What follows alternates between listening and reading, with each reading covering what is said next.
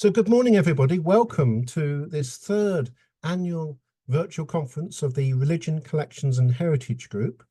We had fantastic conferences last year and the year before, and we thought we'll do it again, bringing people together from across the world to discuss material culture, religious collections, collections in museums, heritage sites and collections, anything related to objects and religion defined in the very broadest sense.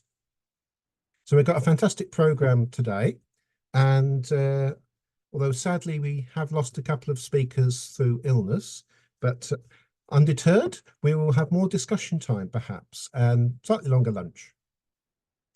I must say that we are very grateful to the Campaign for Learning for very kindly providing our Zoom connection today. And in a moment, I'll ask Miranda Baxter, our secretary, to say a little bit about that organisation, and also say a little bit, add to what I'm saying about the Religion Collections and Heritage Group, especially as we've had a few committee changes lately, and yeah, we could do with all the help we can get, probably. Miranda, can I hand over to you for a moment? Thank you, Chris, for that introduction. I'm Miranda Baxter, and I do work at Campaign for Learning as Deputy Director, but I spent 25 years nearly prior to that in the museum and gallery sector, mainly in learning and education, but also audience impact.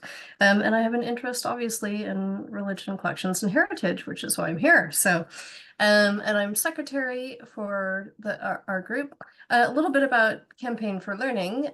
We champion lifelong learning. So for family learning, lifelong learning, learning at work, and also campaign in policy areas as well. So do check out our work, but they have kindly loaned us our Zoom connection today, and we didn't have anything scheduled, so we were fortunate to be able to use it. So as RCHG is a very modest group with very modest means, we don't actually have our Zoom account, so we kind of rely quite a lot on the support and help from kindred organizations.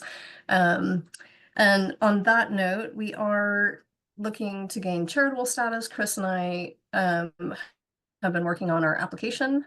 It's been a long time coming. There are lots of kind of nuts and bolts that we need support with. So for example, we need an address, a fixed address, in order to get a bank account, and that is proving to be a bit of a stumbling block. But we are always looking for enthusiasts in religion, collections, heritage who might be interested in an advisory capacity or getting involved, for example, as a trustee. So if that is of interest to you, you can put it in the chat, or I can put my email here as well. Get in touch with both Chris and I, and we can talk you through what the opportunities might be. And if you have any questions, of course, do reach out. So I'm going to pass back to Chris, and I think we're going to be kicking off here with Peter Hewitt shortly. Thank you. Thank you very much, Miranda. Yes, I won't start Peter off just yet, because obviously it's down as half past 9, and there may yet be people who want to hear what Peter has to say. I will say we are blessed, really, to have people from around the world joining us today. Obviously, not everybody can be here the whole time. I believe it's something after 4 o'clock on the east coast of the USA, for instance, though there is someone with us already from there. We have people, we will be having certainly people coming from China, from New Zealand, from I believe Zimbabwe and Kenya, as well as the USA, and all these people in Europe. So the RCHG is a UK-based organisation, but as we see from the people that are here today, will be here today, and indeed last year and the previous year's conference, we're international because we can all learn from each other. And of course, museums, thanks in large part to colonialism, sadly, have items in their collection from around the world. And we can all learn from each other, not only in terms of making better relationships and repatriation and things like that, which certainly there are other organizations in the museums world that are already doing that, such as the Museum Ethnographers Group. But to be able to learn and share knowledge, share sensitivities, share practicalities, how do you deal with this? And there are lots of things that we have in common, whatever the organization we work for, or indeed none, whatever the kinds of objects we deal with. It's amazing how we find loads of things that are different, but lots of things that we actually hold in common. Because at the end of the day, we're all human, and there are some basic human responses to anything material as well as spiritual. Anyway, what I'll do is have a few minutes to just introduce the first session before introducing Peter specifically. First session is on intangible cultural heritage. So here we are talking about collections of objects and so on, but intangible cultural heritage, well, that's all the things that actually give meaning to those objects. And hopefully I won't be repeating what Peter's about to say, but intangible cultural heritage is the way that the heritage movement world, if you like, has caught up with the way that traditionally it's all been about things, whether those things are shards of pottery or huge landscape scale monuments. It's the subtle things, the things that are in people's heads to a certain extent, the traditions, how we actually work together as communities in relation to those objects and those monuments, and apart from them as well, that make up our culture, that are so important. Whether that's being brought together very well, or on the one hand by the World Intangible Cultural Heritage movement that's sort of headed up by UNESCO, or whether there are issues with the way that's happening, is something that is open for debate, I would say. I have had some small involvement in the consultations as a consultee to do with the British, UK ratification of the UNESCO Treaty on the Safeguarding of Intangible Cultural Heritage. And that's been an interesting process, as I think Peter's going to talk a bit about. Well, we haven't got loads of people coming in, so I think let's get going, if you're all right, Peter. So Peter Hewitt is actually the Intangible Cultural Heritage Officer at Museums Galleries Scotland, and is founder of another subject specialist network, the Folklore Museums Network. But Museums Galleries Scotland is part of the Intangible Cultural Heritage Partnership in Scotland, which is working with the UK government to help implement the UNESCO Convention on Intangible Cultural Heritage at a national level. So, without further ado, I'll hand you over to Peter. Thank you very much, Chris. Thanks very much for having me. Can everyone hear me okay and see my screen? Is that great? Okay, I'll just put this on. Okay, yes, delighted to be here. Thanks very much. I'm going to talk about the sort of concept of ICH. I'm sure many of you are very familiar with it. We're going to get into the sort of detail of the convention. We're going to get into the detail of how that's being implemented in the UK. And we're going to look at some aspects of how countries from across the world have implemented it in their particular state or territory.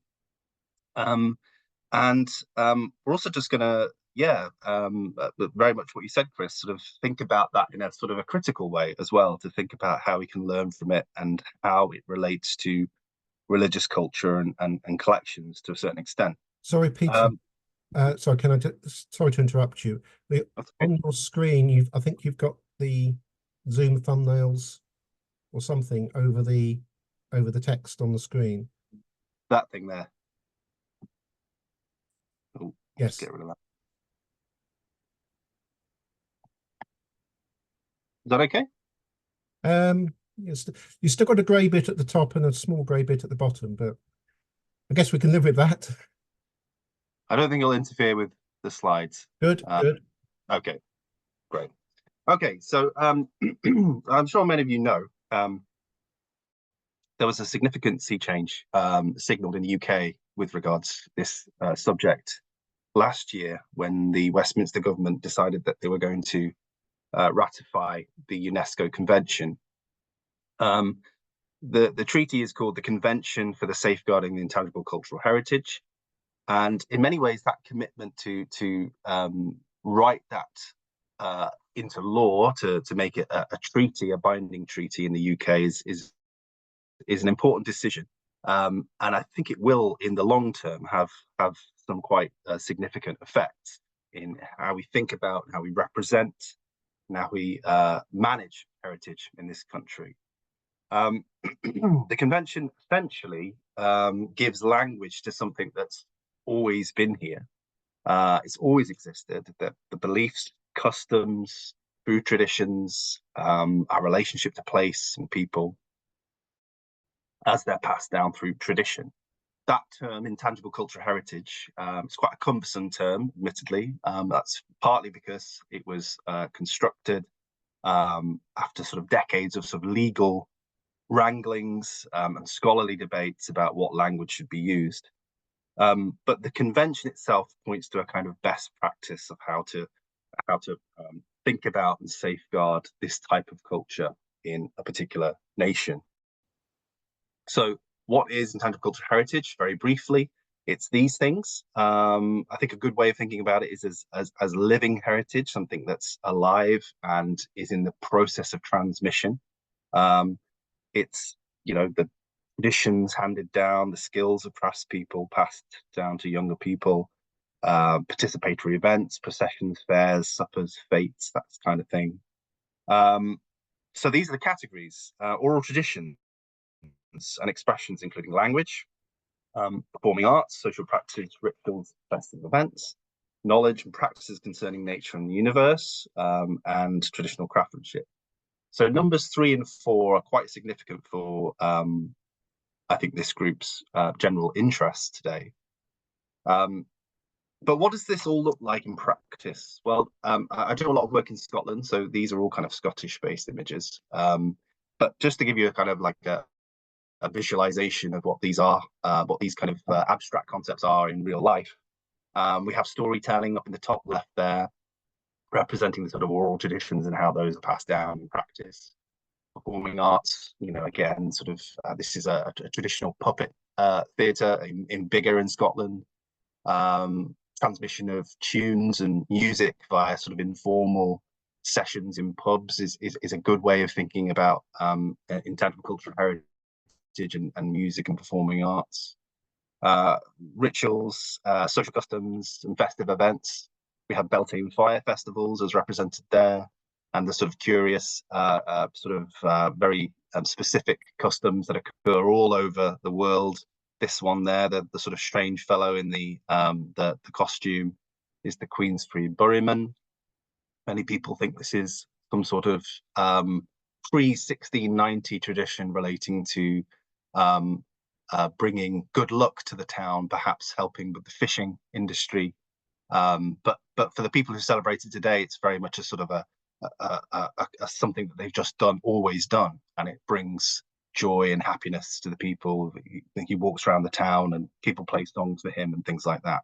Food traditions, of course, are very much part of intangible cultural heritage, very much keys into that idea of knowledge and practices concerning nature. All food is essentially from nature. Craft traditions, they're represented. We also have a sort of a significant one, I think, here for us in Scotland. So this is a Mendi ceremony. You can see there someone applying that's a Sikh ceremony from Edinburgh, amongst the Edinburgh Sikh community. And this is very much important for how we approach intangible cultural heritage in Scotland, because we are very much interested in all practices that are happening in Scotland today, and not simply looking at Scottish ICH. So the traditional Scottish ICH, I don't know, you know, haggis, tartan, Highland games, that kind of thing. All these things are incredibly important, but we are taking a broader view of it. The final one goes back to that idea of knowledge and practices concerning nature in the universe. So we have a fairly bad picture, I'm afraid, sorry, of a Clootie well. This is the Clootie well on the Black Isle in Ross-shire.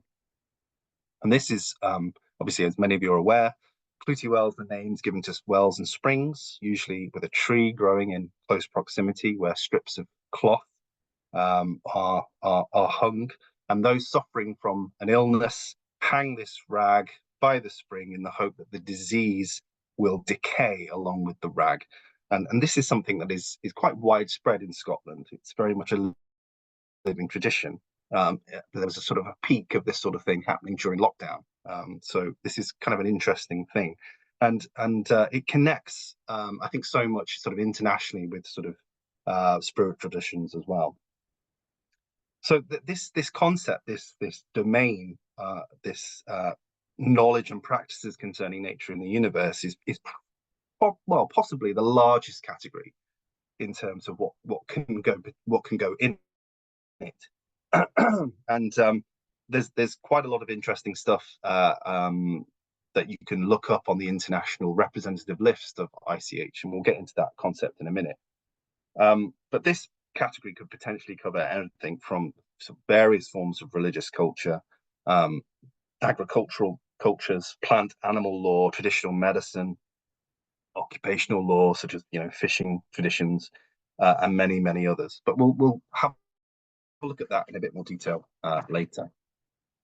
So as Chris said earlier, ICH is the stuff in our heads. I think it's a really good way of thinking about it. This is a really nice introductory piece written by our friends at Traditional Arts and Culture Scotland, and they describe ICH as, the stuff in our heads, our skills, our knowledge as communities and societies passed down through the generations, traditional songs, storytelling, dancing, customs and rituals, how we celebrate different times of the year, and the things we craft from the environment around us. I think this brings us on to an important kind of nexus, really, for people working in the museum sector, people working with the built environment as well, because ICH is a broad definition of culture anyway, but when you read the convention text, it goes into it in a little bit more detail, and that cultural spaces are included. So the intangible cultural heritage means practices, representations, expressions, knowledge, and skills, so all those 5 domains that we've been talking about, as well as instruments, objects, artifacts, and cultural spaces associated therewith. So this is a very broad view of what culture means, and yes, it's very much with the program. It's very much getting back to what traditional societies for thousands of years have meant by culture, rather than this sort of splitting of these 2 realms, material and intangible. Very briefly, a history of UNESCO. It didn't just appear after World War II. There was kind of a pre-war version of it, set up by the League of Nations. A sort of significant achievement was the 1972 World Heritage Convention, which was essentially about trying to protect material culture, landscapes, ruins, monuments, and so on, from the very real issue of conflict. But as it was soon realized initially by people in Bolivia, the Minister of Foreign Affairs, there was a shortfall in the WHC, and this was in regard to the folklore, the folk customs of a particular culture. I think this debate, I might be wrong in this, but I think this issue here that the Minister of Foreign Affairs wrote this letter to the Director General, and he was particularly concerned that Bolivian music and dance, which he says are at present undergoing the most intensive clandestine commercialization and export in a process of commercially orientated transculturation, destructive of the traditional cultures. I think one of the kind of tipping points for this was a song by Simon and Garfunkel, which was believed to sort of was believed to have been based upon a sort of an original Bolivian folk tune. I think that's actually a bit of a misnomer, but you get the point. You get the point that he was making there, that there was a worry in the 1970s that this concept of culture being simply material, being simply the built environment, being, you know, collections-based things, was not adequate. Okay, so the implementation of the Intangible Cultural Heritage Convention basically involves three phases. So initially, a state, party, or country ratifies the convention, and secondly, the state must then establish a body that will maintain a national inventory of ICH in its territory, and this is usually managed and updated by civil servants or a newly established government department, as many countries have done. Then the state is allowed to submit examples of ICH to a representative list of ICH, which is held centrally by UNESCO. That brings with it a certain degree of prestige, a certain degree of sort of raising visibility. And this is certainly what happened with this example on your screen at the moment. This is the Hutum Yarmark, which was inscribed onto the representative list of ICH in 2010. For around 2 days, I think it's usually around the 11th and 12th of November every year, the entire village in Belgium hosts the country's last substantial open-air market for trading cattle and purebred horses.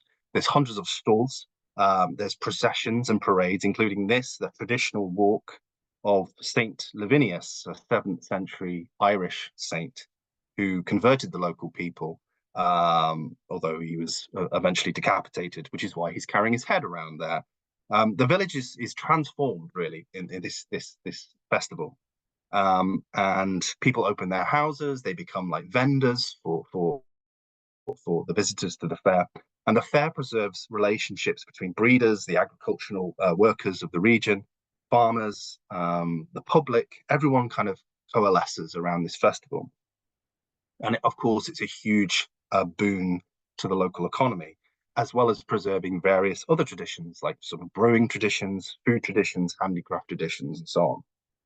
Now, the event, of course, is not new. It's been going on for hundreds of years, but its celebration as ICH is a new thing. ICH is this kind of new, old concept of culture, celebrating the environment, cultural spaces in which these things happen, and seeing culture as located in living relationships, as opposed to, you know, just objects and things. Another really important aspect of this is that ICH is very much focused towards a set of moral values, such as the common good. So it's argued by the townspeople of the Hutum Yarmark that this is fundamentally an important aspect of the region's cultural heritage, and UNESCO agrees, and they've put it on the list. And the reason why they have is because lots of different aspects are kind of encouraged as a result of this market's existence. So we have here the 17 Global Development Goals, Sustainable Development Goals, which were proffered by the UN. In 2030, there's a 2030 agenda, and for sustainable development, and that's been adopted by 193 countries, UN member states. And this really sets out a sort of an ambitious, globally agreed, shared blueprint for the world we want to see and we want to live in by 2030. And it's centered around these goals that you see here. So according to UNESCO, which is of course an affiliate of the United Nations, intangible cultural heritage is seen as a means by which these countries can achieve these targets.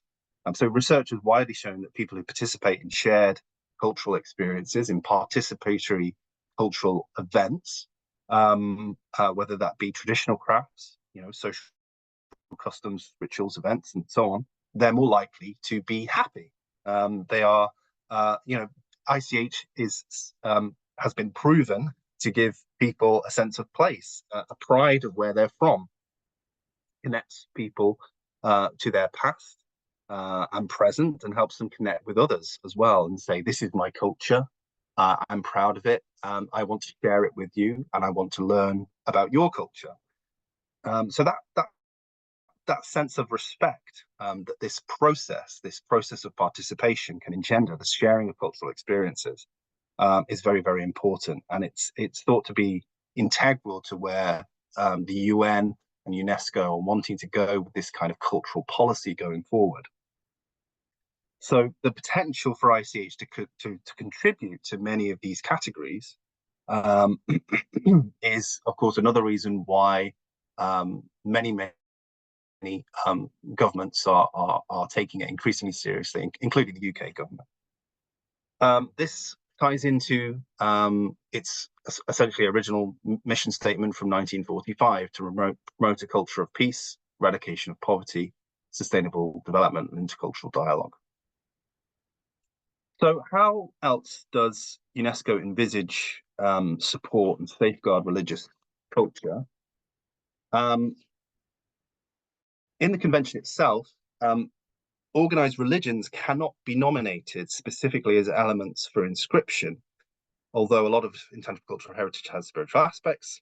And intangible cultural heritage elements relating to religious traditions are normally presented as belonging under the domain of knowledge and practices concerning nature and the universe, or social practices, ritual, and festive events. So we've seen that sort of demonstrated with the Saint Lavinius example. The Hutamiarmarkt is itself the thing which is put on the representative list, but the actual procession of St. Lavinius is integral to binding that together. The procession is a component of the market. It's an aspect of the town's history. It's one of the founding aspects of the town's history that's celebrated during the festivities. So religion permeates many aspects of things which are perceived as intangible cultural heritage. This is a very quickly put together graph of the 730 elements that are inscribed onto the representative list of intangible cultural heritage globally. 160 specifically mention religion, and they do so using various kind of concepts. So some of the concepts are religious art, belief, buildings, religious education, religious music, religious practice, religious syncretism, spiritual knowledge, spiritual retreat, interfaith practices, divinatory systems, and that kind of thing.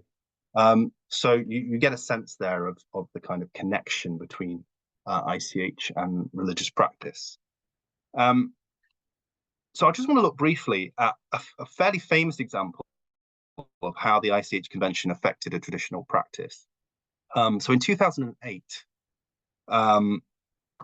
the Kankurang was put on the representative list. So the Kankurang is an annual ritual that occurs in the Mangdim provinces of Senegal and Gambia.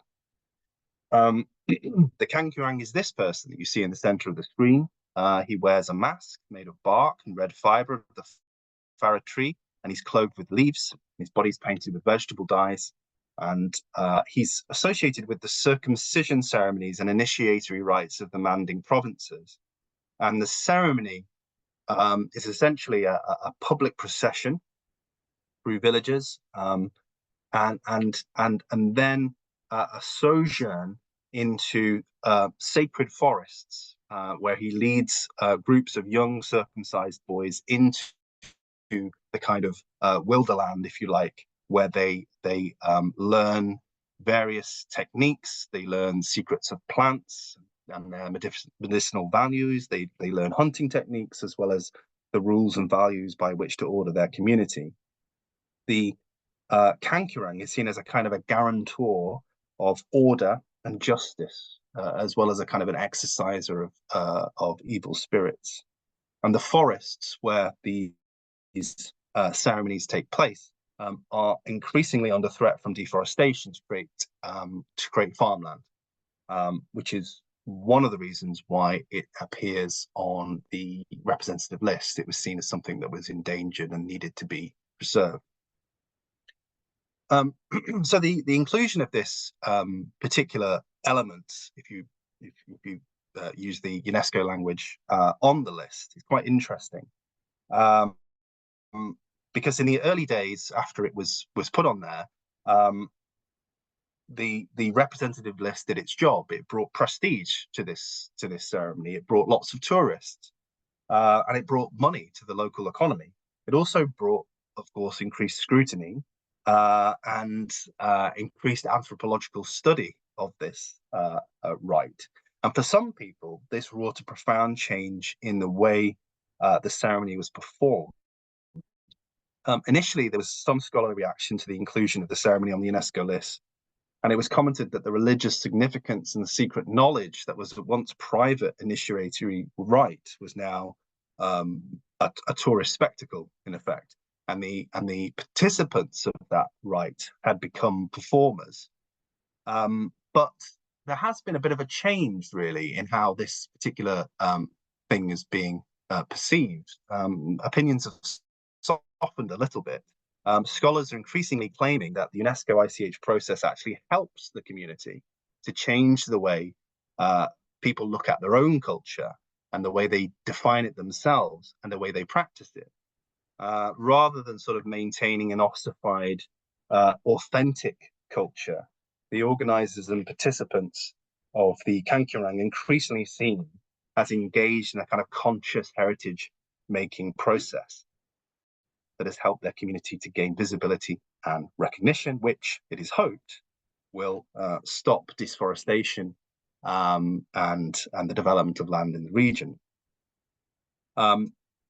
Similarly, in Singapore, Intangible Cultural Heritage is seen as integral to what the National Heritage Board see as their heritage business model.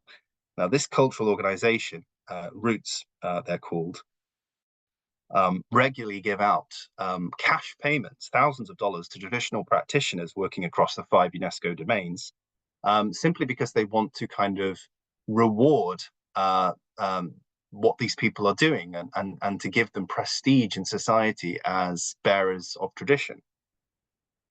They also place traditional craftspeople within international design companies to work on projects that they will hope will stimulate a market for artifacts that are made via traditional processes, in the hope that Singapore residents will see their traditional culture as something which is desirable and fashionable and worth spending money on. So it's only been about 20 years since the ICH convention was put into practice in some countries, and of course the UK has only just signed.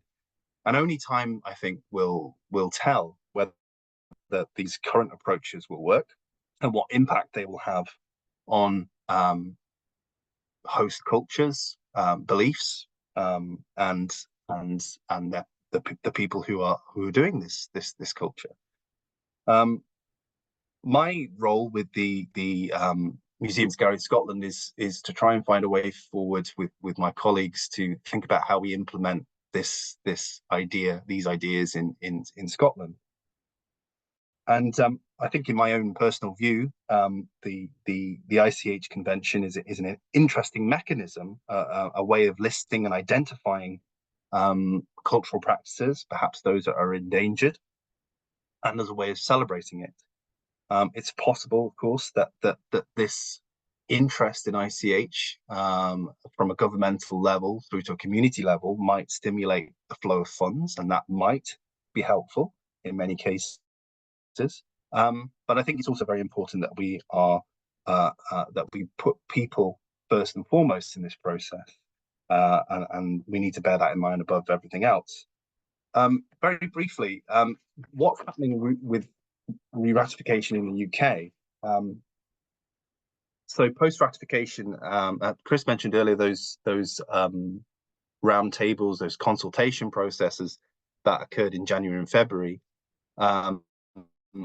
The Department of Culture, Media and Sport here in the UK are working towards a public inventory of ICH in the UK, although there is a sense that this will somehow be devolved to each government within the UK, Wales, England, Northern Ireland, Scotland. We expect the results of those consultations to be published. DCMS have said they are going to do that. And that publication will inform how the inventorying process will happen. It will confirm the criteria for that. But everything's kind of been put on hold since the May election. I think it's only been relatively recently until civil servants have started working on this process again.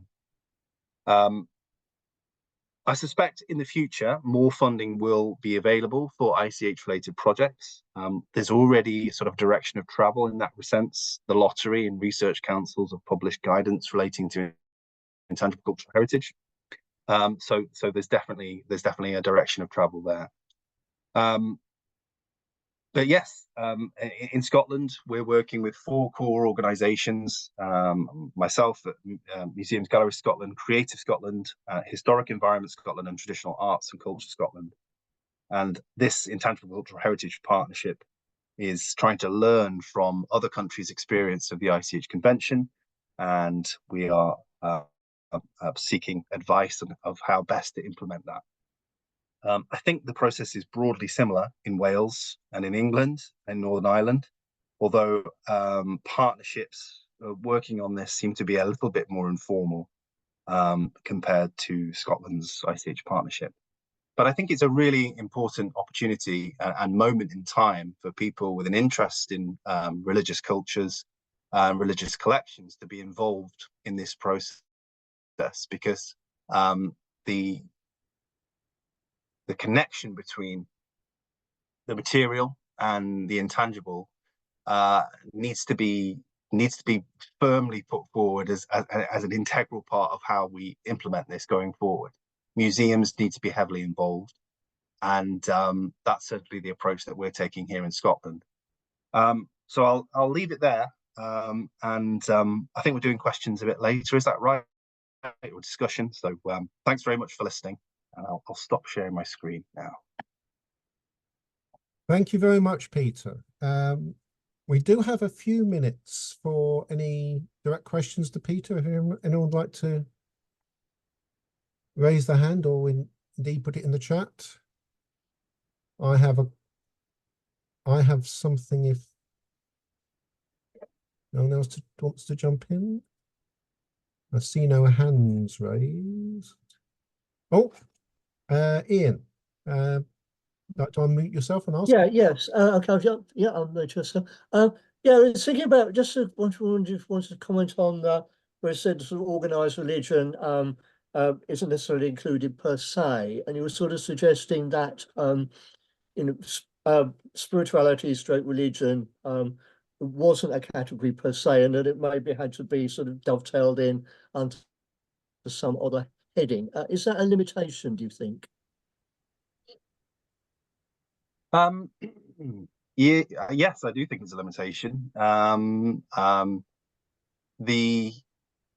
think there's lots of I think the ICH convention is one of those things where it's the potential of it is very clear, and it's linked to very many obviously public goods, but it is very clearly trying to build consensus. And I do think there is aspects of it which are clearly mindful of maybe a sense that religion has been a destructive force in cultural life.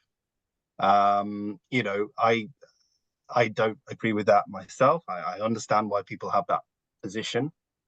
I think when you look carefully at the representative list, and I would encourage you to do so because it's incredibly interesting, the the majority of religious practices that are there, they tend to be practices which are they're essentially sort of folk religion. It's very much about syncretic systems between, you know, paganism and Christianity, or sort of pre-Islamic beliefs and Islam. It's very much that sort of those practices on the margins of things, if that makes sense. And of course, that ties in very much to a kind of a safeguarding approach, which UNESCO is very keen on. It's very keen to maintain these traditions that are on the verge of dying out. So there is a kind of tilt towards that kind of thing. I think going forward, I think it will kind of work itself out. I think, you know, there'll be lots and lots of countries putting things on their own individual national lists, which are very firmly based within the realm of organized religion. It's just that these sorts of things won't find their way onto an international representative list, if you see what I mean. And that's led to many sort of discussions about UNESCO being sort of gatekeepers of culture and so on and so forth. And look, I understand those arguments, and yeah, I think there's a lot to be said for reforming these sorts of ways of thinking about how culture is defined. But yeah, UNESCO is kind of a very interesting organization with lots of very interesting ideas. But I know some people feel that their particular culture is somewhat marginalized by this new approach. I guess you can't please everybody. Thank you. Actually, on that note, Peter, I mean, one of your examples does bring up the issue of contestation. Clootie trees. Obviously, you know, there's a real tradition there, based, as you said, on the cloth decaying. Yeah. But a lot of people these days around the UK are tying all sorts of things that won't decay and can make it look like a rubbish tip. And there's a lot of reaction against that. How does the ICH safeguarding process come to terms with those sort of issues? I don't think it does, Chris, to be honest. I don't think the safeguarding process is really sophisticated enough to deal with these kinds of micro issues. The UNESCO, I think when they talk about this, they're very sort of keen to kind of emphasize that this is a general pattern of thinking that each individual nation needs to take on and apply in a way that suits them best. So from the outside, when you look at the kind of convention, it looks like a very hefty, kind of meaty, almost legalistic type document. But really, when you get into it, the application of the convention is very, very it's very much based on sort of a desire to how far you want to take it. The only thing that you have to have as part of the ICH convention is a national inventory. If people wanted to put forward the idea of clootie trees onto the national inventory, they could do, and it would really be up to a community group to negotiate what goes on there and what is established as a tradition. And that's a kind of an internal discussion from the people who are carrying out that tradition. And it's not really for the UNESCO process to kind of say, well, you can't do that, you can't do this. It has to be led by the community. So whilst that's quite empowering, and I think ultimately it is quite empowering that the people who are doing these traditions can put these things forward, it might also lead to a bit of a stalemate, really, in terms of what actually gets onto a national list. Because, as you say, if a practice is contested, you're going to have competing things, competing voices. And the same goes for sort of the use of blackface in Morris dancing and so on. You know, that there is debate to be had over that. really it's about which community puts forward a stronger application. Yeah, the UNESCO process, it's full of pitfalls and problems, and it's going to be interesting to see how it actually works out in practice over the next few years. Okay, thank you very much, Peter. So moving swiftly on from the global picture and what's going on locally in the UK as a new signatory to a country that signed or ratified the convention some time ago and is a very different country, China. And I'd like to introduce Zi Chen, who's a PhD candidate at University of Cambridge, but I believe is joining us from China today.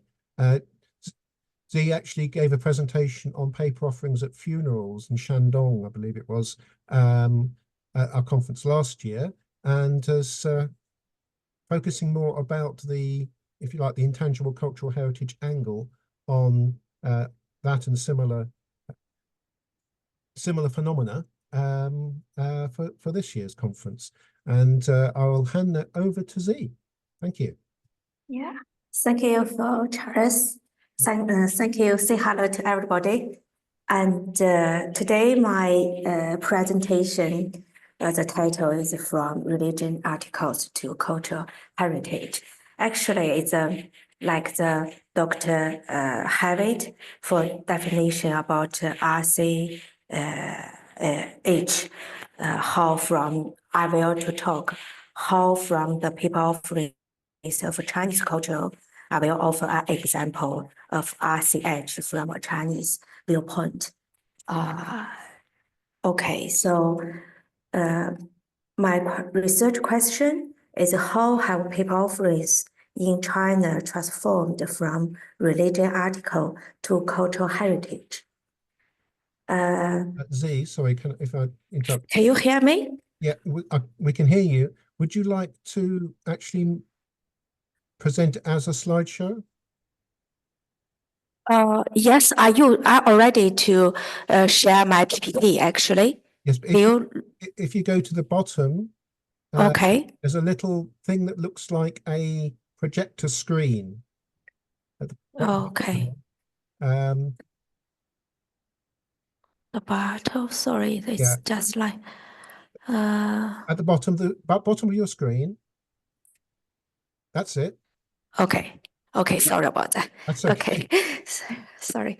So actually in July 2019, the Quiet Ballet Museum in Paris held an exhibit called Palace Paradise, present Taiwanese people offerings like house, figures, and vehicles that represent the Chinese version of the afterlife. Even after the exhibition end, my friends share their surprise at the representation of dead, wonder if it truly reflects the afterlife. My research explores how these people offerings bring the emerged afterlife into a visible material form, taking the essence of the Chinese concept of the palace paradise. So I will introduce in the beginning to discuss the history and the use of people offerings. Actually, for thousands of years, Chinese people have used this such kind of object we called 名器 to represent and understand the afterlife. Ming actually means bright, usually used for dead people, such kind of porcelain or some object. So Confucius, even during that time, Confucius identified early examples like we called 图车, it means horse drawn vehicles, and also called tuling, is figures of humans and horses.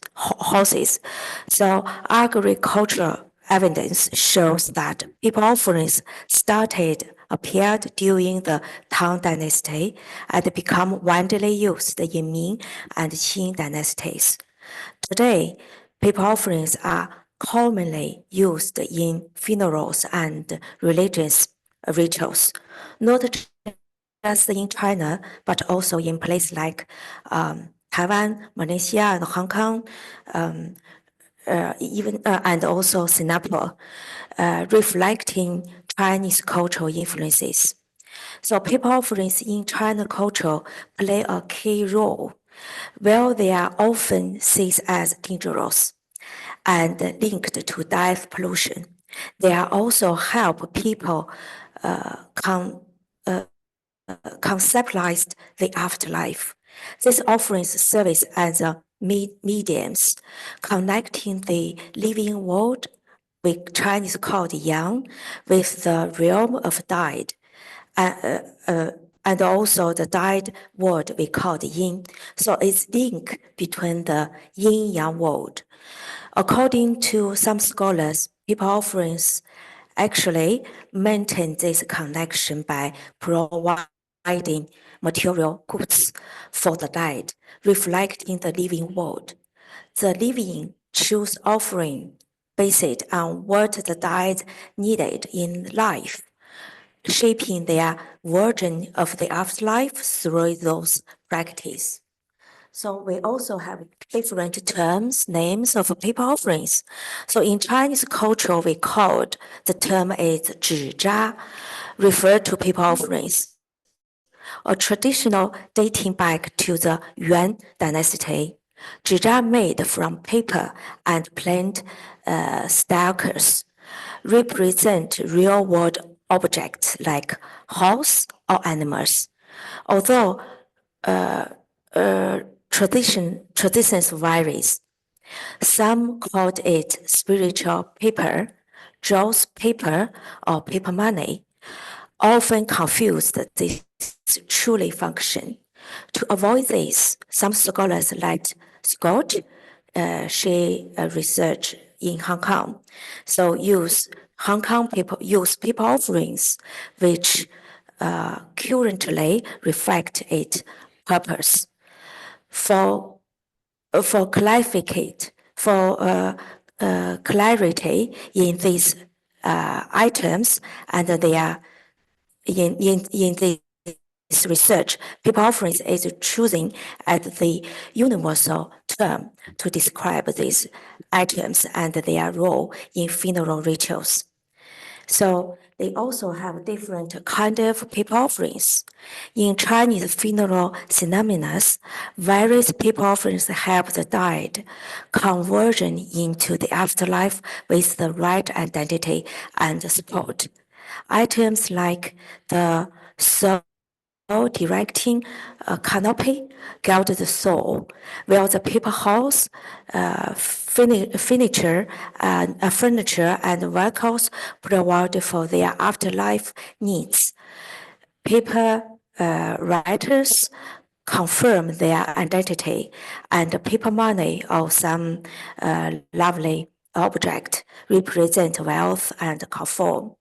During festivals like Chinese Qingming Festival or the Hungry Ghost Festival, so these offerings also maintain connection between the living and their ancestors and also ghosts.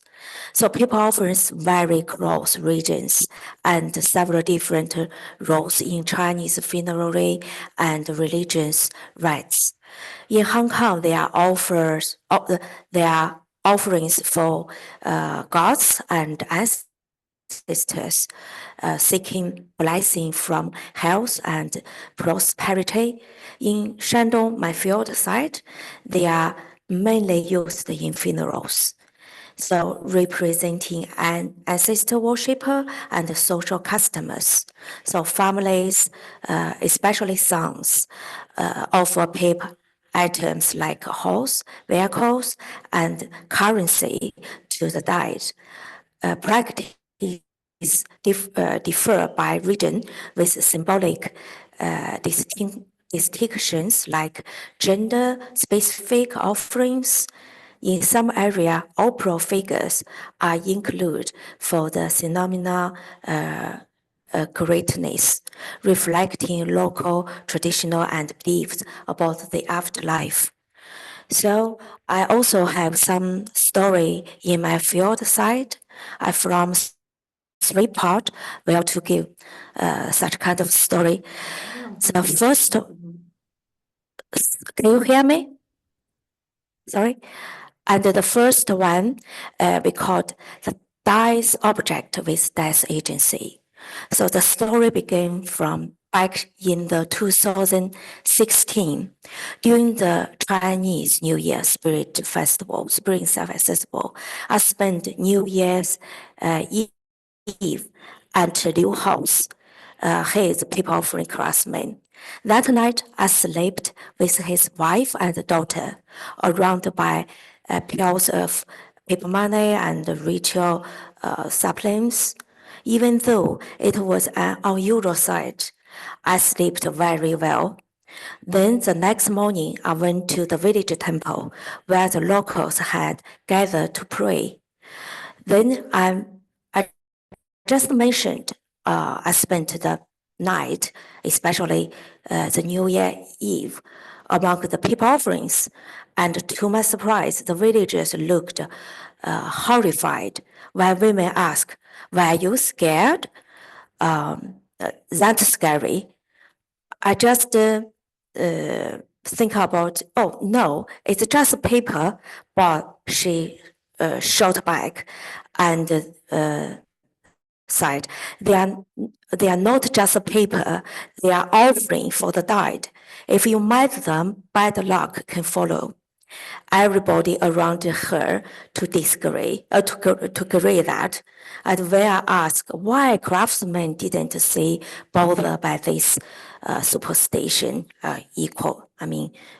qualify superstition, things got avoided when villager eventually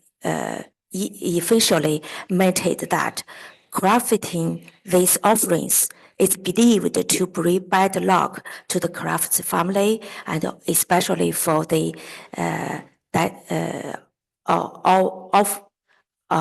for the children's. So suddenly they started warn me that being around the paper offerings could harm my health and even affect my family's fortunes. I feel like I was tension, and I feel like I was getting scored in local beliefs, and it make me uneasy too, since the tension. Another woman, she is the temple caretaker, step in and suggest me I pray to the gods for protect from evil spirit. I quickly excused myself, feel like I had just survived a group criticism. Throughout my field work, I keep seeing this deep nervousness about the people offerings. Villagers avoid visiting craftsmen's homes, and the products carried a social stigma. Another craftsman, Miss Wang, even told me her landlord wouldn't renew her lease because neighbors thought the offerings brought danger to them. So people offerings are deeply tied to Chinese concept of dice and spiritual agency. While seen as dangerous and polluting, they connect the living and dead, helping the conceptualize the afterlife. People offering reflect social power as well, influencing both human spirit and community relationships, and are central in funeral and ancestor worship rite. So the next story, I called sacrificial object with spiritual power. So it means such kind of object used in some religion practice, both in families and temple festivals, communities. So paper offerings in rural Shandong serves not only for funerals, but also in daily rituals to deal with some crises and maintain peace. Family of people, animals, and figures which are believed to have spiritual power during festivals or when they seek help from spirit. For example, some small animals called vessels. It's like forks.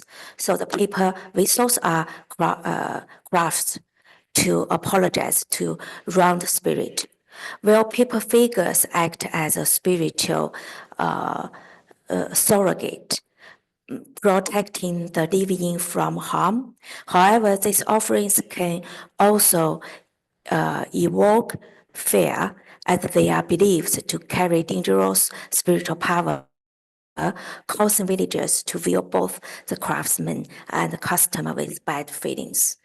So, for example, there is a fieldwork story. Miss Wang, a paper offering craftswomen, often help villagers make paper figures for rituals. On March 5th, 2019, she made a pair of yellow vessels for a family's forgiveness ceremony.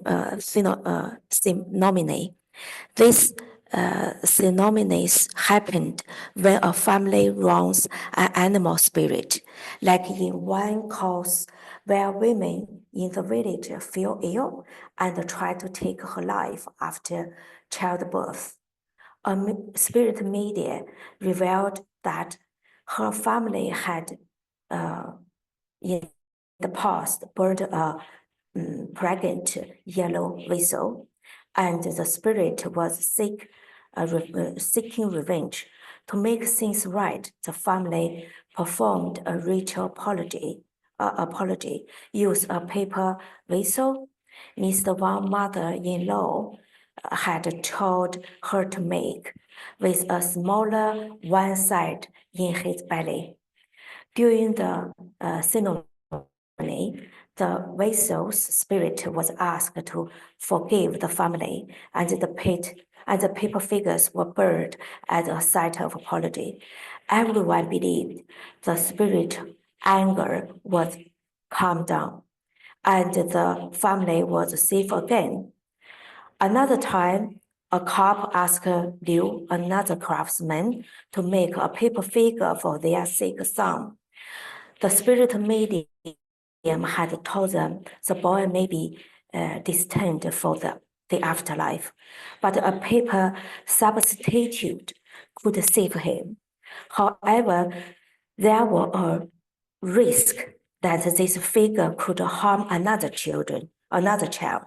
So, which is why the couple and the craftsman keep it secret from the villagers, as such rituals are scared used by the villager in the community. So in rural Shandong, paper offerings also like another red paper horse. So such kind of thing used in temple festivals, also to bring balances and protection. This horse is a different. Such kind of halls are used in funerals. So this halls actually devoted to deities, like the local deities, and symbolized good fortune and divine power. So craftsmen craft the halls, and the spirit mediums guide the ritual. Worshippers present them to temple, burn them as offering, and pray to balancing area like wealth, marriage, and careers. This ritual supports the spiritual connection between the community and the deities, enhancing the worshippers and the deities' power and reputation in this society. So this is the paper in the right side is a paper yellow wells. Also in the right is the red paper halls. So another story is become cultural heritage. So scholar already highlights that in modern Vietnam, so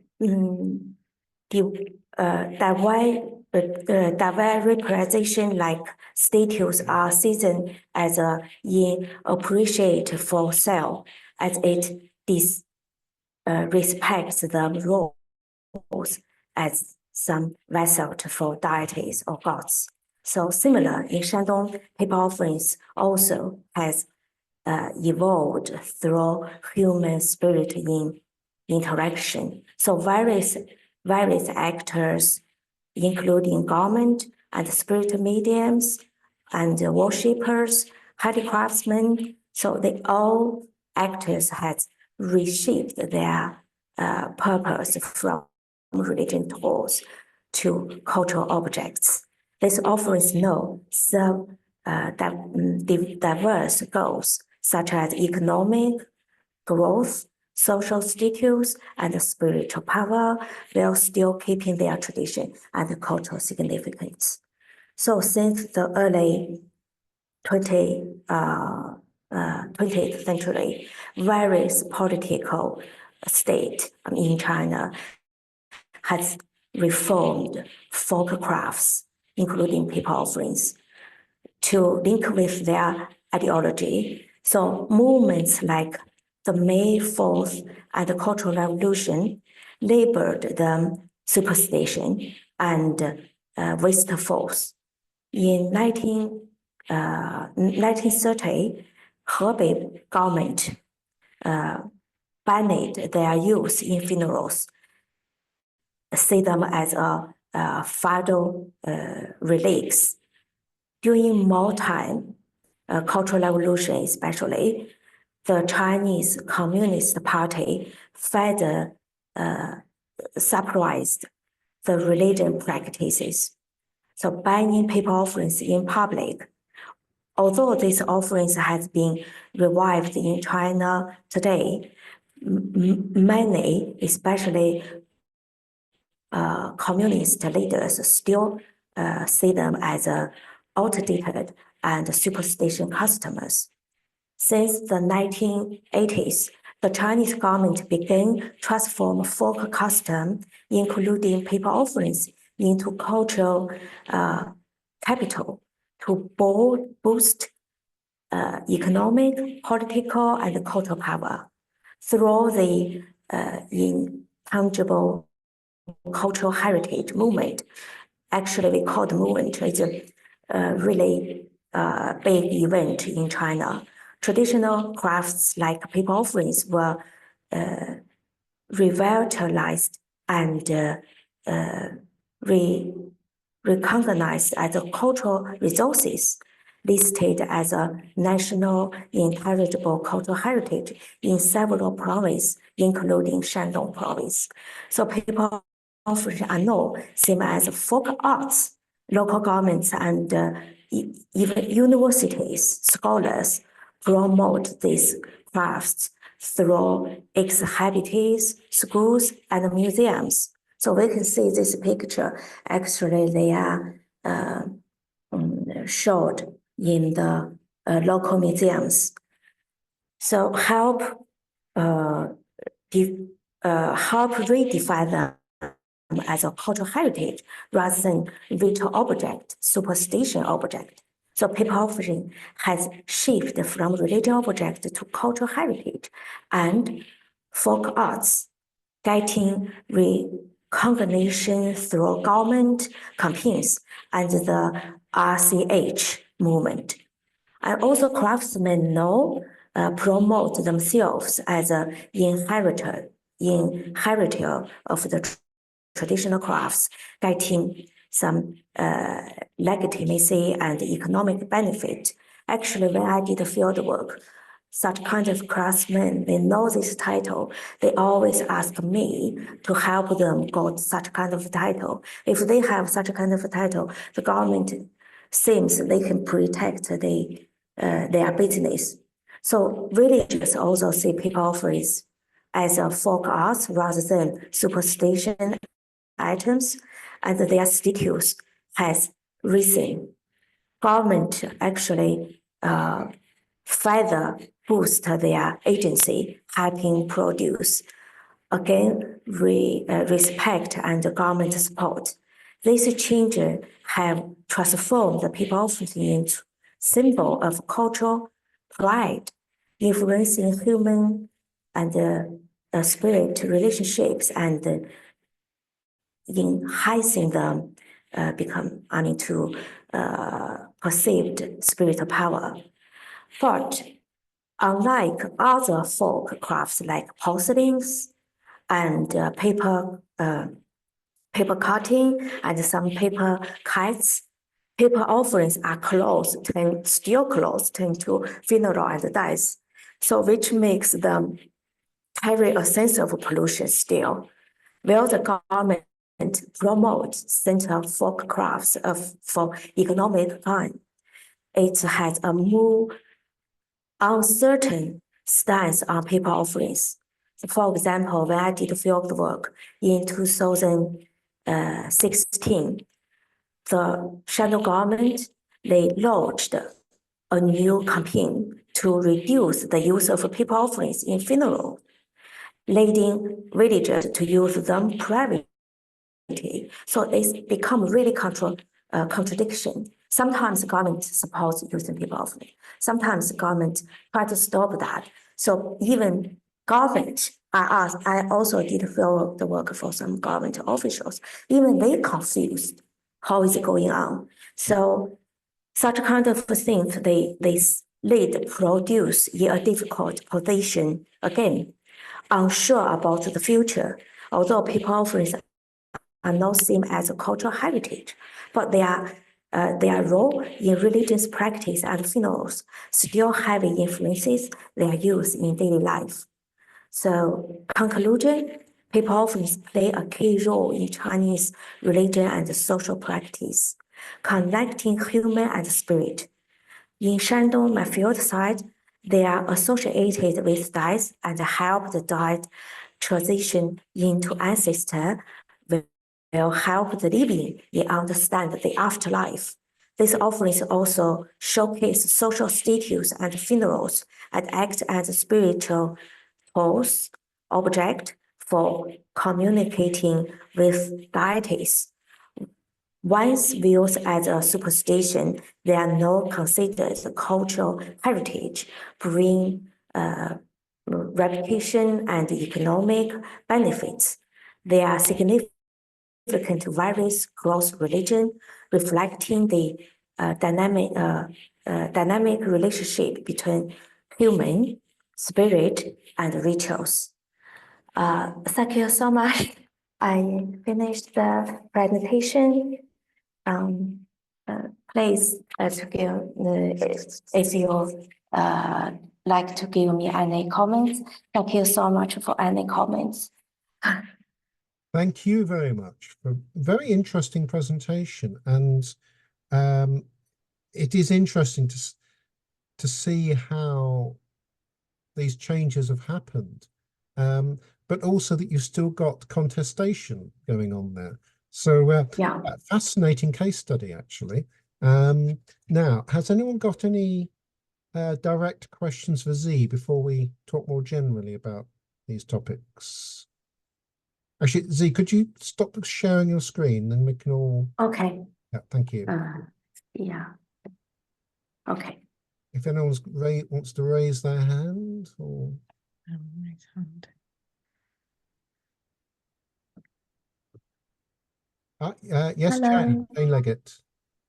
Oh, hello there, it's Xi Chen. Greetings from Yeah. New Zealand, and thank you very much for your very interesting paper. I wondered whether your research would involve looking at the Chinese legislation, heritage legislation, from, I don't know, the Cultural Revolution onwards, because it seems, and this is obviously an outsider's view, as though the gaining intangible cultural heritage recognition is a serious benefit for the craftspeople. But I'm curious to know whether over the years there's been a change in the status of religious artifacts and religious practices more generally, ones which perhaps don't come out of a folk tradition. Can you repeat your question again? You mean the religion called the folk arts? Sorry.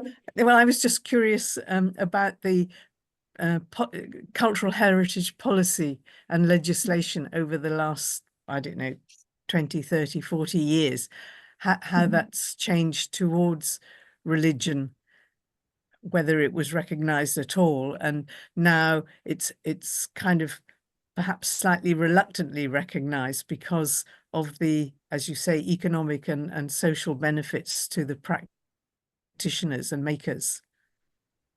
Yes. Actually, we even Chinese scholar didn't recognize. Thank you for your question. Even Chinese, I mean, 5 years ago probably, they didn't recognize this RCH as a movement. So it's just some Western scholar, when they try to make a conversation with Chinese scholar, we recognize it's a movement. So they almost from the government way try to make money and build the national status, want to use every folk capitalism and the capital, the cultural capital. So in the beginning, actually, when I studied my master degree, I follow a project.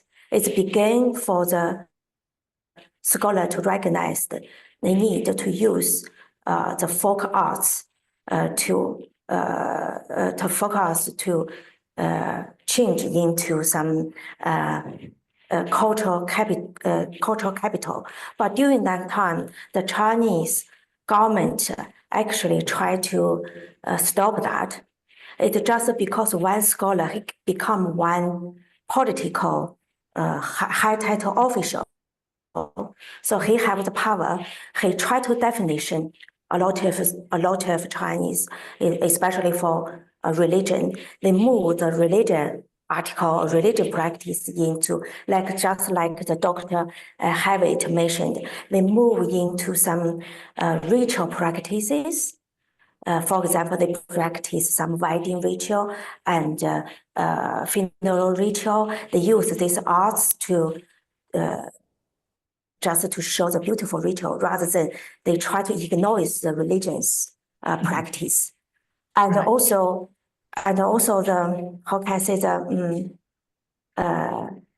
actually recently, the government tried to, again, even Chinese scholar can't it's not easy to publish any religion paper.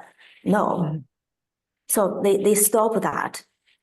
So this is why the scholar tried to, from another way to think about, for example, they called RCH 3.1 level. Who knows what kind of things from the first level to another level, you see? So just because they have to fit into the government policy to change this movement. So in China, it's definitely a political movement. Yes, Oh, that's great. Thank you very much. And I wish you every success. If I answer the Okay. question exactly. Thank you. Thank you so much. Not at all. Thank you. Yeah. Just quickly check across, no other hands raised. So let's sort of move into the more general discussion based on both presentations. And I might just jump in first, chair's privilege and all that. One of the things that seems to be an issue with the global picture on intangible cultural heritage is appropriation in two areas. One, some states seem to try to claim folk traditions as national traditions and so on. And equally, there's the issue of commercial appropriation. And obviously there's a fine line between local people and the community benefiting directly from safeguarding of traditions and crafts and so on. But then again, sometimes it gets used by commercial interests that keep it away from the local people. I'm thinking of cases, as a case I'm aware of in Saudi Arabia, where in the south there's a women's tradition of painting inside houses called Algat art. And that was actually put on the UNESCO's list of intangible cultural heritage in, I think it was 2017, by the Saudi government. And the Saudi government has, it appears, generally been trying to help keep the tradition alive. But on the other hand, it's getting used by male and female commercial interior designers in airports and hotels. So, and that is not feeding back to helping the tradition bearers in Aceh province, which is where it's from. Are there ways that, I'll put it to both of you, Peter and Z, are there ways that safeguard, that these things can genuinely be safeguarded in a way that allows or avoids appropriation?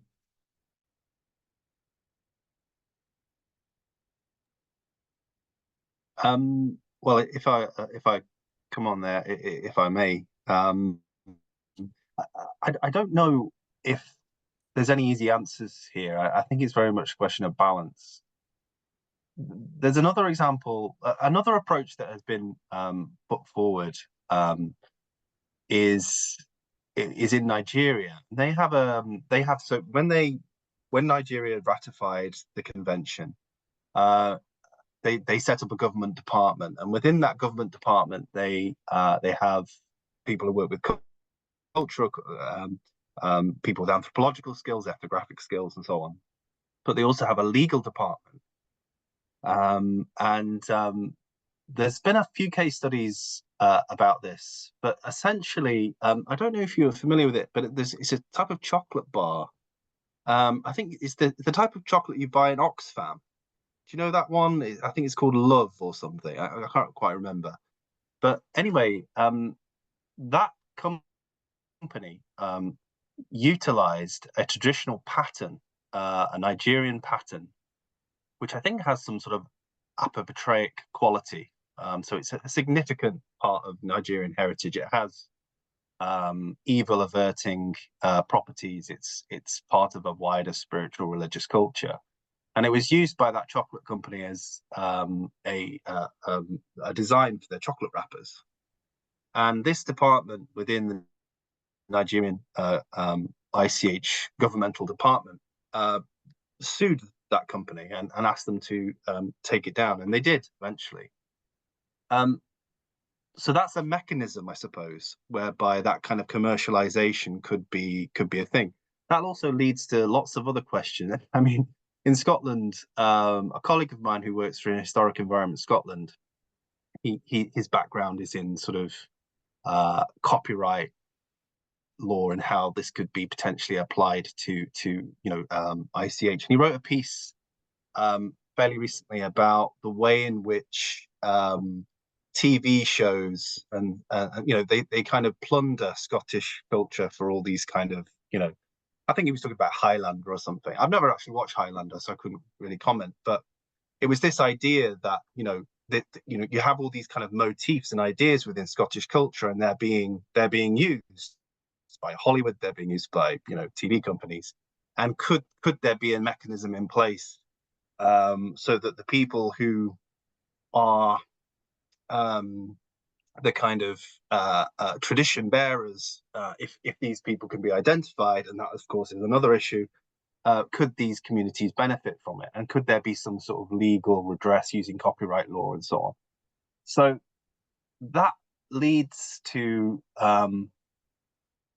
other debates about, do we really want to kind of copyright culture?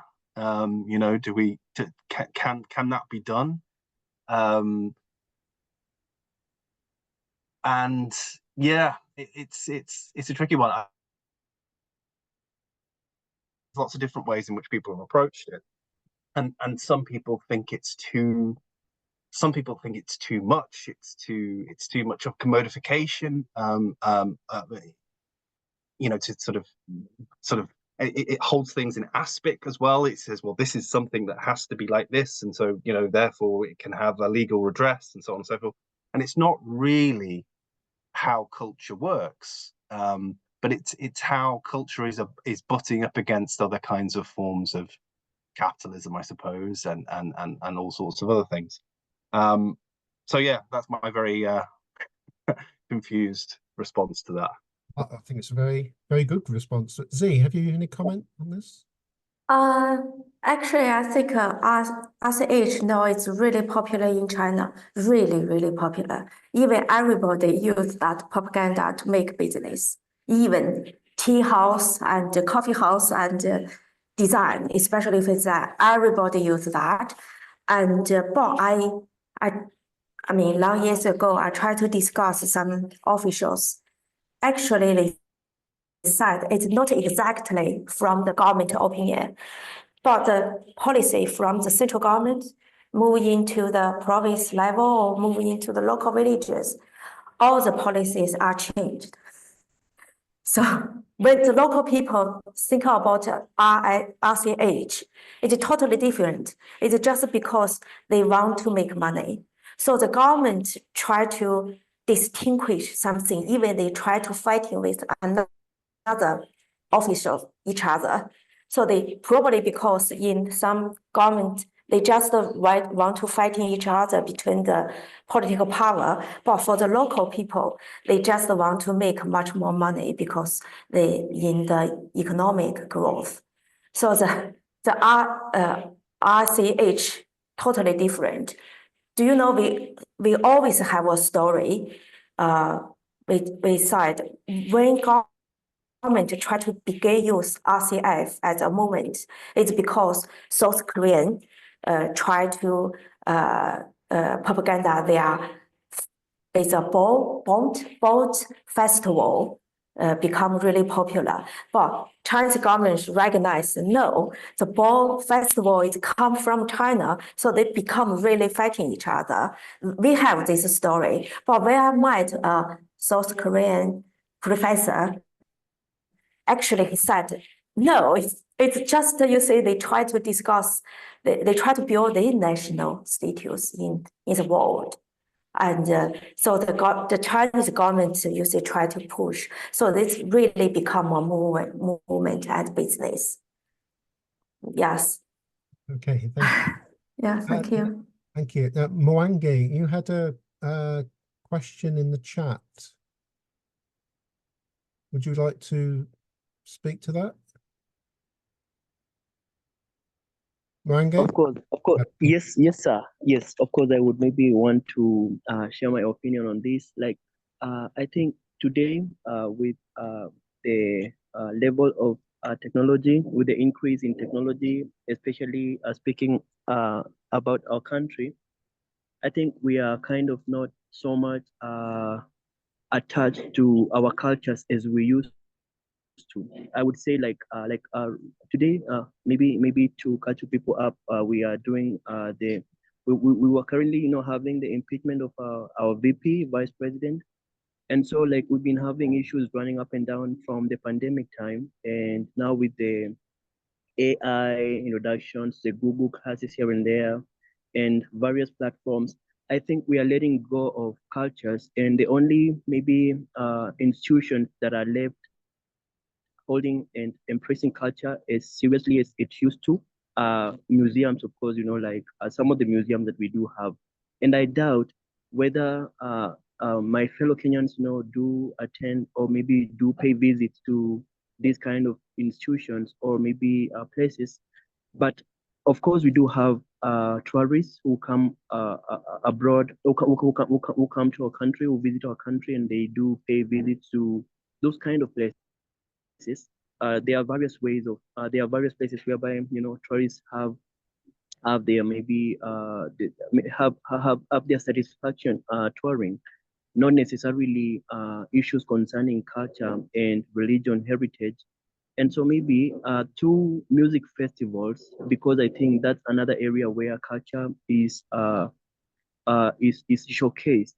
And this we do have, actually, personally, I do have a certificate of participation in Kenya Music Festival, because it's a global, it's a national event which happens to national level. And so starts with primary levels. They compete on the primary levels, like education-wise, from primary levels to secondary education levels, which of course is ages from 12, 13, 14, 16 up to 17. That's now high school.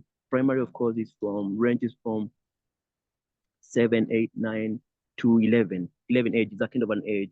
And therefore, for some, I would say for the high school and also for universities where we have, students having being over 18, and so already exposed to what the cultures have, and maybe being able to embrace their own values, and still some of those who would want to cling to some of the cultures, they would do so like on their own, not actually just following particular people like their family members or that kind of a thing.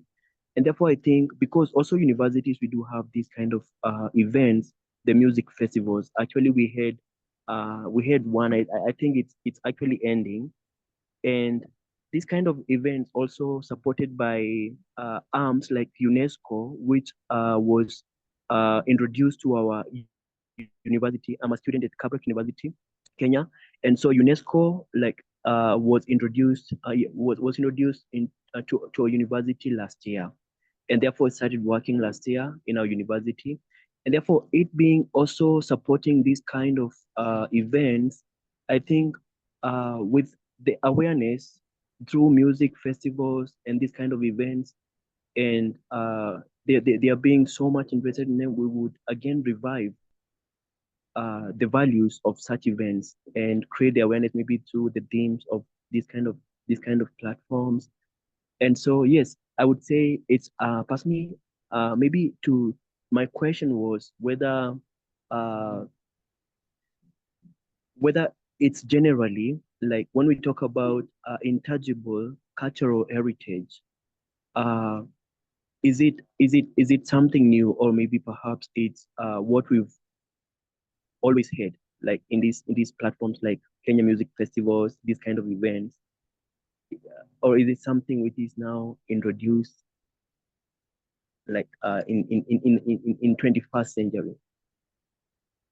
Thank you. Any quick comments in answer to that, Peter or Z? Yes, it is a new conception of something that's always existed. I think that's yeah, very clear. Just going back to what sort of an earlier discussion, I think it's quite interesting because this new language of intangible cultural heritage, it's interesting what's happening in China and the way it's kind of grappling with religious culture after various sort of suppression of that over the years. The ICH has this kind of, it's a blank page type approach. It's got this ability to kind of transcend lots of baggage that might have been in any particular culture. So we obviously got sort of issues relating to religion in China. In the UK, you have this issue with folklore, this concept of folklore. Many people have a problem with folklore as a kind of disciplinary category, but essentially intangible cultural heritage is folklore. It's part of the same sort of thing. A friend of mine, he was a president of the Folklore Society not long ago, said to me, if you put folklore in any kind of funding application, you will not get any money. Such was the notion of just the baggage that term carries in the UK. But ICH is kind of cutting through that now, and we've been working on a new thing for a funding bid for a folklore survey of England. That's now got money because I know in the comments of that, the funders said, "Oh, you're talking about ICH, aren't you?" And it says, "Yes, that's fundamental. Well, that's fine. ICH is good." So there is that kind of just that sort of, yeah, it's just a new language which is cutting through old problems. So in that sense, it's quite welcome. Thank you. Z? Okay, sorry. Yeah, I think RCH is I mean, in Chinese long history, the government try to use any culture, reproduce any ideology to help their own status. So it's try to stop the folklore is not begin from the CCP government, even before CCP, and especially for religion. Every state try to control religion. I guess it's different because different between Christian with Chinese religion. Because if you ask Chinese, do you believe any religion? We think religion words is really complicated. So religion words is not come from Chinese culture. I mean, in Chinese word, it's come from Western influence, Eastern, and then from the Japanese translated to Chinese culture. So all such kind of things are really complicated to even, I think, is the post-colonialism and capitalism, all these things put together to influence, we understand RCH. And also people, scholars, universities, government to try to reproduce RCH as well from different opinion, different perspective. So this is, you say, it's not exactly definition. It's come from different parts together, become we don't know, creative, what kind of words. Scholar have meaning, political have meaning, business have meaning, common people also have meaning. So that's just the need to research its dynasty practice, I think, like that way. Yeah. Thank you very much. I must bring the discussion to a close now because we are into our tea break. Just though there's a little discussion going on in the chat as well on this. I will just clarify for the sake of that UNESCO isn't responsible for putting things on its list. It's individual states that put things forward for the list, so that it's down to the state rather than UNESCO if there's a problem. Anyway, thank you very much. We might start just a little bit after 11 now, give you a chance to have a comfort break and a cup of tea maybe. And feel free to keep chatting amongst yourselves during the tea break if you wish. But yes, if we come back just after 11, perhaps 11, shall we say, and we'll have Bright then. Thank you very much, and see you very shortly. Welcome back, everybody. We now move on to a session much more focused on collections and communities. And we're starting with a presentation from Africa, where Bright, actually, I'll let you give your own surname in a minute, Bright. No, it's fine. I do apologize. I don't want to embarrass myself by getting it wrong. It's fine. Who is a volunteer archival and collections consultant at the Salvation Army Zimbabwe, Botswana and Madagascar Territories Heritage Resource Centre, which is a museum, archive and library. And he's going to be talking about Awakening Dead Collections. Is it Zimbabwe you're actually joining us from, right? Yes, I'm in Zimbabwe. Yeah. Okay, well, without any further ado, I'll hand over to Bright. Tell me when you want me to start sharing your presentation. All right. Sorry? All right. Just a moment.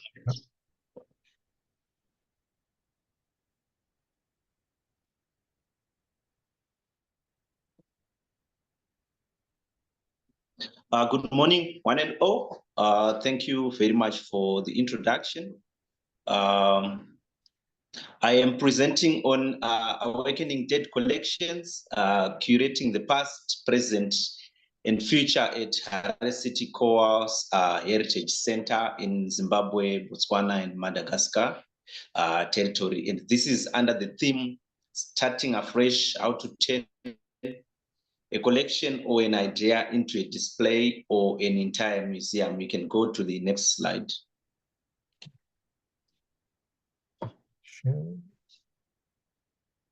So I'm going to start by giving a brief introduction. Next slide, please. I'm just trying to get it to cooperate.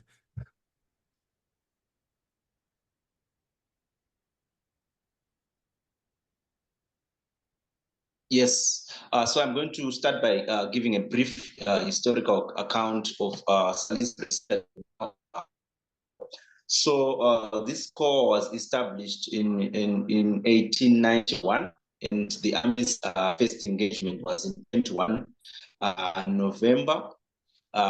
So upon their arrival, the part of the colonial leadership, Sisulu John Rose, then donated land and 2 building sites to the Salvation Army, and that's our work started. So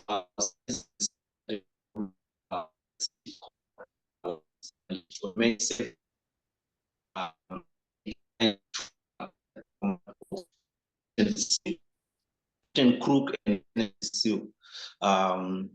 so over the years, the church has seen over 95 officers or pastors who have taken charge of the corps in various appointments. And also the church has gone various transformation in terms of race, politics, and language. You can go to the next slide. So in terms of an overview of Harare City Core or Heritage Center, this includes, incorporates an archive, a library, and a small museum. So this Heritage Center is charged with the responsibility of collecting, preserving, researching, interpreting, and exhibiting artifacts and objects of historical significance, which will contribute to the understanding of the past, present, and future legacy of the Salvation Army. In terms of the museum's history and purpose, I established the museum in 2013, just after I completed my honors degree. I studied archaeology, cultural heritage management, and museum studies. So that's when I started this in 2013 on a volunteer basis. So it's now 10 years down the line. I'm still doing this on volunteer basis. So the plan was to roll this at the territorial headquarters, but we couldn't get space and the assistance that we needed. So the local church, Harare City Core leadership, then gave us space to start collecting and mounting a few exhibitions back then. Next slide. The purpose of the Heritage Center is to function as a non-profit educational institution that develop exhibits and acquire collections, library, and archival material, which will support the above objectives to better serve the religious, educational, and research community. Next slide. So this presentation is mainly going to focus on issues of context and challenge, the current state of collections, issues of condition, issues of accessibility. In terms of the project vision of this center was its efforts are towards preserving the Army's rich history and heritage in Zimbabwe. So this has always received little attention in post-independence Zimbabwe. And this is also evidenced due to smaller numbers of published or literary works over the years. So the establishment of this Heritage Center has served as a springboard or as a reference point for interested army enthusiasts, historians, and researchers, among others. So the overall mission of this Heritage Center, as I have alluded before, is to serve as a platform for development, education, evidence-based informed policymaking, and to promote theological research. This Heritage Center is three main areas, which is the archive, the library, and the museum. And these areas combine to assist the center to enact the duty for its existence. Next slide. So in terms of the scope of work, over the years, what has been happening is most of these collections would be removed either in offices and dumped in storage cases. Like if you see the picture to your extreme left, the top right corner, this was material that I found that was removed in one of the offices as they needed to create, to give access to another department to work on the offices. So these were just removed and put in one corner, and I was called to rescue them. So most of these archival material came into being as part of what we call rescue work or mitigation. The next picture, the picture in the middle was when we trying to select or process the documents and see which one has got historical value, which one has got historical significance, which ones have got a better conditions. So because we the core is this project is run on voluntary basis, and there are no any financial inputs coming into this project. What we did was just to select this archival material. If you check to the picture on your extreme right, we had to file it in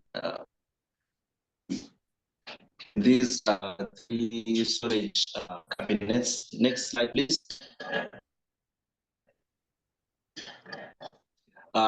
In terms of work for the museum, because of the limited space that we got, we cannot exhibit everything, and also we do not have enough storage space to put all these collections. So that's why you see most of these are just heaped on top of the other. If you notice those brass band instrument cases. Next slide.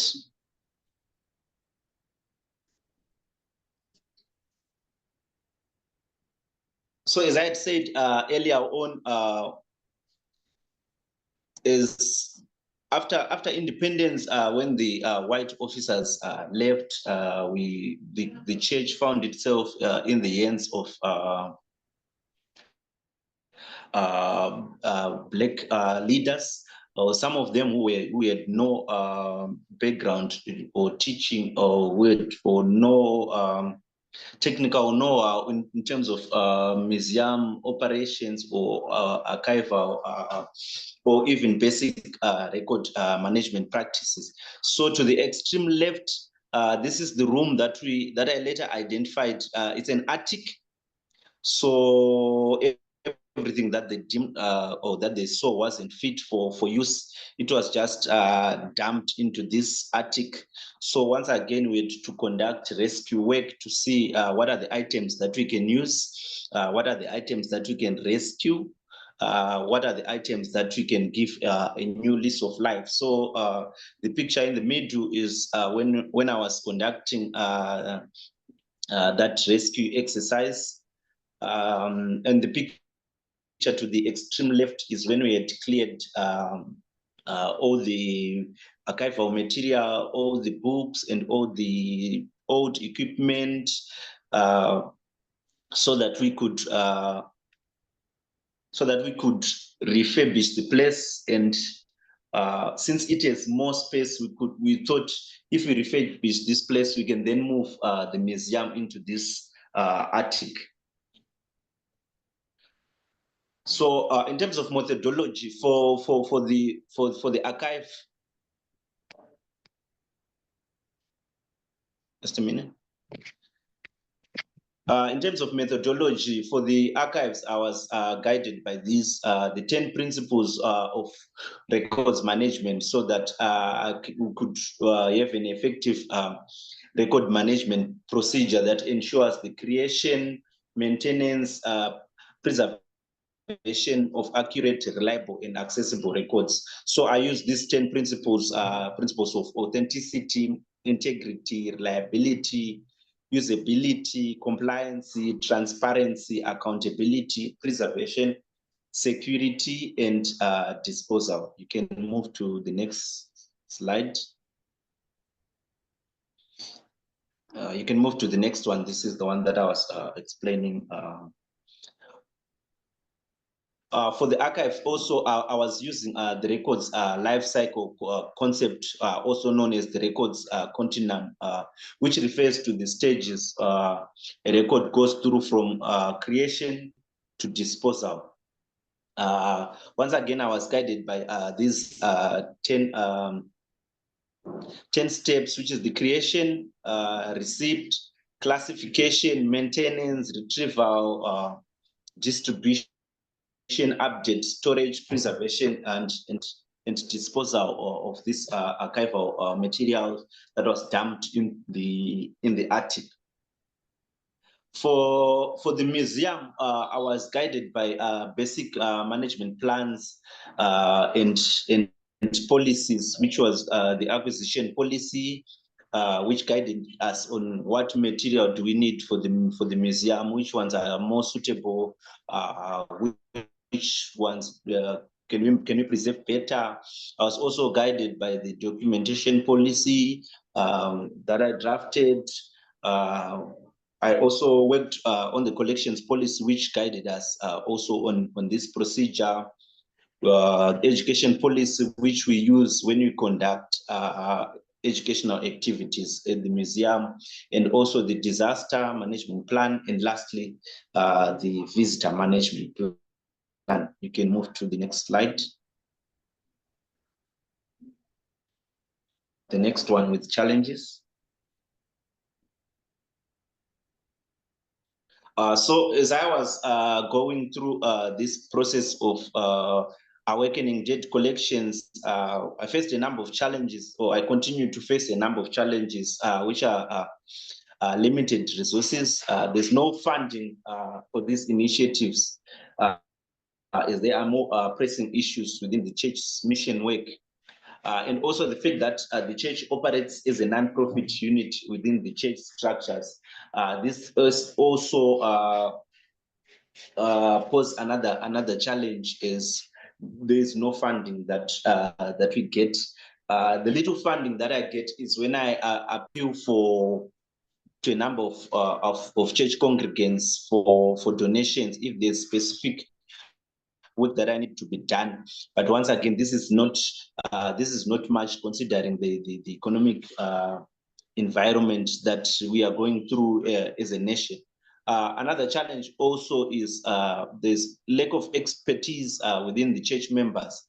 So even if there are volunteers that are interested in volunteering for this project, there's little that they can do, but besides offering general or basic within the Heritage Center.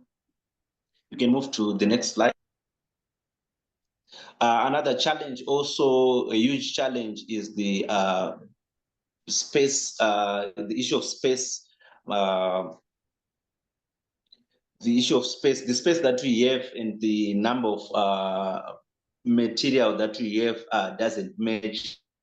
So it is our hope that we manage to get funding to refurbish the upper attic as it is more spacious, so that we can move the museum to a more spacious place and use the current room that we have as a storage space. Another challenge also is inability to have to conduct digital preservation needs. Well, in every challenge you find, or in every project you find, that there are success stories and lessons learned. For this project, we have yet a few case studies of successfully curated collections, as the museum houses and maintains a documented collection of artifacts, archival materials that are preserved and managed for exhibition, programming, education, and research purposes.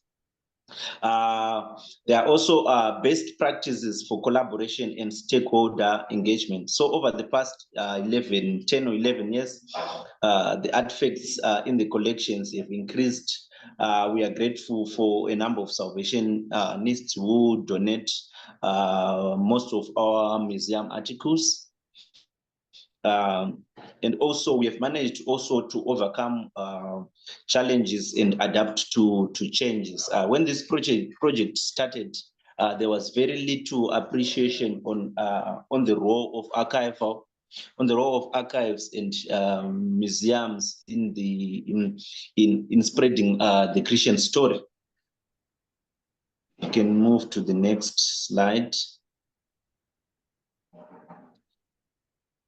So in terms of future directions, there's a museum relocation plan that I had indicated earlier on, where we intend to refurbish the place and move our museum spaces, our museum specimen into this building, this spacious building. So the entrance to this area will be through this blue wooden entrance. So the plan is to erect a staircase and install in a proper door. But unfortunately, as it stands, there's not funding once again for this initiative, as they are pressing issues within the core. But we are grateful for a few members who have agreed to donate towards this cause. Can move to the next slide.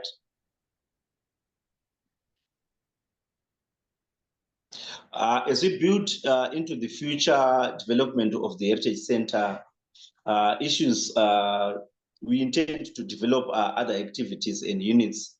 It is hoped that in the future, the center will create a film and video programs. As we have found a lot of this within our collections.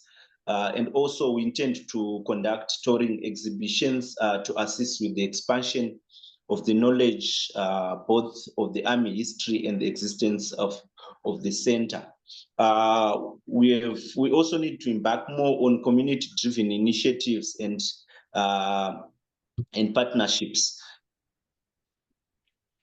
that will see this center growing to be what we perceive it to be.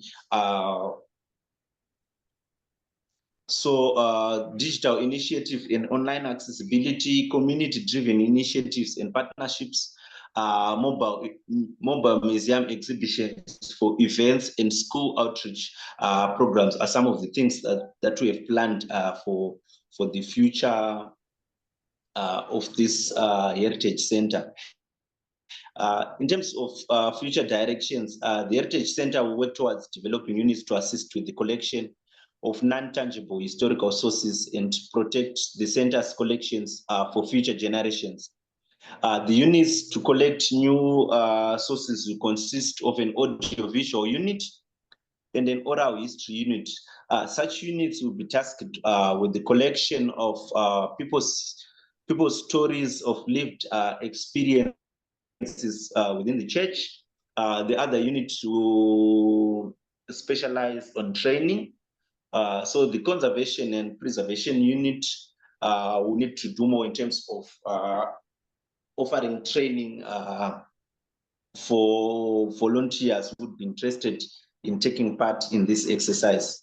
As the name suggests, this unit will be tasked also with restoring historical artifacts, stabilizing them for researchers to use.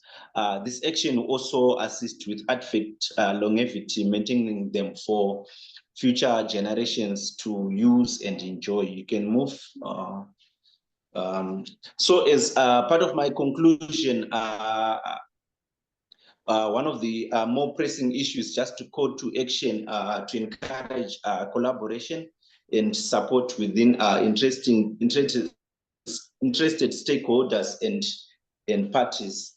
As we aim to awakening debt collection, so as to revitalize religious heritage and foster community connection, we have also partnered with the National Archives of Zimbabwe for their community archives project, so that they could assist with archival boxes, and they could also assist in terms of treating sensitive archives that have been fading, or some that have been affected by termites. Some of the archives that we also found still had money clips in them, still had staples. So the National Archives of Zimbabwe had promised to come on board and assist us with any resources, and also conduct resource mobilization, these being financial resources, human resources, and also issues to do with space in the National Archives of Zimbabwe. Thank you very much for your time and giving me the opportunity to share the little work that I've been doing over the years as a volunteer and as someone who is interested in preserving the Army's rich history and heritage. Over to you. Thank you very much. I was very impressed at what an honest presentation that was. I mean, coming from the UK, where small unfunded museums and heritage projects can feel almost shamed by the museum accreditation systems, that you've got to do it perfectly from the start, and but you do what you can within the circumstances you're in. And that was a fantastic presentation, and well, I certainly wish you all the best for the future with that. But are there any direct questions for Bright before we move on? Yeah, Crispin, if you'd like to unmute yourself, Crispin.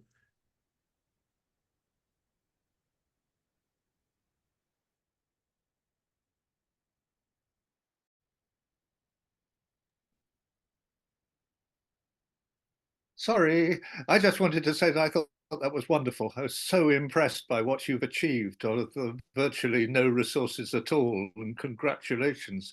I had just one question I was sort of pondering. Do you have much in the way of links with Salvation Army museums in other countries? I mean, for example, in the UK?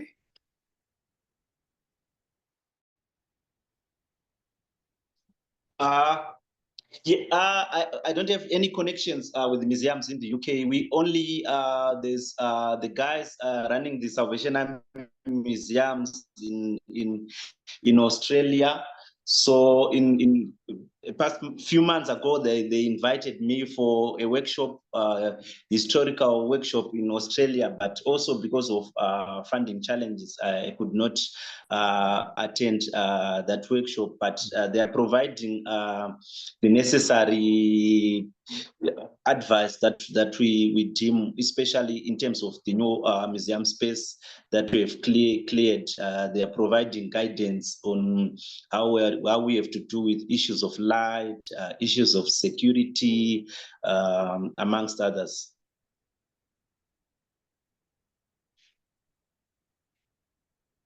So I would be happy if I could be linked maybe to Salvation Army museums in UK or in America, so that they continue to provide expert advice, or maybe if there's any need for any change of platforms, maybe I can be trained further in terms of museum practices and archival management practices. As my training is mainly in archaeology, so this is what I do on a day-to-day basis. But on the museums and the archive side, it's I don't have more exposure in terms of that.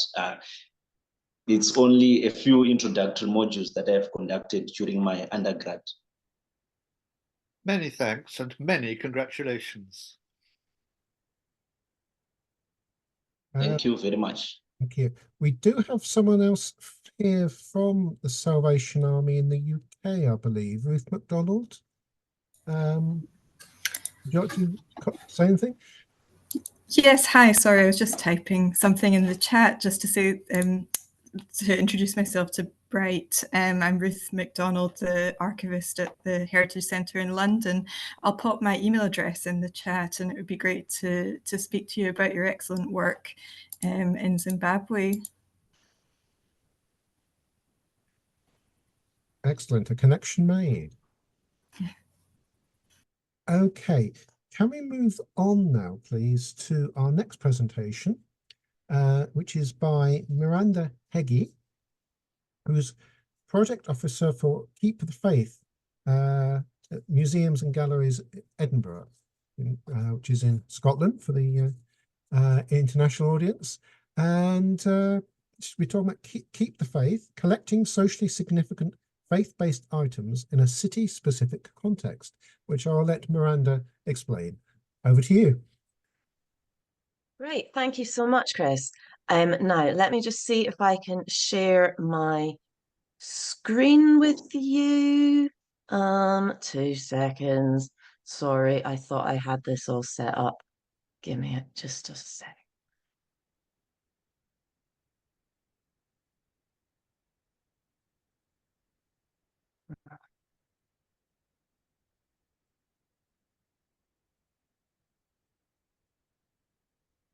Yes, this one.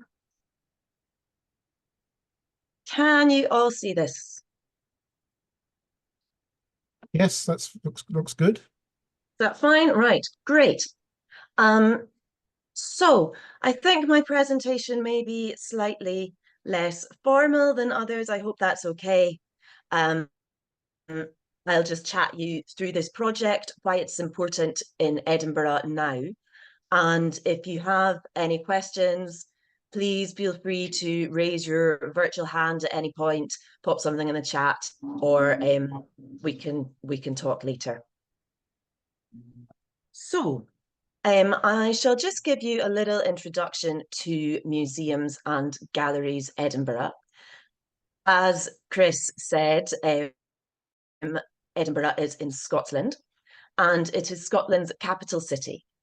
So we have the National Museum of Scotland, which contains lots of amazing artifacts and exhibitions from peoples and places all around the world, which is a wonderful museum. I don't work there.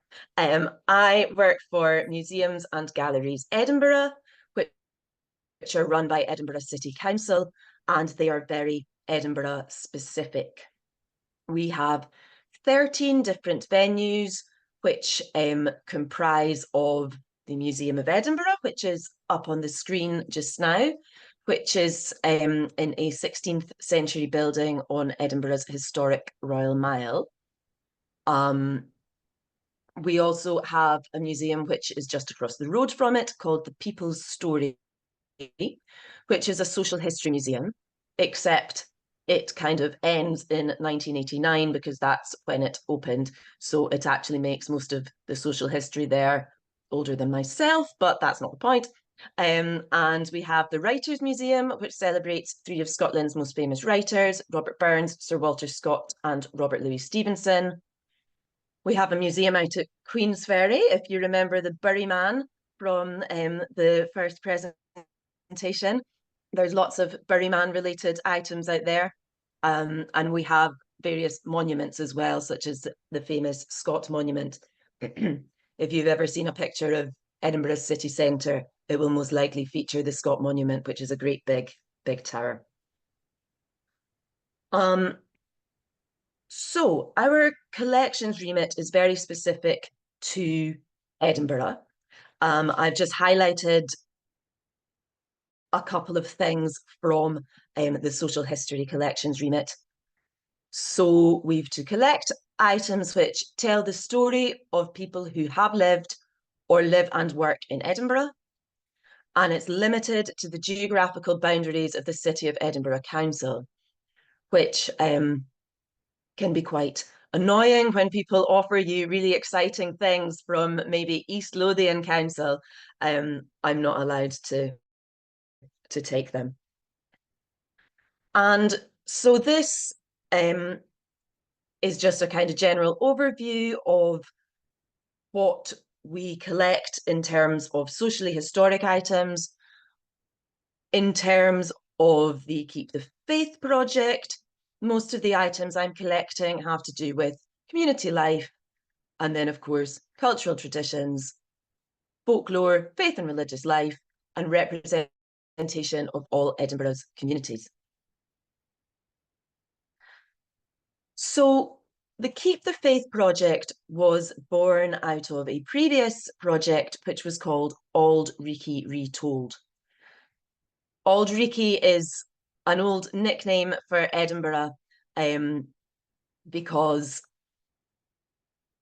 at some point in ye olden days, there were so many coal fires and all this smoke came out of the chimneys and dyed all the buildings a really kind of sooty grey. So that's why Edinburgh is sometimes known as Auld Reekie, which in Scots means old smelly. It's not smelly, I promise. Please come and visit. It's not Auld Reekie anymore. But anyway, during this project, Auld Reekie Retold, my colleagues went through all our stores to just kind of figure out what we have and why. So this is a picture here of a couple of volunteers in our collection centre looking at some of the items that we have. And here's another picture of one of the bays that contains a lot of kind of vintage hi-fi equipment. So we have a lot of socially interesting and historic items such as this, which have been owned by people in Edinburgh and have their own kind of stories behind them. Just behind that bay, there's lots of old cash registers, which are quite fun. Anyway, during this project, my colleague Gemma, who is one of our social history curators, identified that there was a big gap in the faith collections. The vast majority of everything which we have at the moment is not only Christian, it's Presbyterian, and it's all older than me. So it's really old. And that's a very interesting part of Edinburgh's history, but it's not representative at all of really anybody who is worshipping now. So I'll just take you through what these little pictures are and why they are socially significant to Edinburgh. So here we have a placard which was used in a Pride March by a group called Pisky Pride, which is a group of LGBT plus people who worship in the Scottish Episcopal Church. So this kind of logo here is the Scottish Episcopal Church's logo. These little lozenges are the badges of the 7 dioceses. This is Edinburgh here. And if you look closely, you can see that it has the trans flag in the background. So these placards they were actually made in Glasgow, but they were used on Pride marches in Edinburgh. So that's something which we're allowed to take into the museums to keep as a piece of that religious history. Edinburgh was actually home to the first church wedding of a same-sex couple, certainly in Scotland, possibly in the UK. So that is quite an interesting kind of Edinburgh fact. And that took place in an Episcopal church who've really been kind of leading the way in terms of LGBT plus rights in a church setting.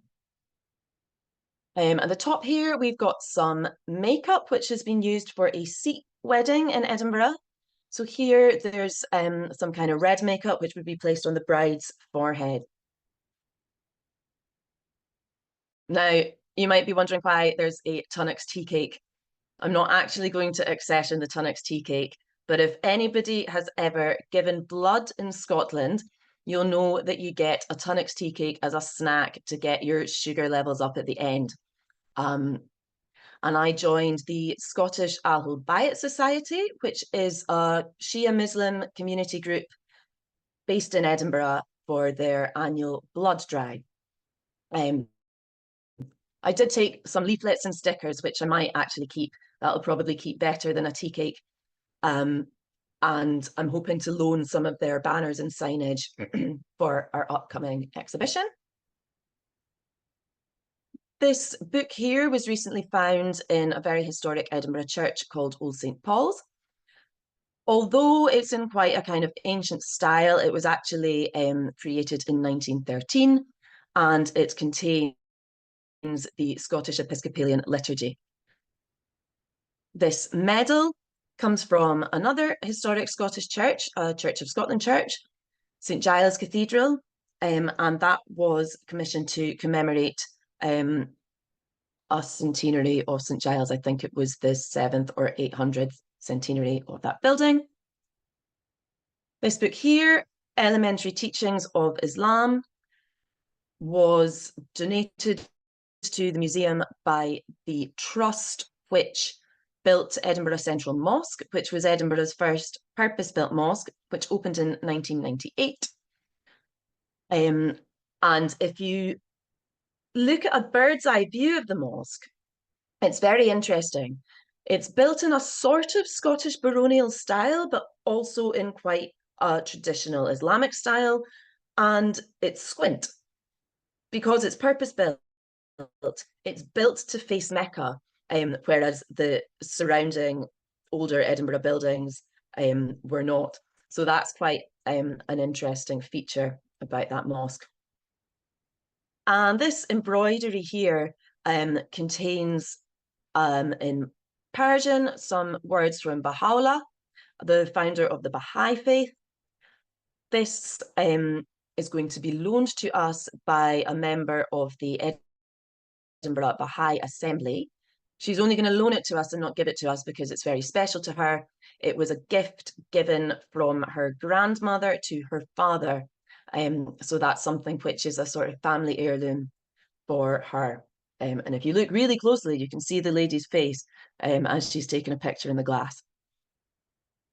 So these are the kind of items which we're trying to collect, things which are not necessarily sacred, but tell the story of people who live and worship in Edinburgh. So some of the things which we found in our stores, yes, as I said, most of them are Presbyterian, and some of them are donations from city organisations who are aware of the museum services. So, for example, we have a whole archive of things from the Grassmarket Mission. Grassmarket Mission is a charity which still exists to this day. I think it's now known as the Grassmarket Community Project, but it skills various people in the community and also works with a lot of homeless people who are sleeping rough in and around the Grassmarket area of Edinburgh. But they sold their mission hall in the late 80s and donated their archive to us. So we've got various things like this donations box, which was for a bairn's trip. A bairn is a Edinburgh Scots term for a child. And so you can see they raised money to take 1,500 bairns from the city who probably lived in city slums out for a day in the country. They had a Christmas party, here's Santa. And they also kept loads of newspaper clippings and minutes and things which are all in books which we have. And that's a picture of the Grassmarket in Edinburgh. You can see the mission hall here. I'm not 100% sure what this event was, but you can tell it's very Scottish. There's some men here in kilts. In fact, it looks like it's a Remembrance Sunday service that was organised by the Grassmarkets Mission. There's another type of typical sort of Presbyterian memorabilia we have, and that is because there's lots of people whose family have lived in Edinburgh for generations and generations, and when they're clearing out their grandmother's house or whatever, they think, oh, this is interesting, I'll donate these to the museums. Now, I've got a big confession to make to you guys, which is I completely forgot to take any pictures of someone's granny's random stuff. So I nipped up to my own bookshelf, opened my own grandmother's Bible, and took a picture of these things. And this is actually quite interesting. I remember when I saw this card, which I don't know if you can see at the bottom, says was presented to Vera Kirkness, the first person to be entered on the cradle roll at Nicholson United Free Church. And I kind of thought, she's old, but she's not that old. And I also thought it was a bit strange that she'd been baptised into a free church, since the Church of Scotland was a big part of her identity when I knew her. And actually, through this project, I've learned a lot about the history of churches in Scotland. I won't bore you with the details, but there was a big split from the Church of Scotland. Lots of churches were built as free churches, then lots of these churches united and became the United Free Church. So that was why she was the first to be baptised into that particular denomination in that building. And then most of the United Free Churches re-entered the Church of Scotland in 1929. And so you can see she was baptised actually in 1927. And this building is now a community centre and has been for the last kind of 30 years. It's called the Southside Community Centre and has lots of different community activities. But what about collecting faith items in a modern setting, things that represent religious people in Edinburgh now? So this mural here is, it was created by an organisation called Sikh Sanjog, which just celebrated its 35th anniversary. It was founded by a lady called Trishna Singh, who a few years ago actually received an OBE for her work. And it was created to empower Sikh women living in the Leith area of Edinburgh. Most of the Edinburgh Sikh community is Batra Sikhs, and so these murals here create their kind of journey. Sikh women on the move. There's Guru Nanak, and then that's a kind of mural of female Batra Sikhs. Another more modern item is this prayer rope, which is an Orthodox Christian item, and the idea is that you say the same prayer and you count them in all these little knots. There's 100 of them, so it's kind of like a mantra. And although this is an Orthodox item, it's been donated by an Episcopalian priest, so that shows that there's a lot more ecumenical Christian relations in Edinburgh than there once was. So with these items, we are at the moment curating an exhibition. As I say, we're curating it at the moment, so I don't have any photographs of it, but it will be called 4 Seasons in Faith. The idea with this exhibition is that it's to show what religious people in Edinburgh have in common more than what divides them. We are working with a group of community curators. So we have quite an interesting bunch of people. We have an American Jew who's recently moved to Edinburgh. We have a lapsed Methodist. We have a Baha'i lady. We have a Sunni Muslim. We have a Wiccan, and we have a pagan heathen. So these people are all bringing their insights of their own faith and their own experience of faith into curating this exhibition, and are also reaching out to other communities. And one of the reasons we chose going around the calendar year in 4 seasons is that actually no faith starts its year on the 1st of January. But in Edinburgh, we use the Gregorian calendar and we recognise spring, summer, autumn, winter. So that's something which unites us, but also we are equally diverse in having our own seasons. So yes, that exhibition will open at the very end of next month at Museum of Edinburgh. And if anyone's around, I do hope you'll come and see it. But this exhibition is only temporary, and a lot of the items in it will be on loan because a lot of them are very personal to the people donating them, lending them. You know, why would somebody just want to give a museum service their stuff that they use? So what's the legacy of this project? One thing which I'm really, really trying to do is just be visible at different community events to talk to people about the project and about museums and galleries so that they know that that's there.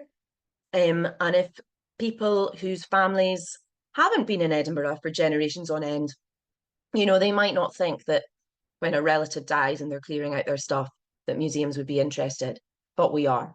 So this is a photograph of an event I was at just last Friday, which is Sikh Sanjog's 35th anniversary celebrations. So you can see they've made these stoles using the colour orange, which is important to the Sikh religion, but they've made them tartan because they are Scottish Sikhs. Most of the people that you see in that photograph, their Scottishness is as important to them as their Sikh identity. This is also nice candid snap of me eating a chicken curry at a community event organised by the Shia Muslim community and sitting next to the moderator of the Church of Scotland. So interfaith work, ecumenical work is alive and well in Edinburgh, as is community engagement. And what I really hope and aim to do with this project is to leave a legacy which will outlast, it'll certainly outlast my role because I'm on a year-long contract, but hopefully it will outlast me, and that every religious community in Edinburgh will know that this museum service is there for them. So yes, thank you. I think I've kept just to time, 5 minutes early. So if anyone's got any questions, do ask away.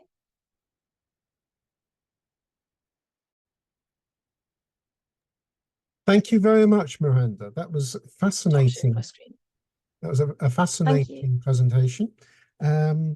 Yes, and yeah, I was particularly taken by some of the detective work there you were doing, the documents and so on. And yeah, it sounds like you're doing a wonderful job. Any direct questions to Miranda?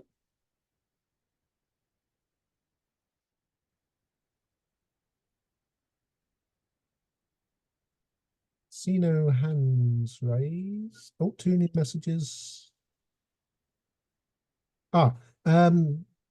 Jackie Massianis asks, when did you say the exhibition will open? We're aiming for 28th November, which is a Thursday. It might be the following weekend, but it will be very end of November, and it will run till the first weekend in April. Make a note of that myself in case I have the opportunity to be in Edinburgh. First weekend in April, was that? Yeah, that's when it'll close. Thank you for that. That sounds fascinating. Okay, shall we now move on from one of the UK's national capitals to another, moving to Cardiff, the capital of Wales, where we have if I'm pronouncing this right, Rhian Toms. Toms. Hi. somehow got that down as Thomas, for which my great apologies. It's quite all right. It happens all the time. Yeah, so I'm just gonna share my screen. Here we go. Oh, okay. Okay, there we go. Right. Let's start this from the beginning. Lovely. Yeah, hi. So I'm Rian Toms. I'm engagement officer at Tiger Bay in the World.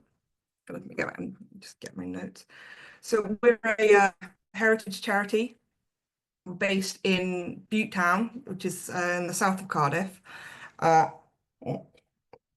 Excuse me, just a minute. Yes, so we're a charity based in Butte Town in the south of Cardiff, which is the home of Tiger Bay. It's the oldest multicultural community in Wales. So we're a community-based collection. We're the custodians of a collection of over 6,000 objects, mostly oral history recordings, photographs, some other documents. And we're currently undergoing a lottery-funded project to basically improve access to our collections and encourage engagement with the collections. And our hope in this is that by sort of improving access, we can improve engagement by creating an online catalogue to function as sort of an open resource, putting on exhibitions, guided walks, talks, to really raise the profile of the really important history of Tiger Bay and its contribution to the history of Cardiff and the history of Wales. So a bit of the history of Tiger Bay. At the height of sort of the coal industry in Wales, Cardiff Docklands was a major shipping hub. So coal would be mined in the South Wales valleys, be shipped down via rail to Cardiff, be loaded onto ships, sent out all over the world. Raw coal in particular was supposed to be best coal because it burned hot and relatively clean. So Cardiff Docks became quite wealthy, and a lot of sailors from all over the world came and settled in Cardiff Docklands. There was over 50 nations represented, and they settled in Tiger Bay, which was a sort of integrated multicultural community, lots of nationalities, lots of faiths living and working together. Of course, following the decline of the coal industry, it kind of fell out of favor, fell out of use. And the residential area of Tiger Bay was redeveloped from the late 1950s. This caused a lot of residents to be displaced. However, the community itself has persevered, and it remains sort of a vibrant, diverse part of the city. And our aim with Tiger Bay in the World is to promote this historical and cultural diversity. And one of the ways we're going to do that is by managing our collections and making them more accessible, really raising the profile of this collection, making it accessible, making it usable. So our project is, as I said, it's lottery funded, and it has 3 strands. First of all, which is managing the collection, making it organized, making it, digitizing, putting it online, make it a really usable free resource that can form the base of learning resources, academic research. And then we've also got 2 other strands, one of which is, I believe we've called it Forgotten Sporting Icons. So really looking at the sort of individuals who had an impact on sport, came from Tiger Bay. And most pertinent to this presentation is the sort of heritage impact of religion and welfare in Tiger Bay. So here we have this is what our collection looks like. Obviously, we're still digitizing material and adding to this. So we've got some images of religion in Tiger Bay. So the diverse mix of nationalities who settled in the area brought with them their own faiths. Actually, I'll go back and I'll show you. Ooh, here we have in the lower right-hand corner here, it's a picture of Peel Street Mosque, which was built in the 1940s and was the first purpose-built mosque in Wales. Of course, unfortunately, that's not there anymore. It was lost in the redevelopment of the area. But this is a really nice picture here because you've got Peel Street Mosque in the foreground there and St Mary's Catholic Church in the background, which really shows just the Tiger Bay is a pretty small area and it was very dense, the amount of places of worship and the variety of different denominations. So, as I said, Peel Street Mosque was built by the Yemeni community who lived in Tiger Bay. Right now, I think there are 3 mosques in the area. Obviously, sort of Sunni, Shia, Muslims. We also have Greek Orthodox Church, St Mary's, as I said, is church in Wales, Methodist, and if I go through a great map. I don't know if you can see it very well here. It's taken from a report on the religious sort of the religious environment of Butte Town. Butte Town is kind of the council region. Tiger Bay is a more sort of local name for this multicultural community. So you can see just how many different denominations, different faiths were represented in the past and presently. So our collection is currently housed at the Morgan Archives. We inherited much of the collection from the former Butte Town History and Arts Centre. Why does it say button there? That's autocorrect. The Butte Town History and Arts Centre.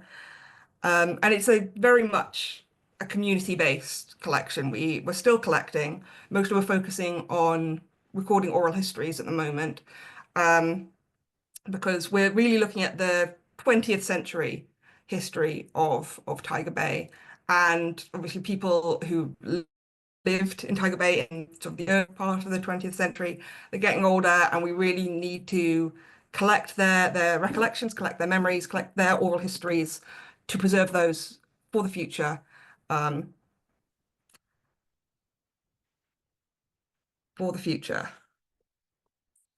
So yeah, part of this project is going through the collection, is organizing it, making sure that everything's, up to standard. We've had a lot of help from the Morgan Archives in that regard. And yeah, going through this has uncovered some really fascinating material. I'm going to talk about particularly some material to do with the work of Quakers and the welfare work that they undertook in the Tiger Bay area. So one individual we come across is a man named Yorweth John. So Yorweth John was involved in the peace movement. He was a Quaker. He was a conscientious objector during the First World War. He refused military service, and that actually resulted in him losing his job and sort of being prosecuted for that. So he was really committed to these sort of values of pacifism. He was a member of the Peace Society, and he was instrumental in setting up a pacifist service unit in Cardiff. So he lived in Tiger Bay from the 1940s, and he was instrumental in welfare work in this part of the city. He helped set up a youth club funded by Save the Children. And yeah, he left a significant collection of papers to the Butte Town History and Arts Centre, which we've now inherited, and now we're trying to organise and put online, digitise.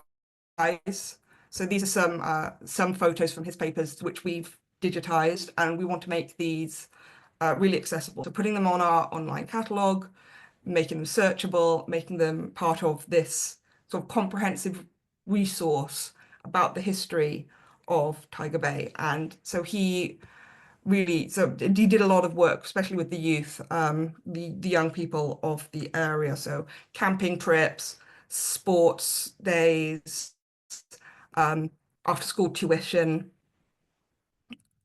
And you can really see that he saved all of his letters and got a really comprehensive sort of back and forths about planning for trips and getting money, and even the renovation of the building on Bute Street where the sort of junior club was held.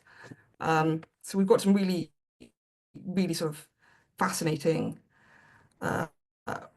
material about him. Oh, sorry, that's my computer. As I said, he was part of the pacifist service unit, and they worked across the UK. They eventually became family service units. So during sort of the Second World War, there was a surge in conscientious objectors who wanted to find a way to sort of contribute to the, certainly without compromising these pacifist beliefs.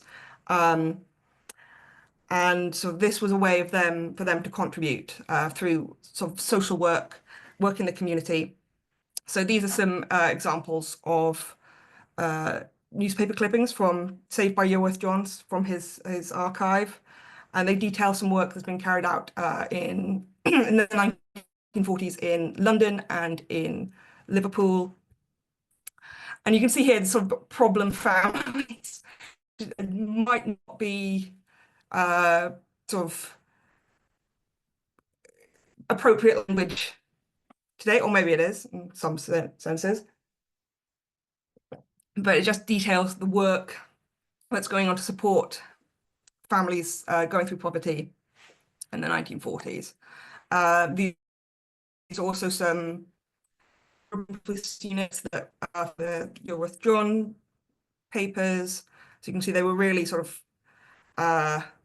thorough and documenting their work. I think that's really something that's really important, something that we can sort of bring more light to.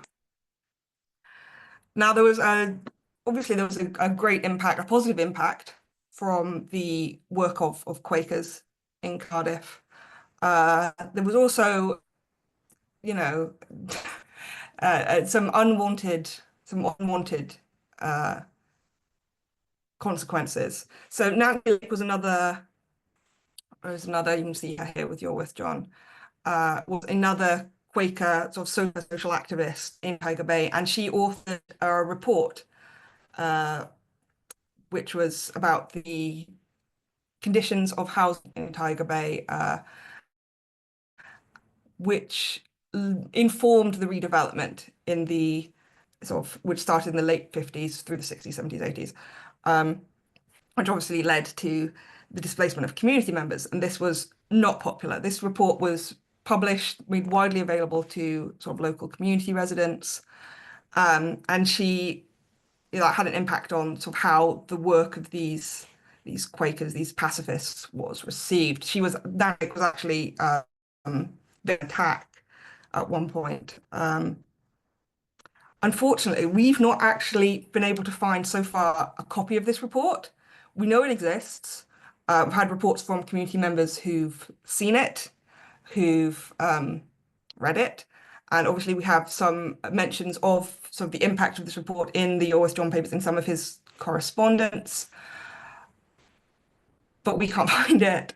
For one thing, we don't know the date it was published.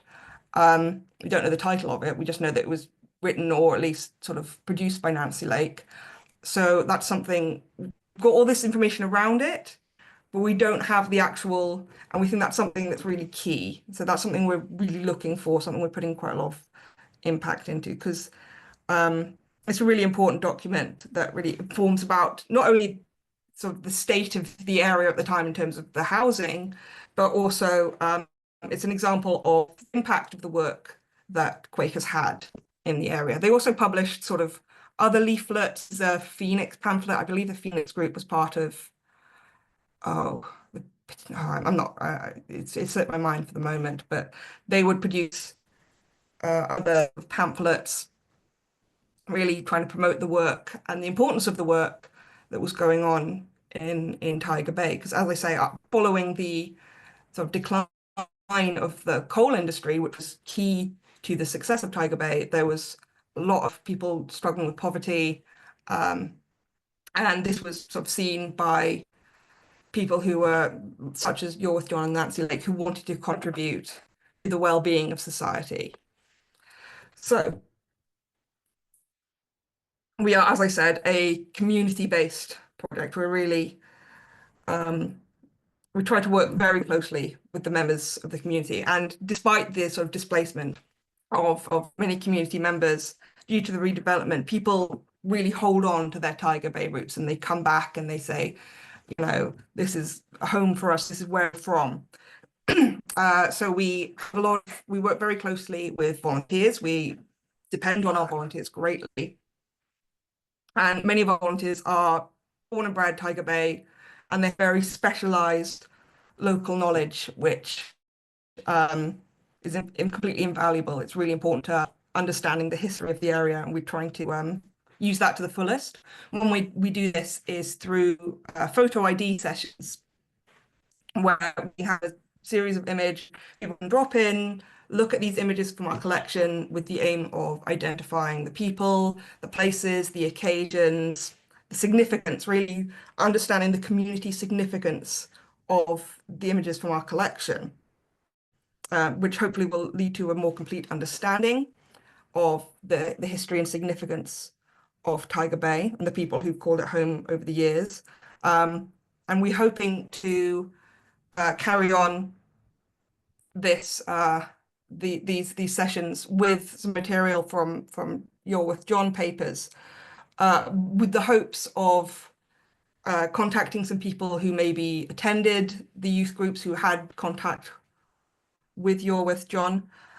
We do have some lists of children who attended, children who were in receipt of welfare, sort of welfare sessions with the Quaker groups and the passive service units. And the hope is that we can maybe track down some of these individuals and then record their recollections through oral histories.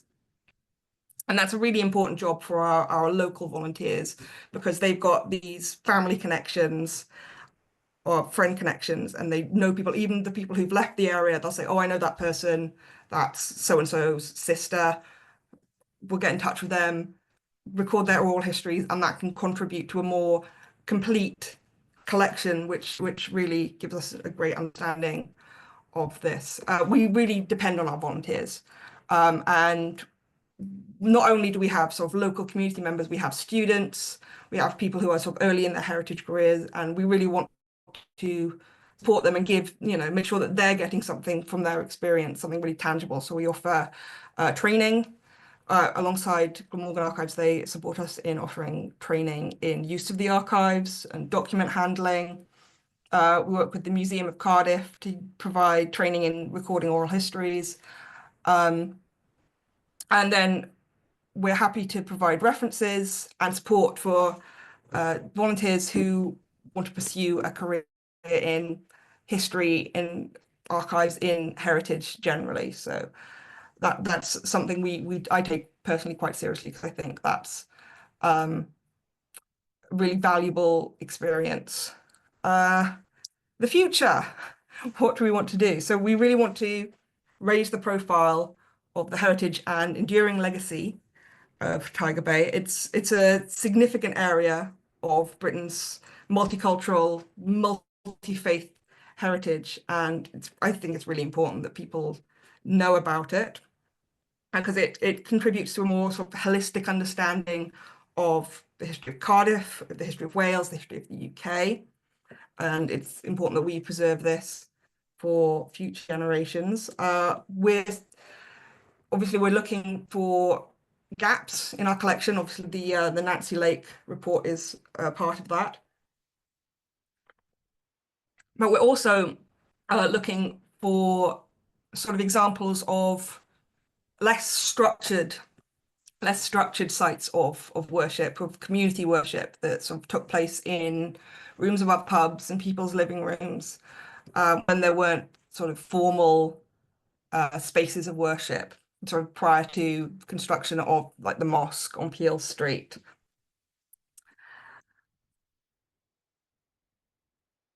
So we're hoping to plan exhibitions. We're working with local groups. There's St Mary's Church, which is the largest Catholic church in the area. They're currently undergoing they're planning a renovation to install what they're calling an interpretation area.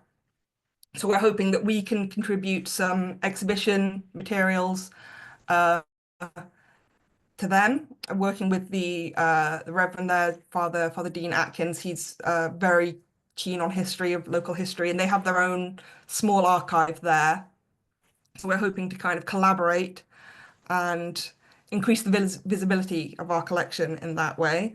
We're also planning, we take school groups, take them for walks around the area, talk about the history. We're hoping to produce sort of a digital walking tour that can be sort of easily accessed for free by anyone from their phone, possibly through a program called, I think it's called History Points, and they just QR codes on a wall, and then you can have text or audio all about the significance of that specific area. But yeah, the community perspective of this project is really vital. I think it's that specialized community knowledge that's really important to sort of understanding the history, the actualities, the realities of living in this integrated multicultural area in Wales, specifically a Welsh perspective of multiculturalism, multi-faith communities in the UK.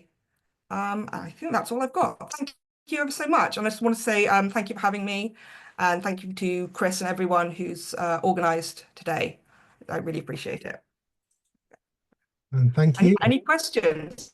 Questions, please let me know.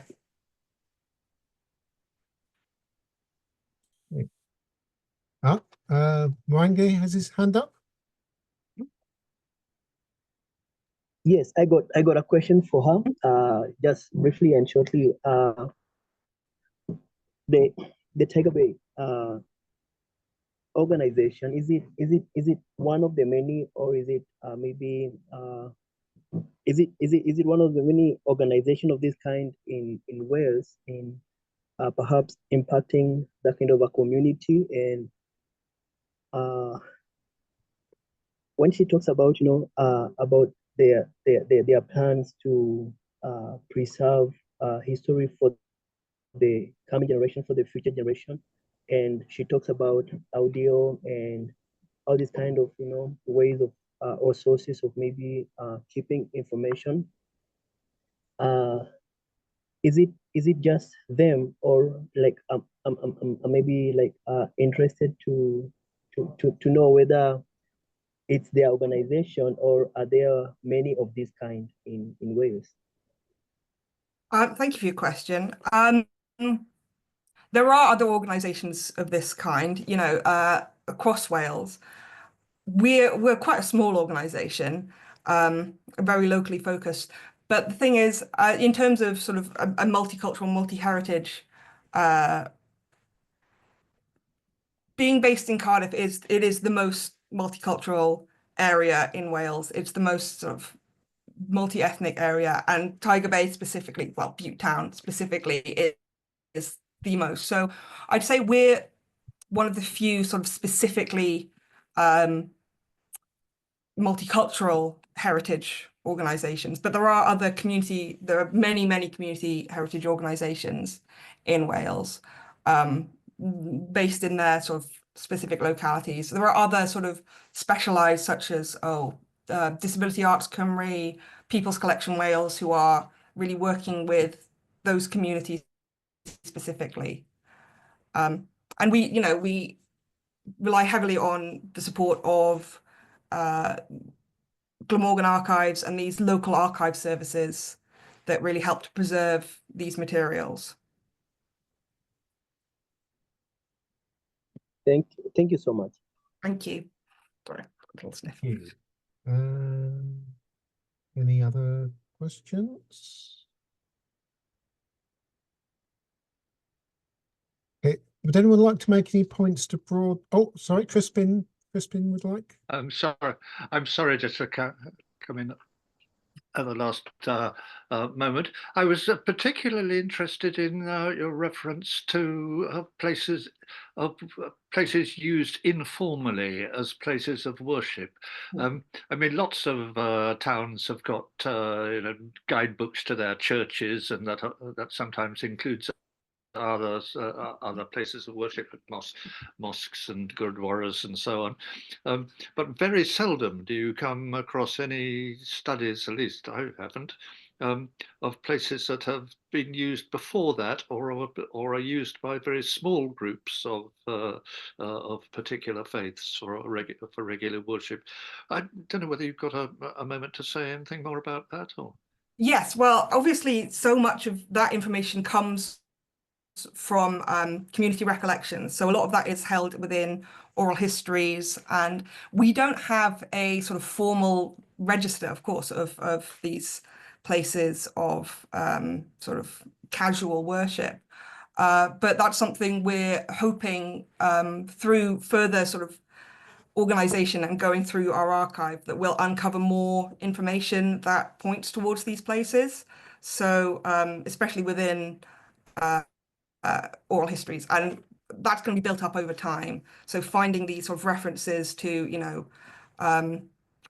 services held in a pub, held in someone's front room, and then we can kind of go out and try and find greater supporting evidence for these places. Yeah, it's really fascinating, and currently we're looking for evidence of spiritualist churches in Tiger Bay, because that was something that was brought in by sort of members of the community. But yeah, that is something we're looking for at the moment.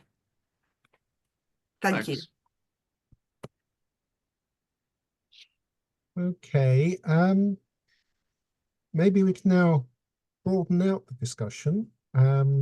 Thinking of the three presentations we've had in this session, but maybe also bringing in a bit of intangible cultural heritage discussion as well, if people feel appropriate, because obviously, as with intangible cultural heritage, the borders are not clearly demarcated in any of this.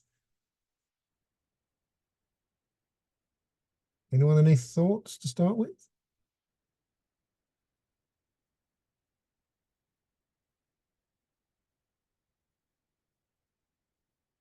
I can see lots of cogs turning, but just one thing that really struck me, especially in regards to Miranda's presentation, was the sort of collaboration between not just sort of faith groups, but other heritage organisations. So we work very closely with the Museum of Cardiff, and so how important it is to kind of share resources, especially with these kind of, Tiger Bay and the World, we're a very small, very, very small organisation, and really sharing resources and expertise across organizations has been incredibly valuable to us. And I just wondered if, Miranda or Bright could speak to that in terms of their experience. Go for it, Miranda. Yeah, I think certainly for me, I myself am Christian. I know a lot about my own faith and my own worship and community, and I'm very upfront about the fact that I don't know very much about other people's. And most people that I'm speaking to from various faith communities are delighted to share their experiences and don't kind of hold anything against me that that there's a lot I don't know about. And then equally with sharing resources from museum colleagues, I'm quite new in working in a museum capacity. And so again, I'm very upfront about saying that I don't know very much about how oral history works and can people share resources. So my experience is that if you're just quite honest about the things that you don't know about. And if you recognize that somebody's an expert in that, then they'll be really willing to share and to help you.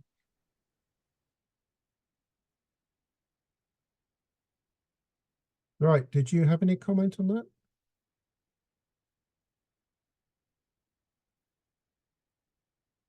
Right.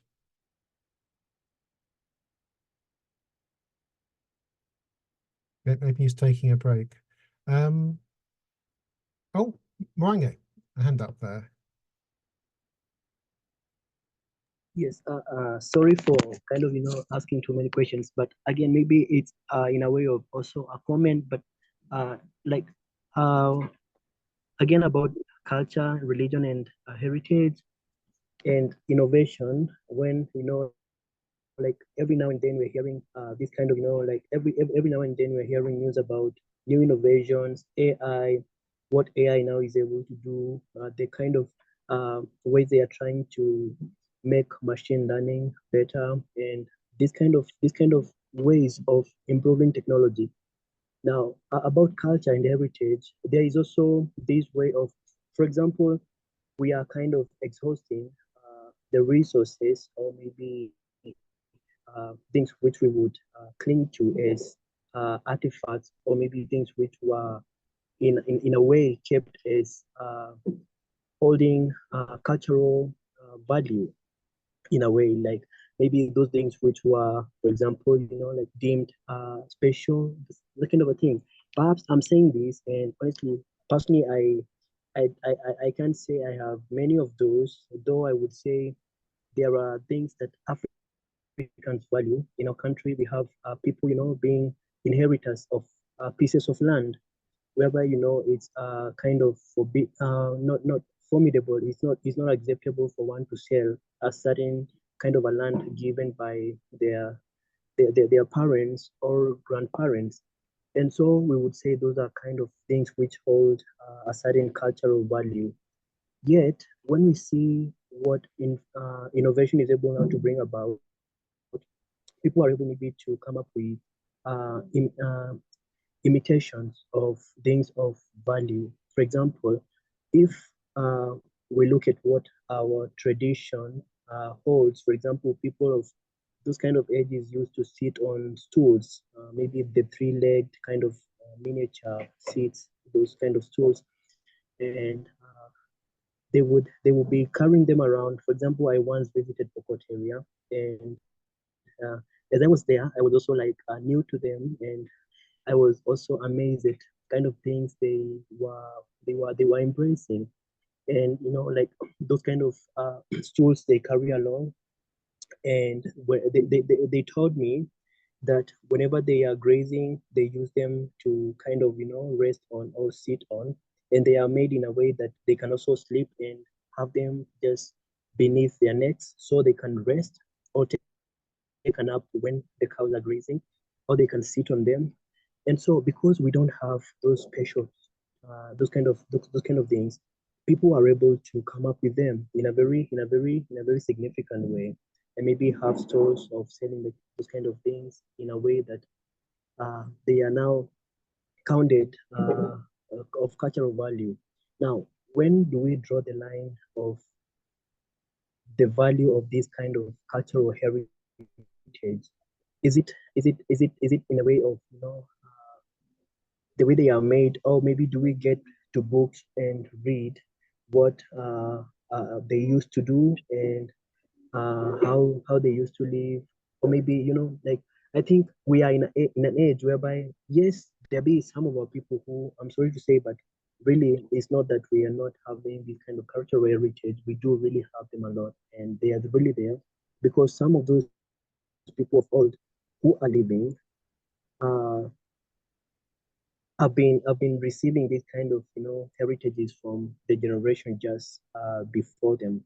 So, for example, me, my parents, that kind of a thing. So I get to have some things which maybe in terms of knowledge, in terms of there are those kind of things which are unbreakable at times. Like mortar, they used to have those kind of things for maybe coming up with granaries. Uh, uh, I mean, like those kind of grains. and those kind of things. And so my comment is the difference between now innovation of today and culture, because as I mentioned earlier in this same presentation, the previous presentation actually, we do have today important events and festivals for us as Africans, and for example Kenya, we call this the ones we call now music festivals.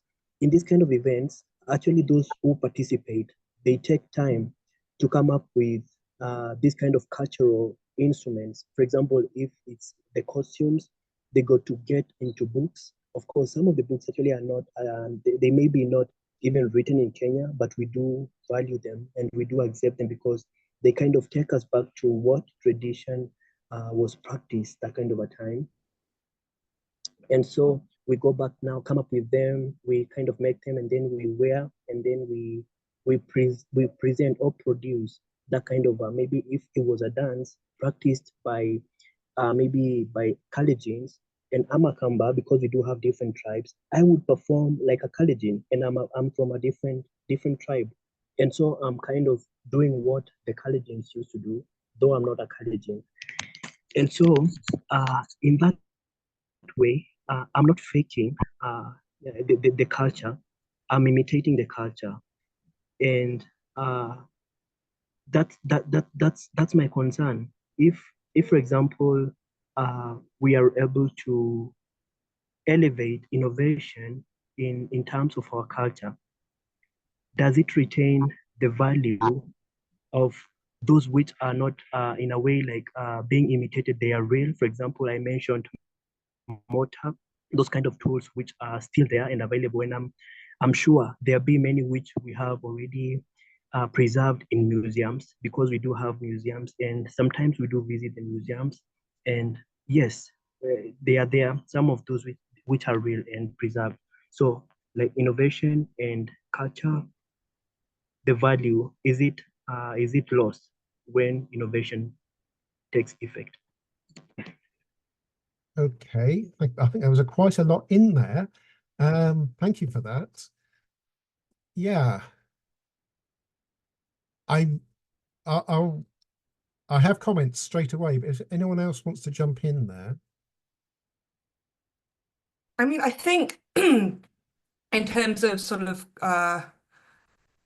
cultural value and valuing and values informing what is preserved, a lot of organizations have a bias, but they don't make that bias explicit. You know, they kind of I mean, I can only speak from from my perspective, but at Tiger Bay we are, you know, we have a specific remit, and we know obviously we have a duty to sort of record accurately, but we can't preserve everything. Yeah, it's difficult, I think. It's personally, I think that who are at the, I think there's a paper in Studies in Conservation by Bill Way, who talks about just making explicit your bias and being sort of saying this is the perspective that we're coming from, and you know, owning that, which sort of allows for a more, I don't want to say honest, but a more, you know, explicit understanding of the sort of aims of an organization.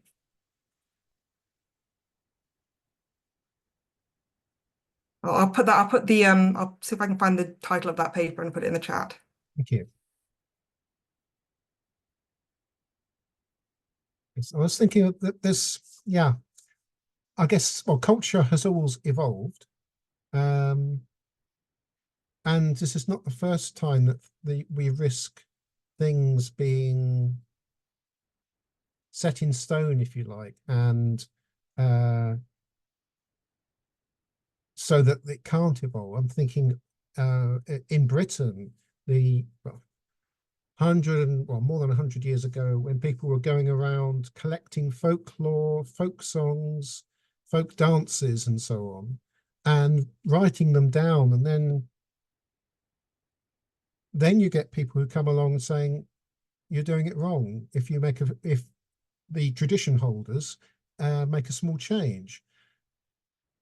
There's a risk of things being set in aspect, but there's also the risk, I think, particularly with AI, of appropriation. There's a big problem with small artists' work being stolen, basically, by to create in inverted commas AI generated art, and also we lose that sense of the humanity, if you like, and if it's basically algorithms that put it all together. What have we got, really? But I'm also thinking of appropriation in other ways, which goes back a bit to discussion about intangible cultural heritage. But again, things do move around. I mean, particularly in the field of religion, where, well, religions move, whether through movement of people, movement of ideas, or indeed conversion.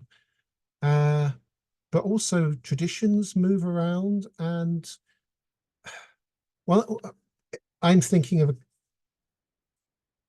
one thing in particular. I'm heavily involved in the Norwich pagan moot, and we now have a tradition of an os. An os is basically a processional horse, usually with a horse's skull involved, and this is one on a tall pole. So a bit different to the Mary Llwyd, for instance, but which is actually based on the one used in the Montol Festival in Cornwall. Now, we were encouraged to take this on by a person who actually is one of the os riders at the Montol Festival. So it's not appropriation, because they suggested we do it, and it's become a local tradition now. Equally, there are various manifestations of the Welsh Mary Llwyd being sort of plastered around in ways that aren't truly respectful.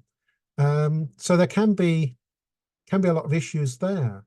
But again, going back, sorry, I'm aware that I am wittering a little bit, but just from the sparks from Mwanga's points, I was at a presentation a couple of months ago about work that's being done in Japan to make works of art available in high quality reproductions, digitally printed, but in a way that allows the ink to actually show differences in texture, so that if you could touch the original, it's just a bit like what you would feel, but also involving basically digital transmission via blockchain systems, and which, to my mind, apart from the energy and bandwidth you need, it probably isn't really sustainable as a technology, and doesn't necessarily help with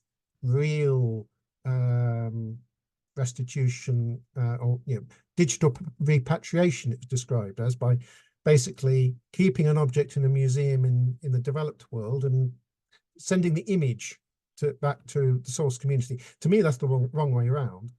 But the processes can be interesting. They actually did a major scanning of a ceiling painting in a Buddhist temple in Japan. It was by the famous Japanese artist Hokusai.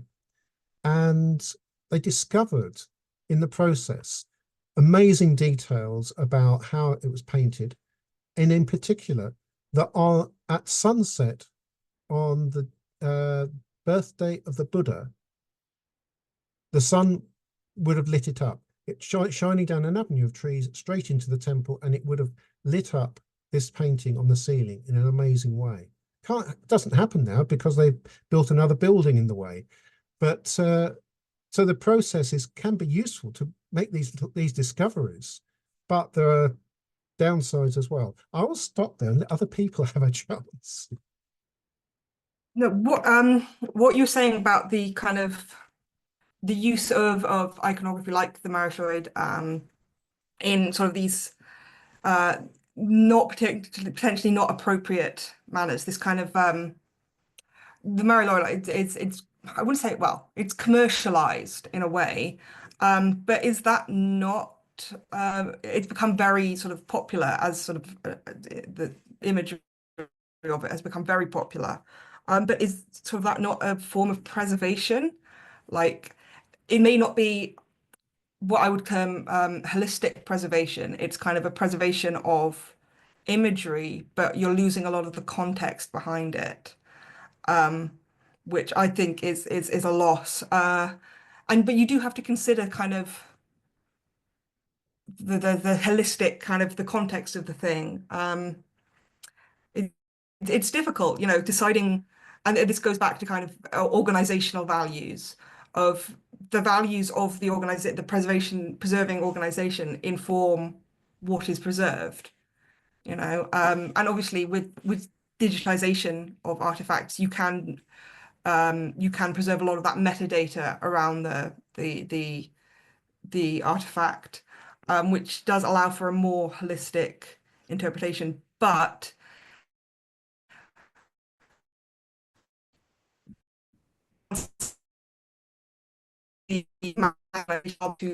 into that metadata and what that specific context is.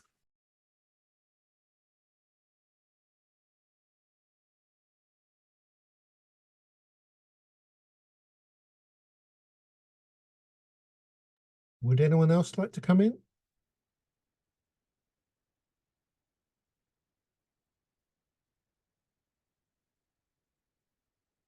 I mean, I think my position on this is obviously from a sort of hyper-local perspective, that trying to encompass their heritage and the significance of these collections on maybe a national level, you're going to lose stuff. But if you can contextualize things on a local level, which is what we're trying to do with Tiger Bay, you can kind of there's less chatter, there's less noise around it, so you can kind of be a bit more focused on sort of what the community values and what the sort of source community and the contemporary use community for whom this collection holds the most significance, what their values are. You can really kind of be more specific.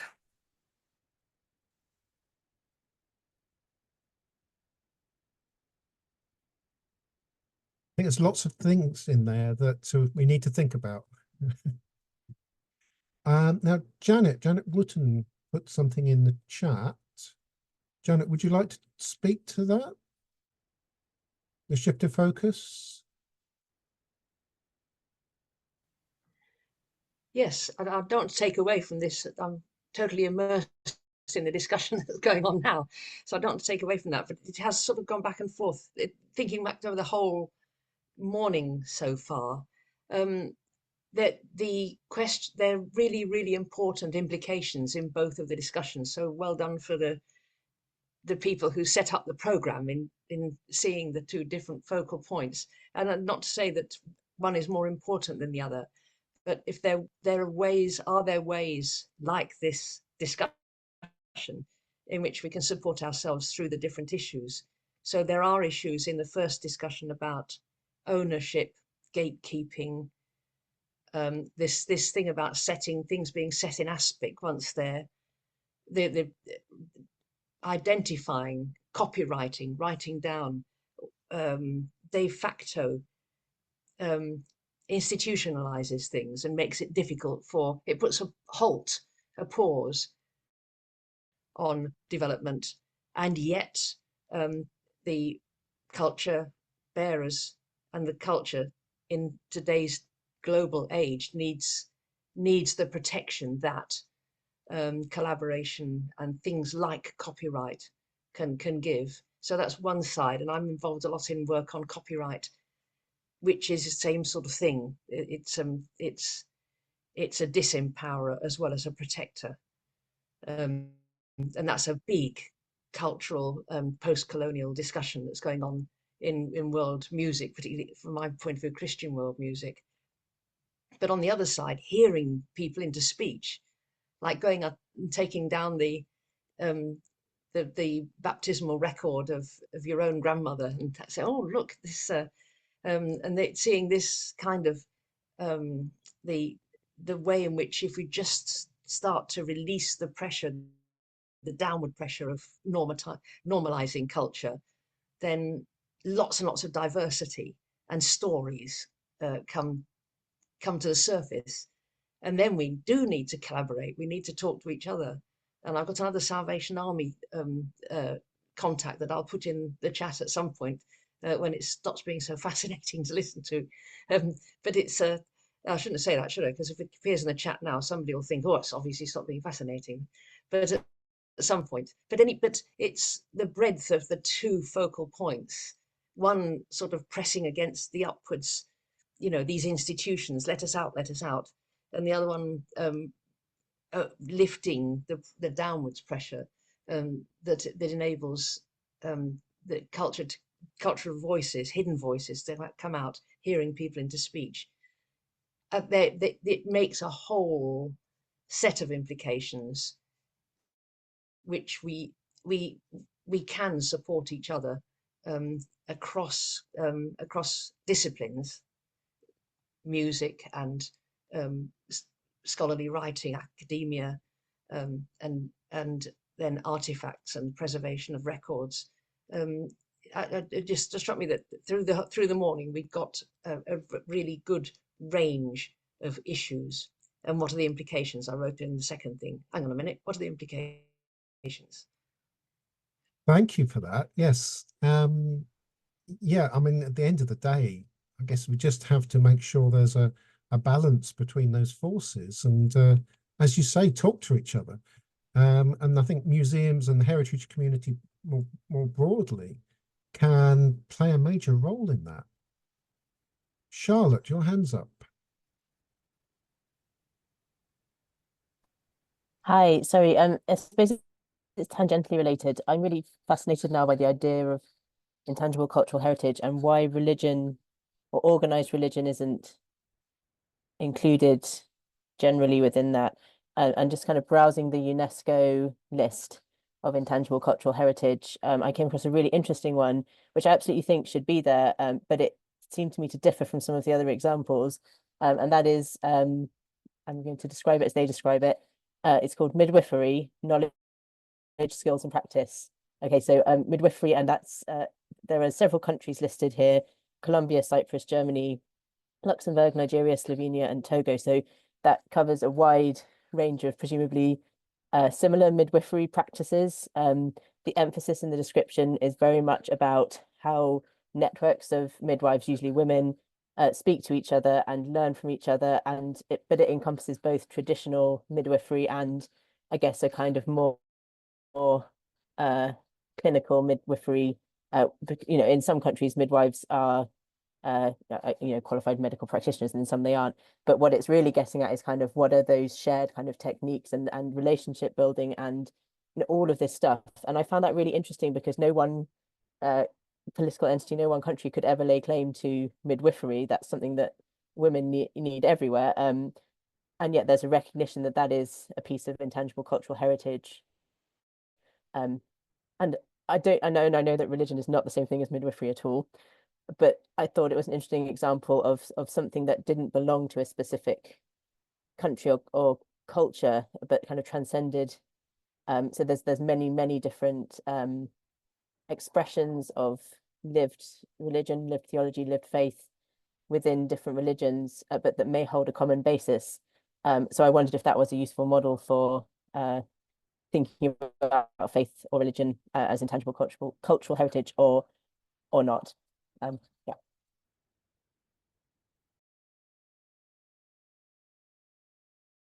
Yeah, I mean, it does seem an odd exclusion in some ways, especially if you go through the list of things that are covered, and it includes things like cosmology and beliefs and so on. Well, a lot of these things get bundled under the label religion.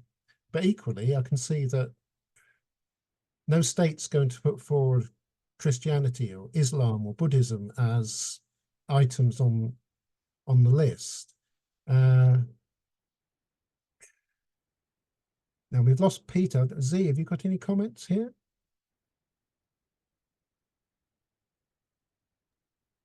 No. Did you ask me?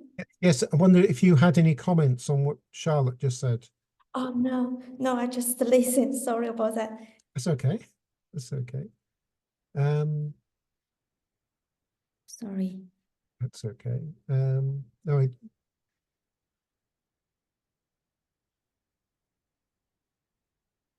I've lost my train of thought there. Sorry.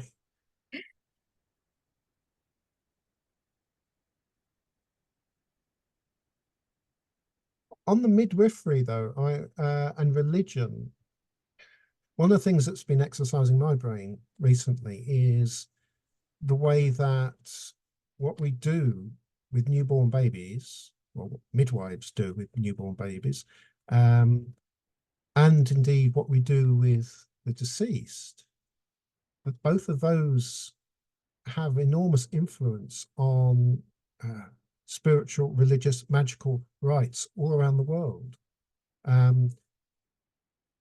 For instance, when a child is born, the first thing that happens is that the child's nostrils and mouth and other orifices as well are cleared of mucus and so on, so that the child can breathe and see. And those are there in rites of awakening, shall we say, statues, and indeed ancient Egypt, mummified people, opening of the mouth ceremony in Egypt for mummies and for statues that are being ensouled, opening the eyes in Buddhist and Hindu traditions. So that, and as I understand it in Chinese traditions, there's a lot of concentration on the orifices of a statue, or what Hindus would call a murti, that's being enlivened. And equally, we wrap a newborn child and we wrap someone who's died. And with a statue in many traditions is not just left open, it is carefully contained. And in Polynesian traditions, the power, the mana of chiefs in particular is contained within special wrappings. We have lots of traditions that are around the world, not because of the cultural spreading, but just the spreading of humanity. So midwifery is actually quite central, I think, to a lot of our religious traditions. In terms of traditions, when we were planning the sort of the religious and welfare strand of the project in Tiger Bay, one thing that we discussed but didn't end up pursuing was looking at how, well, it was births, marriages, and deaths, basically, and how these sort of events are celebrated, commemorated, specifically in the multi-faith, multicultural context of Tiger Bay. And we were going through the collection, having a look, and obviously we've got sort of photographs and recollections, and it was kind of how would we sort of exhibit that? How would we share that intangible, you know, what people did? Because there were a lot of things that were quite specific due to the multicultural nature. There was a thing called Arab Christmas, where they would have sort of Muslim processions and Muslim events around Christmas time, and obviously these were multi-faith events. And one way we thought about doing that was through location-based events, and thinking of walking tours, and again, yeah, that kind of grounding people where that kind of that material heritage is lacking, how we can kind of engage people with these events and beliefs, and looking where they came from and how they were expressed in that specific environment.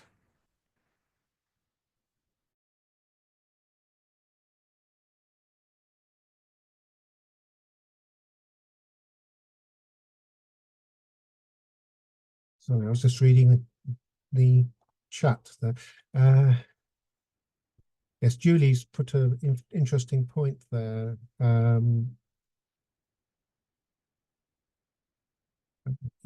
Well, I won't read it out. You can read it in the chat there.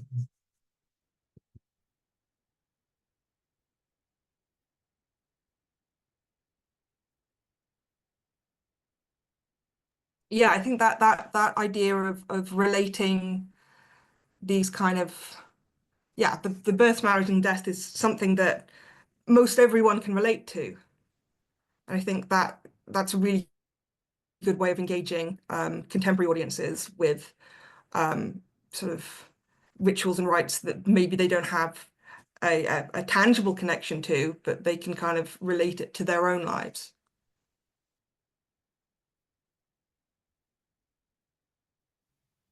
Okay. Oh, Janet.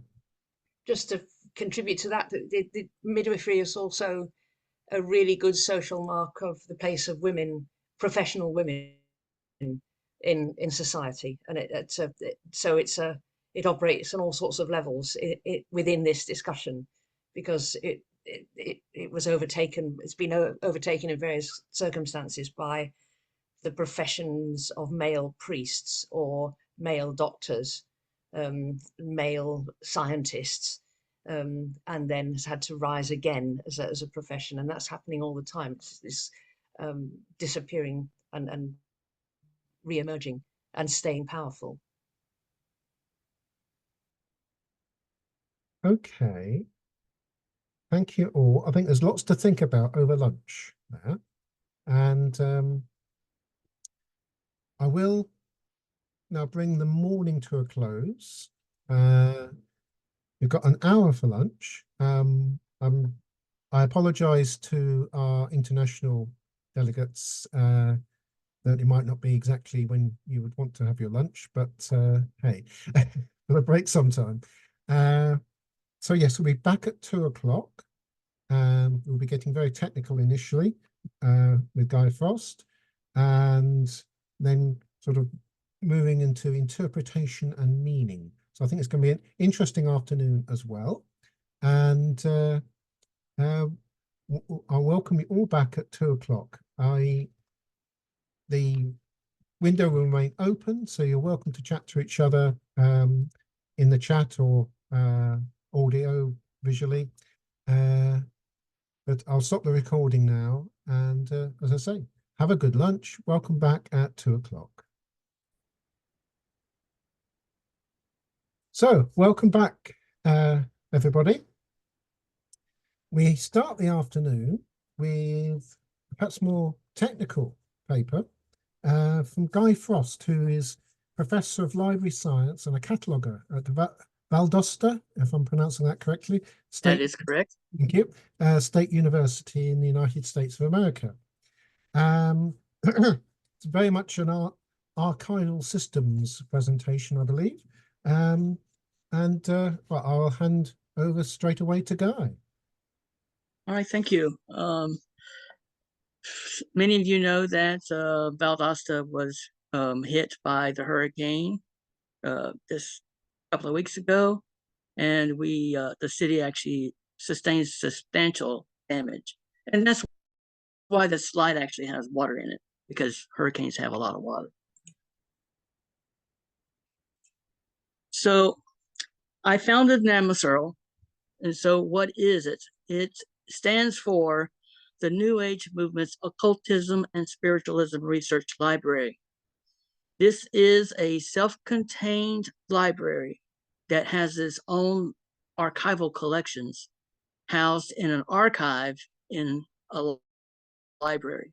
And you can see pictured there the building. And so there is administrative offices on the corner, followed by the library science school, and then followed by the digital area where they do a lot of scanning and stuff.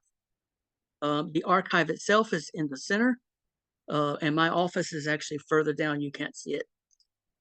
Some of those trees were actually destroyed by either Hurricane Helene or Hurricane Idalia this time last year. So it doesn't quite look like that on the outside, but the building actually is okay. Namasurl, it began really in, before 2016. In 2004, a colleague that I worked with and I were eating lunch one day, like we were usually doing, and we talked about preservation of pagan periodicals, particularly those that were at risk. And I can tell you that almost all of them are at risk.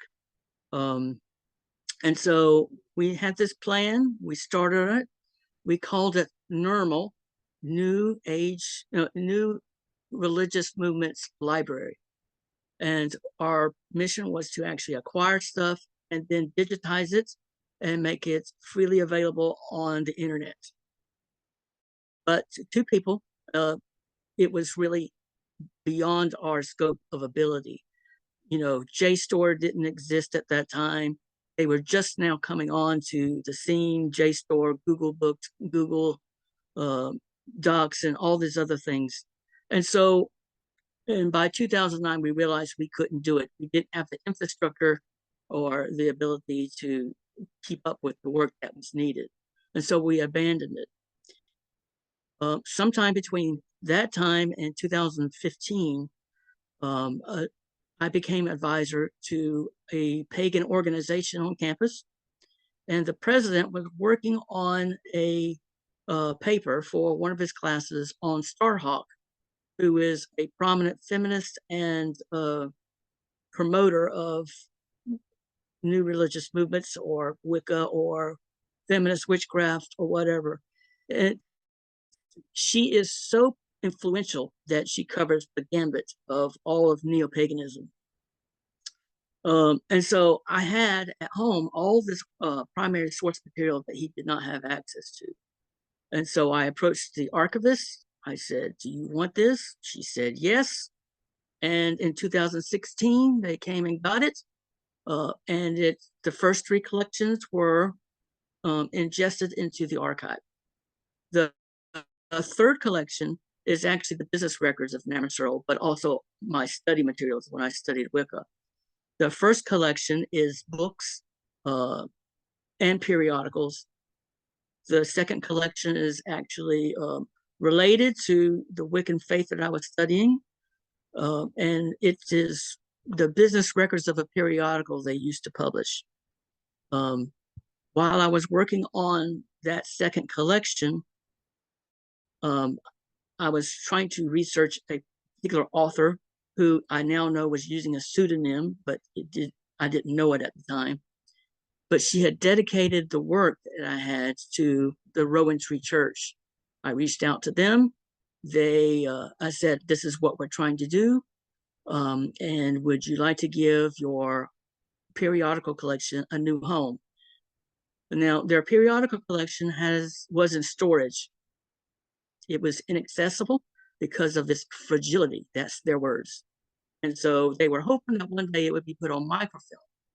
Obviously, that was written long before full text documents were a big thing. And so Reverend Paul Byro, he called all the board members, and they all agreed to give it to us. And so I had the 4th collection. And then because I am an academic and I have to publish, I was researching another collection or publisher, and I bought this book, which was accidentally sold.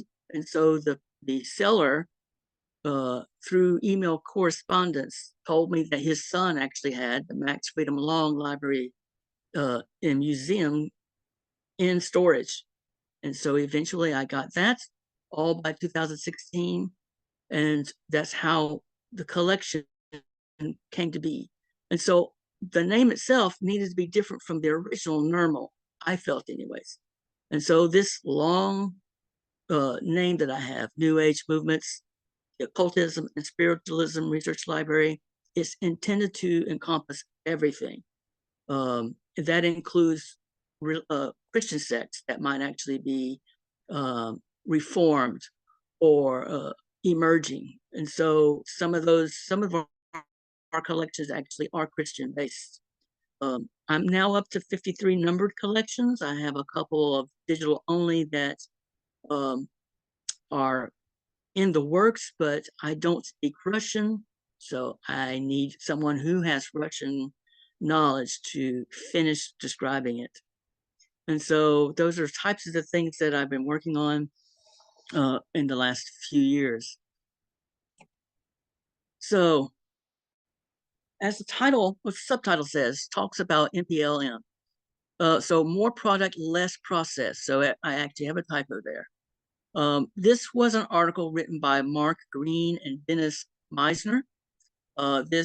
He suggested, or they suggested, that for libraries and archives to actually reduce their backlog, they should do less of the processing and actually do minimal description.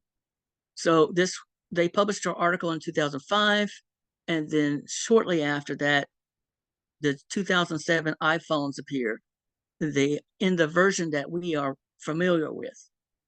And so that brought with it user expectations that rapidly changed.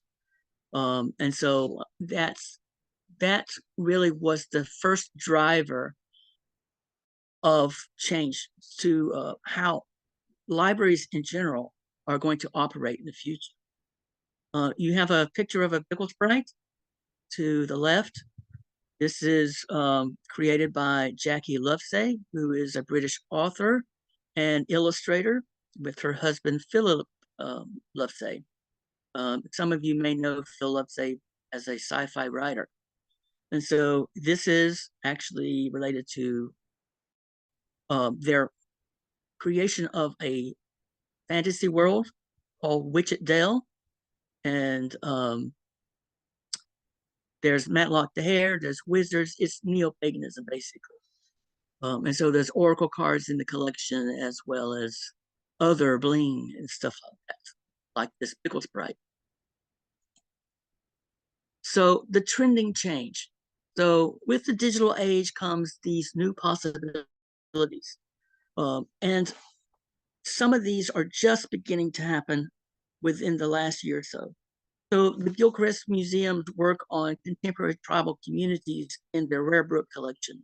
What they've done is these rare books have been digitized, whether it's their own or others, and they're using software to harvest them, and then bring out through a unique identifier, such as a tribal name or a person, and showing you what's available actually at the inside a chapter of a book, as opposed to the broad headings that we're all used to in library catalogs. So that work is actually done. What they need now is a place to publish it.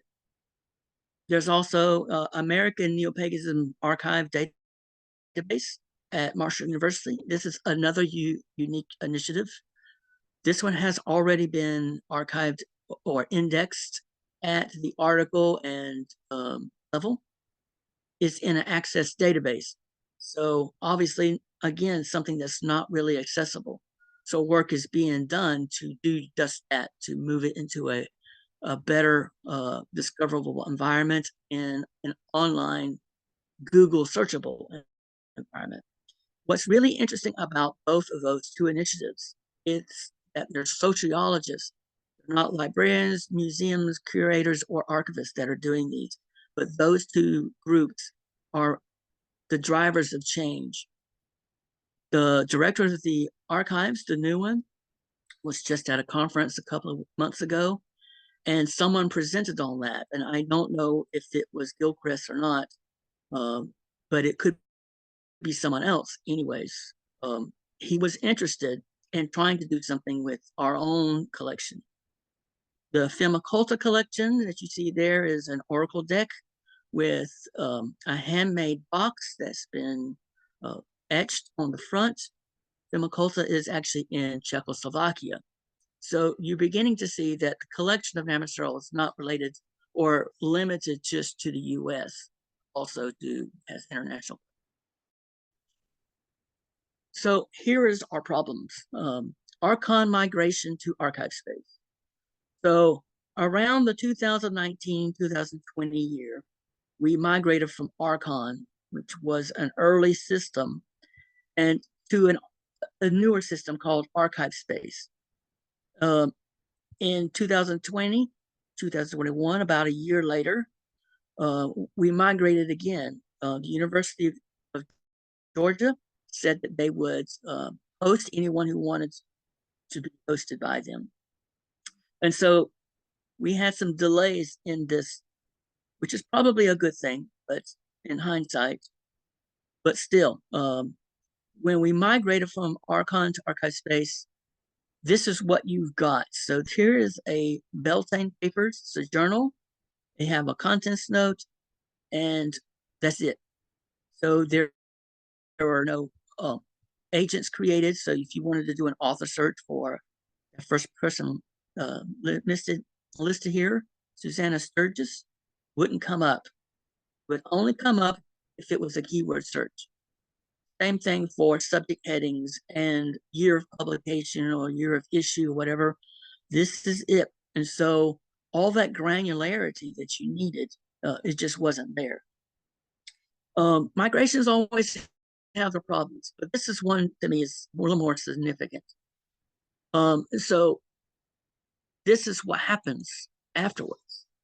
So this is what needs to be done. Every archival collection needs reviewing, which includes Namasorol. And there's all kinds of initiatives going on. Reparative description is one, to remove harmful terminology or replace them. So you're seeing this a lot with Native Americans, with LGBT people, with slaves. All of those things have been transformed as facets or subject headings. So it's not slaves anymore, it's enslaved persons, that type of reparative description. So that needs to be done and across the board of the collection. Agent reviews, when they were created correctly, also need, as well as incorrectly, they all need to be reviewed. Because there is missing elements, as I've kind of already alluded to. Subject heading review is the same. Granularity at the folder level, faceting with access points. So I'm going to cover that a little more because this is where the big change is beginning to appear. And so there are a lot of future enhancements. When I say see below, I mean what I'm going to talk about later. The image here is of Ida Ullery Fletcher. She founded the original Portland School of Astrology in 1900. She taught Llewellyn George astrology before making him a partner. And Llewellyn, about 10 years later, split from the Portland School and created his own publishing company called Llewellyn Publications. And Llewellyn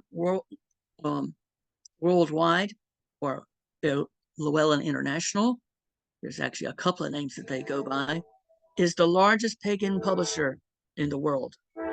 And so it all started in 1900 with Ida Ullery Fletcher in Portland, Oregon. So here's some of the changes. You saw that paragraph, everything clumped together. Now you can create these titles and separate notes that show the actual content of it. So the contents like articles, which would include the editorial. Then you could do cover art, you could do art in general, you could do photographs, you could do reviews. Production credits I've been using for those who actually produce the periodical. Day shift collective members, those are people who are members of the group Dayship Collective, and Dayship Collective is actually the publisher. So you could bring that out in these unique notes.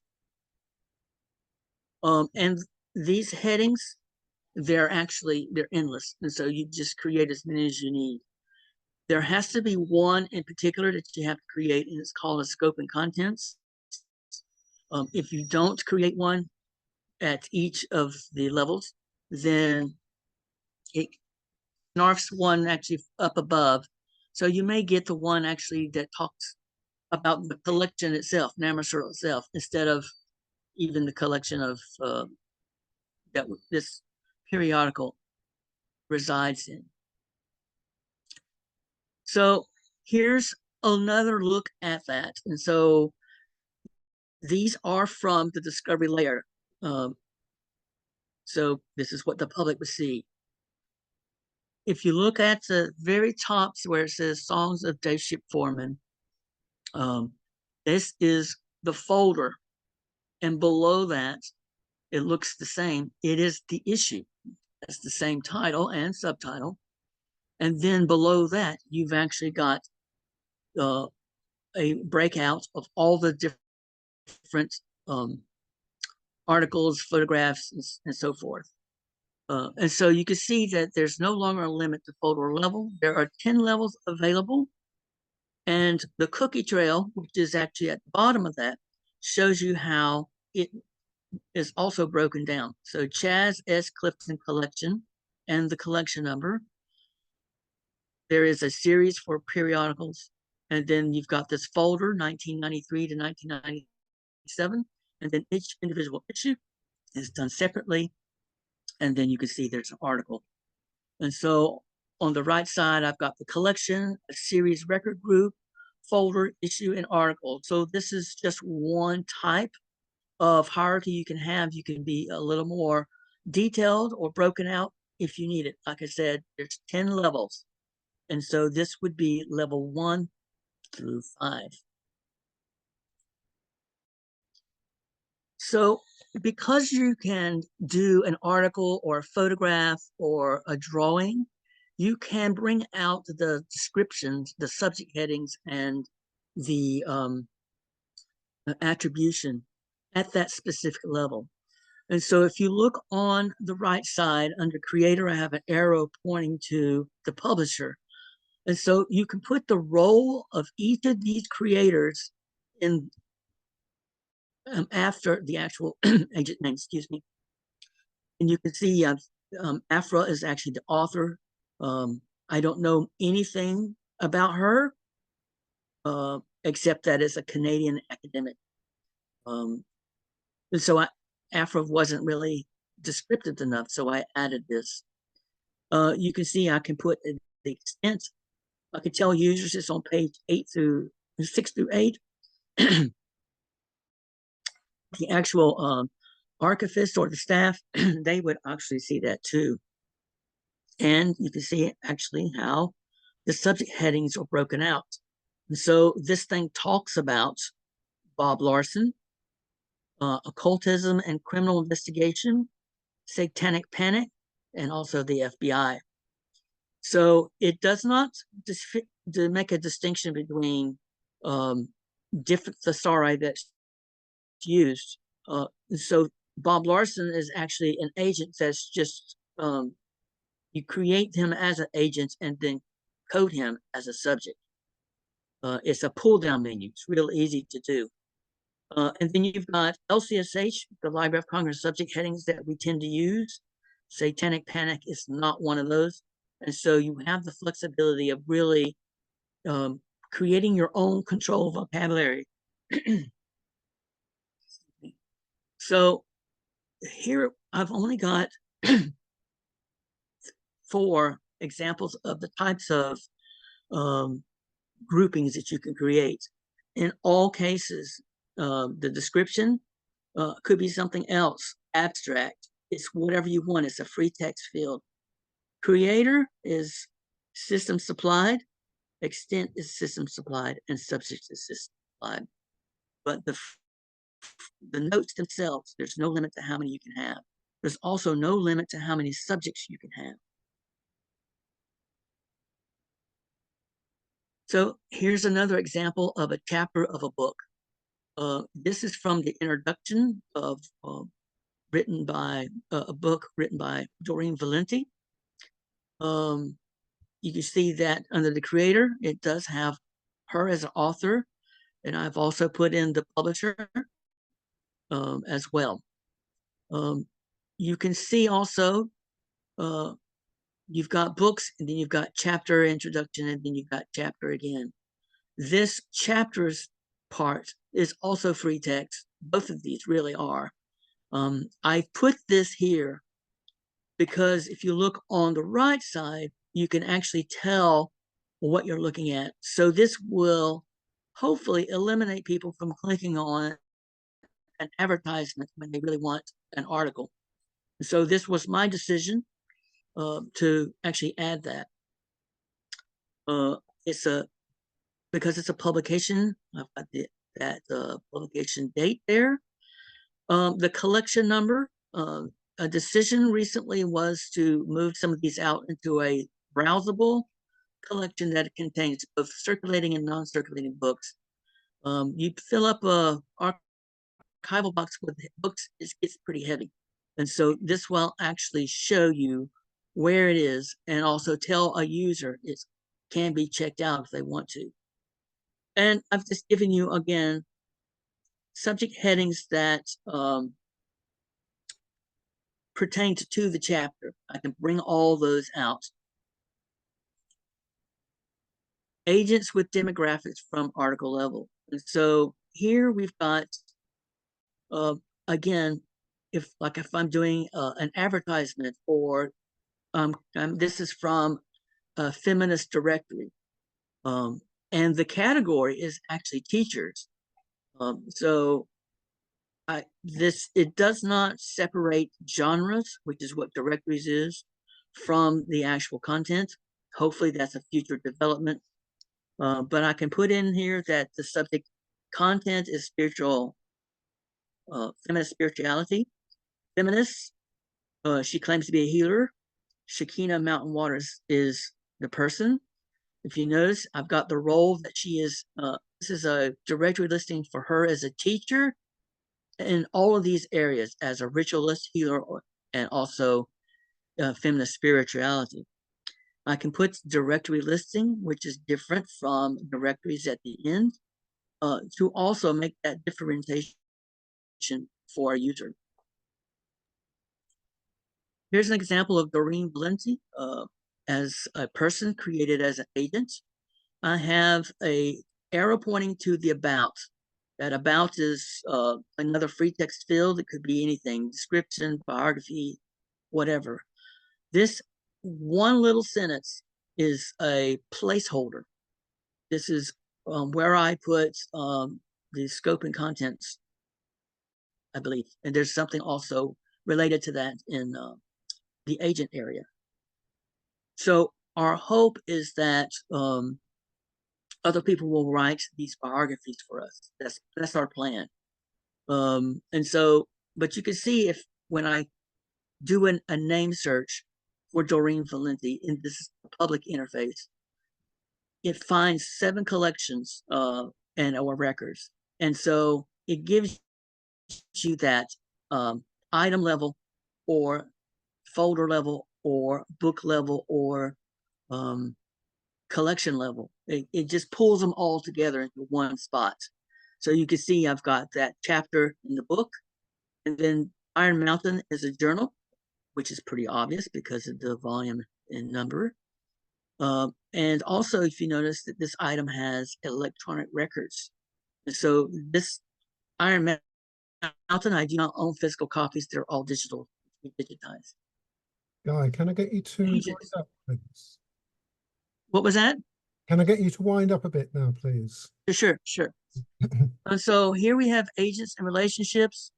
So you can see how the Pan Pagan Festival, as well as on the right side, each festival listing. And if you click on that, you'll actually get an article about the festival from 1977. This is the publication date. So it's about 1997, but this is from a periodical that actually does not have volumes or years. And so it's a guess. So there's other ways of capturing demographics underneath these agents. I can actually put their movement where they've changed addresses or locations. And so you could do all kinds of things. Again, this historical note is free text. I can put their faith, their description, publications they've done. Here's one where we've actually in the Iron Mountain, it shows you the link to the digital version. Archive space does not house digital content, but it can link out to. And so this one is with into our institutional repository. But here's one where Imaka Nightmare asked me to help track down all of these interviews she did from broken links. And so here is an example of where I can link out to Internet Archive. And again, this is a stub that will be fit in later. This is our anticipated workflow. Administration creates the access record and the resource record. The session record, that's just when and who and what was given. And the resource record is what the public would see from that. Graduate students and staff perform intellectual control of the resource. In other words, they put it in order. Students provide descriptive content. They do all the typing, either directly in the archive space, or they'll do Google Docs or Word to create those inventories. Really useful when you've got interns and no internet, what I had for 3 weeks. Volunteers work in Word and Google Docs. I have a staff member who does night shift stuff. And so she is going through and indexing Reclaiming Quarterly, which is all digital already. Cataloging staff, well, I'll just say it. Cataloging staff, which is me, I will do the subject analysis and authority control. I'll create those headings. The full-time staff will be trained to do this. The director of the archives was in this position, and so it just hasn't been filled yet. And Seiko and NACO work is creating those authorized versions of names and subjects, and other work, IMCO work performed by the staff and possibly interns. IMCO is developing sibling to these two, Seiko and NACO, in which users, such as everyone that's listening now, could actually create identities for all the people and all the places, as well as corporate bodies. So that's the idea behind that, is to create identities that could be used in future initiatives that are emerging as well. And so we have finding aids, we have an institutional repository, which has all the full text documents that we are uploading. We have YouTube for the VHS and other digital content, and we've just started a Flickr. So, and that's it. Thank you very much. Thank you very much, Guy. Thank you. Okay.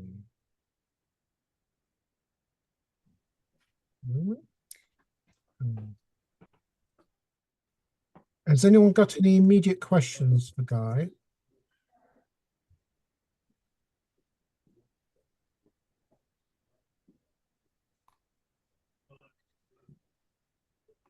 Chris, can you hear me? Yes, I can, Victoria. I'm so sorry.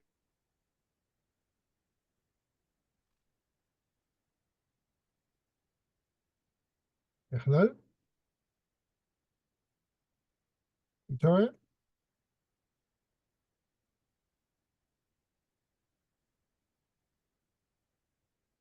Oh, hang on a second. Let me just pop myself down here. Yeah, I think we do need to move on now. So no questions for Guy. Oh, sorry, there was one question. How do you deal with issues of copyright? So it's actually very complicated. A lot of the people who created these records are no longer here, and which means that their however state they're in, whoever is actually the inheritor of copyright, I reach out to them and I ask. There are some things that actually state you're free to copy it as long as you don't change it. So that's an open window for us to digitize and upload. So a lot of it actually is we do reach out, and so we have some kind of documentation that is used to verify that we have the right. If you look at any of the content on the institutional repository, we have a branding sheet that we also add. Branding sheet actually has a copyright statement that we are authorized by Prudence Priest to publish this. And so we are naming the actual person who's given us the authorization to do it. Thank you, Guy. We seem to have lost our next speaker.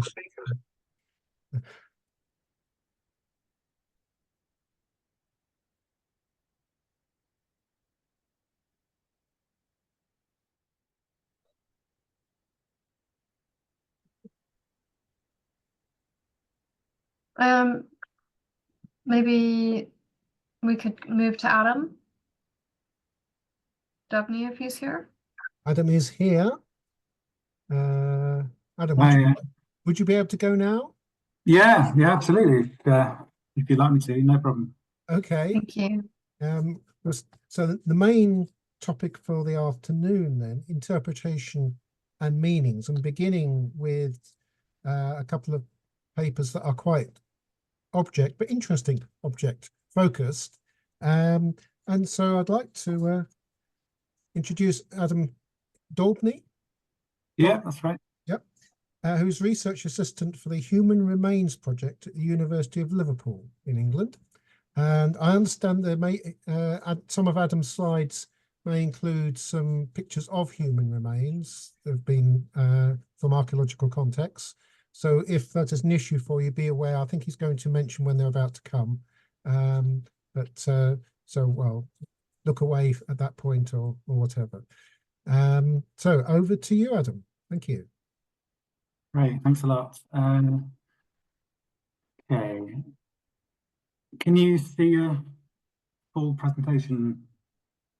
It looks okay to me. Okay. Yeah, the human remains are kind of dotted throughout this presentation. So if that is a concern, do maybe switch the screen on, just keep the audio on. But yeah, thank you so much for having me here. Now, I think there's probably two types of people who visit churches and cathedrals in England. There are those who sort of go in and look up and say, wow, what an amazing ceiling or window.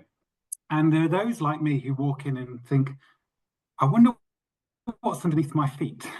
So we're going to be lifting a few sort of virtual floor slabs and take a look at the issue of burials and religious grave goods found in churches in England. And in particular, we're going to look at a few sort of challenging questions. For example, what happens to religious artifacts found within burials in churches? Is it okay to rebury human remains but keep the artifacts? What did the dead think about the objects they were buried with? How did people in the past treat human remains when they accidentally found them? And what do people today think about the objects that they were buried with? And do different communities think differently about these issues? For example, do Christian religious objects hold different meanings for archaeologists and clergy, modern day worshipping communities? So in this talk, we're going to be raising a lot more questions than answers. But I'd love to hear from anyone who has sort of parallel insights. So let's begin with a rather easy question to answer, which is, well, how are human remains disturbed in churches today? Well, every year, archaeological investigations are undertaken in advance of groundworks. So, for example, installing new toilet blocks, heating, pipework, underpinning wall foundations, things like that. And all of these mean that the ground has to be disturbed. But the problem is that these churches and cathedrals are also the places where people have been buried regularly for thousands of years. And the result is, well, lots of burials in small spaces. And at first, it was only really the important clergy in the medieval period that were allowed to be buried, usually around the more sacred areas of the East End sanctuary and the transepts. And then increasingly over time, the nave became filled up as well. So when archaeologists excavate today, not only do we find undisturbed burials, but also lots and lots and lots of evidence for historic burial disturbance. So in other words, bits of bodies. And our research is showing that actually this is really normal in medieval churches and churchyards. You know, the concept of rest in peace is largely a modern secular one, but in the past it related really only to about the first 80 years of burial. So the church really was a place where the body was skeletonized, and then after that it was entirely normal for bones to be truncated or discarded, moved, or reburied. That helps just with a little bit of context for what we're going to look at in terms of how we interpret religious objects. So what about professional standards? Well, there's loads of them for archaeology that help archaeologists to excavate human remains on land belonging to the Church of England. Helps excavations to be undertaken in respectful and sensitive manner. And it usually involves the reburial of human remains once they've been studied. But over the last few years, I've noticed that there's quite a gap in the existing guidance for artifacts found with the dead, or what we call grave goods. So the existing guidance is pretty robust, actually, in terms of practical steps and standards. But it doesn't really get to grips with the religious or theological or identity issues around the sacredness of objects and their inalienable links to the dead and to the living. Now, these are themes which are quite common in other countries, particularly America, where there's a much stronger identity link between people and objects, whereas in this country, we don't have that sophistication of argument. And I think this stems in part from the prevailing Western worldview that we find ourselves in, where the assumption is that artifacts are spiritually inert and mainly useful for education and display. And interestingly, this lack of guidance on religious identities is found, well, it's absent from both secular and religious guidance on churches. Okay, so how should we think about archaeologically religious objects? Well, they are, of course, really useful for education and display. But the aspects of objects that I'm more interested in as sacred artifacts are these sorts of questions. Can archaeological religious objects, such as chalices and patterns like we can see here, can they be seen as sacred? Are these consecrated objects? And if so, how do we approach them? How long does consecration last? What causes objects to be unconsecrated? Can objects be holy or sacred? And does this depend on the audience? What do present-day worshipping communities make of these objects? And what are the sacred links between the dead, the artifacts, and the buildings that they were once used in? So lots and lots of questions that aren't really being addressed through modern archaeological literature. And important, I think, in the case of the material we're looking at today, is the fact that these medieval objects were buried with priests who held a Catholic identity, but they're being unearthed in buildings now used for Protestant worship. And it's actually quite a strange paradox that Protestant churches are now the main storehouses of Catholic material culture in England today. And much of that material culture is still buried with the priest beneath the floor. The next time you walk in a church, just have that sort of going through your mind. It's a really interesting thing to ponder. So before we move on to look at a couple of those questions, just a very quick potted history of grave goods in England for those who are a little hazy on this. So grave goods are found throughout all periods in England, and it's usually associated with beliefs other than Christianity. And that's because in Christian theology, well, you leave everything behind, you don't need it in the afterlife, so therefore things don't get buried. And we can see this in the archaeological record. In the 6th century, we get loads and loads and loads of grave goods being buried in the pagan Anglo-Saxon period. And then when Christianity becomes established in the 7th century, the number of grave goods just declines in the archaeological record. But it doesn't entirely stop. And that's something we need to be aware of. Out in the countryside, you can see these golden garnet pendants here. These were found at Lechlades in 1985, and they're very typical, actually, of elite female Christian burials in the countryside in England. So grave goods continued to be deposited with the Christian dead. And then in the 10th and 11th centuries and 12th centuries comes the parish church, and these provided a new focus for Christian burials. And with this development came a new type of elite male burial, the so-called priestly grave, which we can see here on the right. This was one recently discovered at Lincoln Cathedral. And as the title suggests, these were priests or men of the church buried with symbols of their roles. The priests had pewter chalices and patens, abbots and bishops had chalices and patterns of silver and gold, sometimes a crozier, usually a gold and sapphire finger ring, which was normally the one the priest was when he became into his new role. It was part of his consecration. They're also buried in their boots and their robes and other bits and bobs. Now these burials stopped largely with the Reformation in the 16th century, but the placing of artifacts into graves didn't stop. It kept going.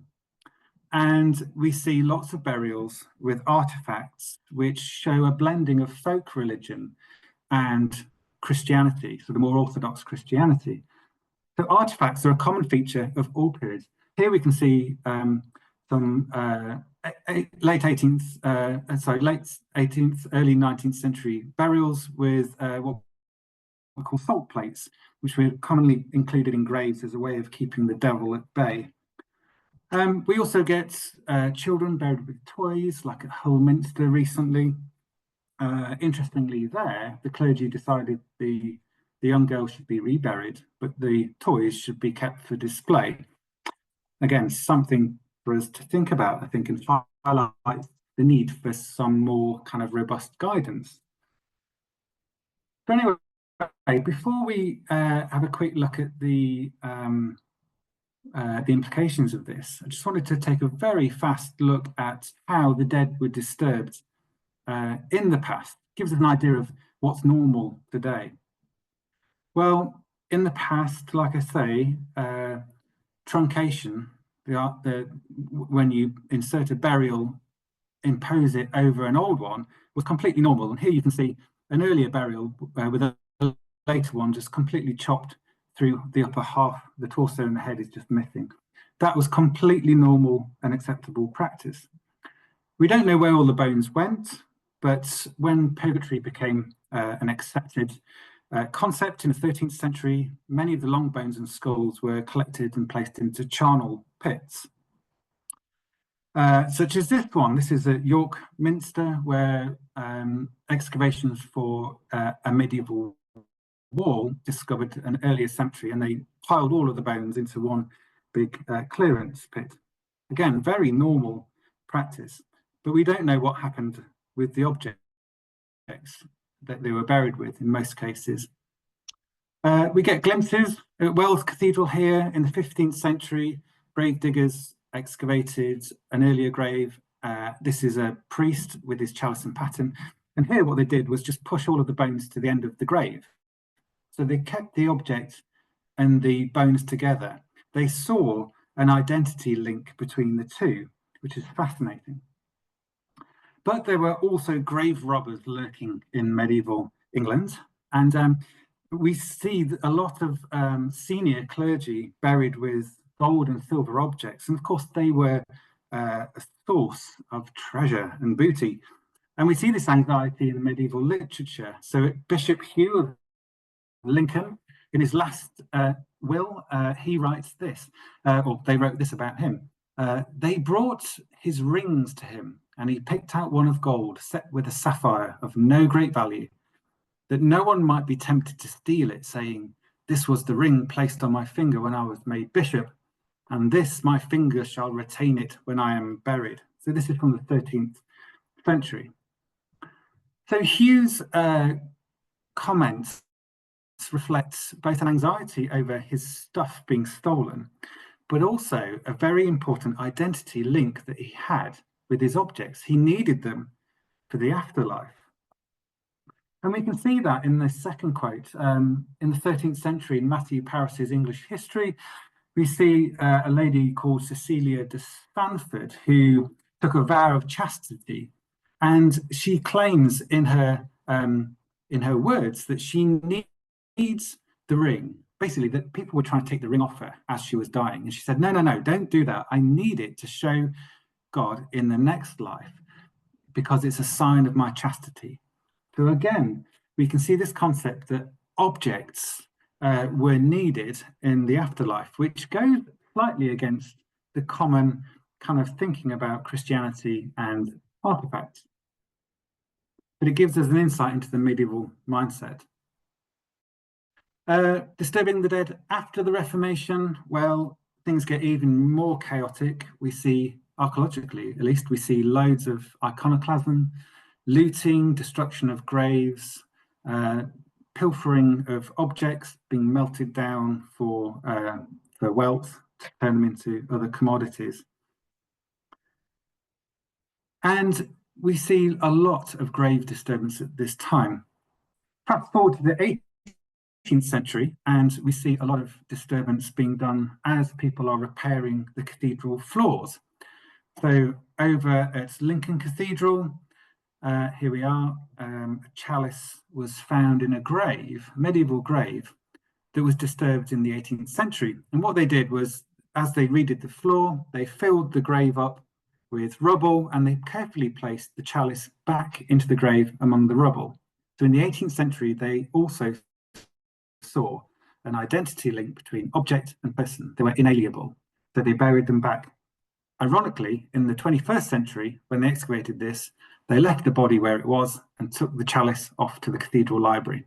So the two were broken. That link, identity link, was broken. We see this also in the 18th and 19th century tomb openings. It was very common to separate body from object. Here we've got some lovely objects from the grave of Archbishop Walter de Grey from York Minster. And the objects were taken from the grave, the human remains were left in the grave. And it's interesting, in the published account at the time, in 1968, you can see a bit of the modern mindset. In the report, it says, during his lifetime, Archbishop Walter de Grey gave to York Minster much jewellery, plate and robes that have been lost in the turbulence of history. Among other things, he gave a chalice and a paten, and it's very fitting that the occasion of the restoration of the tomb erected in his memory should result in his posthumous gift of a second chalice. So when they excavated his grave, the excavators saw this as the dead giving a gift to the living. They didn't see it as, oh, actually, this is part of his identity, let's leave it there. Deep breath. Over at Lincoln Cathedral, there was a veritable supermarket sweep in 1955 when the tomb, they were searching for Bishop Hugh of Avalon. So they opened 9 graves and removed 8 sets of chalice and patens for the cathedral library and reburied the human remains back in their tombs. So again, there was this common separation. And the excavator, the project director, who's quite a famous individual whose name remains nameless, if you want, you can go look him up if you want to. But he said this, his justification for removing them was that the pewter chalices, workshop products having no personal link with the dead priests, joined the relics from other cathedral burials in the library. So again, we get this Western mindset of this is good stuff for the museum. Now, it wasn't always like that. We do see glimpses where objects and burials are kept together, but it's rare. So to bring it into land, let's go back to the present day. Now, the current archaeological guidance on reburial states that reburial of objects, and I quote, should be made by balancing the personal associations of the object against its educational, scientific, and archaeological significance. So sensibly, this allows decision-making to take place at a local level. So for example, over at Hereford Cathedral in the year 2000, priests and chalices were reburied, much to the eyebrow raising of archaeologists. But the norm is for the two to be separated. The bones go back in the grave, the artifacts go into the cathedral library or the museum. And I think my campaign at the moment is to help the archaeological community and the clergy to pause and to take a think and say, okay, let's think deeply, theologically, spiritually about this. Now, there are documents produced by the Church of England that help the church to assess assess significance. And they talk about design and rarity, collective value, local significance, and so on. But interestingly, religious significance is not there. It's not among the list of concepts. And to my mind, religious significance goes beyond these things, beyond aesthetics, beyond archaeological significance. And it touches on philosophical and theological concepts of sacredness and holiness. It brings into focus modern day worshipping communities and their perceptions, as well as the agency of objects in inspiring faith and adding to the mission of the church. I think we need to stop looking at objects as antiquities of the dead or as a long lost faith, but one of which is an active, ongoing worshipping community. And like I said before, I think this requires us to think outside of the prevailing Western worldview, which is based on this empirical materialist belief system, and to consider objects as sacred or holy. And of course, this is something which Crispin has written a lot about, some very, very good stuff about it. And it can be argued, I think, that a lot of these, particularly these religious objects excavated from ecclesiastical settings, have undergone this process of sacralization. And I think the challenge that we've got today is to understand that better, because we see in the medieval world, saintly relics were certainly perceived in this way. They were holy, they were sacred, there were things, objects that needed access to. They weren't just behind a case, they could be rubbed or touched or kissed. And that helped the object to stay alive as well as the people.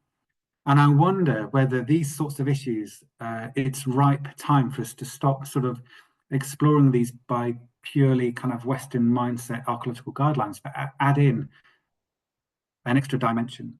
So there's loads more that I could say about this. I've no idea where we are time-wise. I can't remember what time we'd started, but I'll probably bring it to an end there. Great, thank you very much, Adam. I think we do need to move on, but I would definitely like to revisit this in the discussion at the end of the afternoon. Sure. Because I think you've raised an awful lot of very important points there, which could be expanded on indeed. But if we can now move on to slightly different topic, but well, I think there are connections indeed. Victoria, are you with us? Hello, can you hear me all right? Yes, I can hear you. I'm sorry it's so echoey. It sounds like I'm in a toilet. You probably can't see me because if I put my camera on, it starts to cut out. So if it's okay, I will keep my camera off. I'm so sorry, but I should be able to share. Can I share my screen now? Is that all right? Please do, yes. Oops, wrong one. No, right one.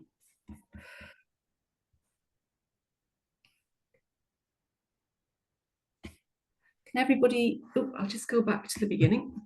Can everybody see the slides on the screen? Yes. Great, Okay, sorry, you're getting a sneaky preview.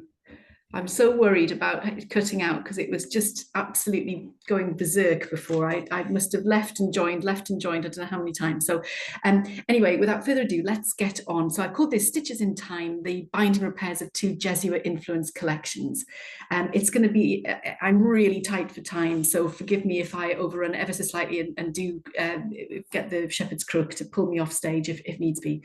The intervention by members of religious orders in the creation, care, conservation and preservation of their own spiritual texts is really very visible in many forms across the history of the book.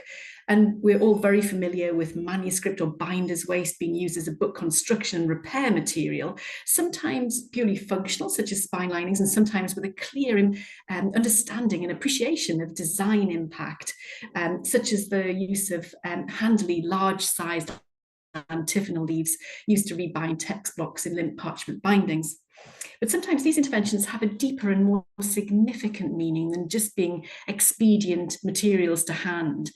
They tell a story of their own, and a really fascinating one of that provides the window, or at the very least a glimpse into the lives and the motivations of these makers. So let's start very much with the sublime. The work of the scriptorium at Engelberg Abbey, a Benedictine foundation high in the Swiss Alps. Doesn't that sound magnificent? I wish I was there now.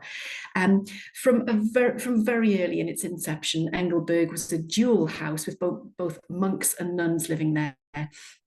In her excellent paper in medieval clothing and textiles, Kristin Sciaccia, who's the curator of art at the Walters Museum, gives an overview of these remarkable embroidered repairs, 2 of which you see here, to manuscripts that were written and are now still maintained in the library at Engelberg.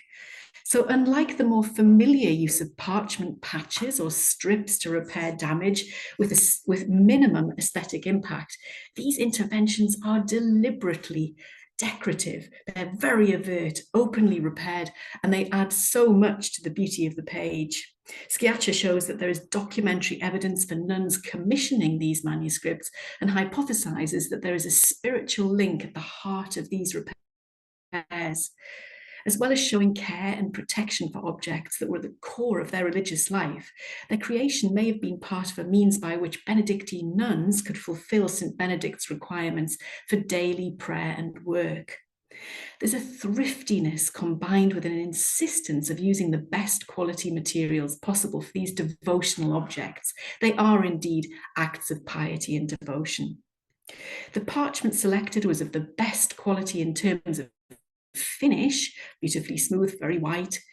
Rather than using a lesser quality parchment, the option to repair the damage sustained when the parchment was made so beautifully was preferred, even to the point of using embroidery to attach new pieces to extend the leaf, as in the image on the right. These acts of repair were clearly done in reverence and in honor, and can be seen as acts of active worship. Not quite so aesthetically sublime, but still great storytellers. These 4 objects too have been repaired by their custodians to enable safe and continued use in a religious context. So going around the slide from the top left, we have an admission register from the Sisters of Nazareth, repaired with the wonderfully Blue Peter-like sticky back plastic drawer lining from a 1960s volume. A volume on the top right, from the magnificent collections at Ushaw College, again a once Jesuit training centre and now a cultural centre, which is covered in a beautifully stitched vestment fabric. Then below that we have a book from the Jesuit archives at Farm Street in London with a very, very workaday brown paper envelope wrapper, but still a protective element. And finally a Quran from the Ferdowsi Library at Wadham College, bound amazingly and absolutely charmingly wonderful in a cement bag. So their state has been altered. Change has occurred in their format, but that change in itself is a key signifier for their current importance and for the story each tells. All of these objects sing out their past or their present need for them to be used, and for that use to continue beyond the working limits of their original materiality. Their condition shows that at some stage they had hard working lives as objects central to faith and function of those religious settings from whence they came. So let us turn now to the absolute stars of the show, and something that's obsessed me for many years now, the glove bindings at the library at the Bar Convent in York. They fascinated me absolutely to the point of obsession since I first came across them in 2020. There are 15 examples of these bindings that have been repaired with soft, likely kid gloves, and one binding that has been repaired with a dress fabric. All are without exception small formats, usually duodecimo, and we'll look at the significance of that in a moment. So far, I have discovered that most of the bindings are made up either of 3 or 4 pieces of glove, possibly the same pairs. The colour is usually, but not always, as you can see in the slide, usually the same across all of the uniformly the same across all of the repaired areas. Some are completely covered in glove leather, but most are patch repaired across the spine and the corners. Although beautifully neatly done, with the leather being taken over and onto the inner face of the boards, there's evidence that these repairs were not completed by a professional binder or even somebody who's been trained in binding. For example, there's no evidence of additional pairing, with the leather being full thickness throughout.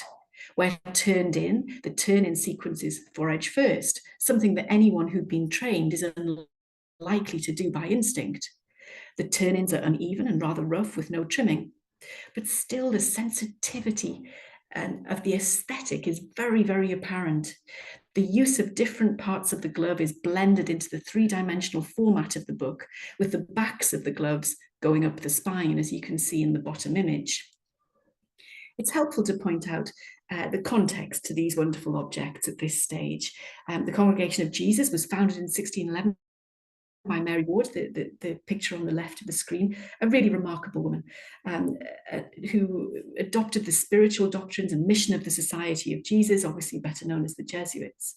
Initially from Yorkshire, she left England, a place of persecution for Catholics until the Catholic Emancipation Act, with the aim of forming a religious house on Jesuit principles in Liège.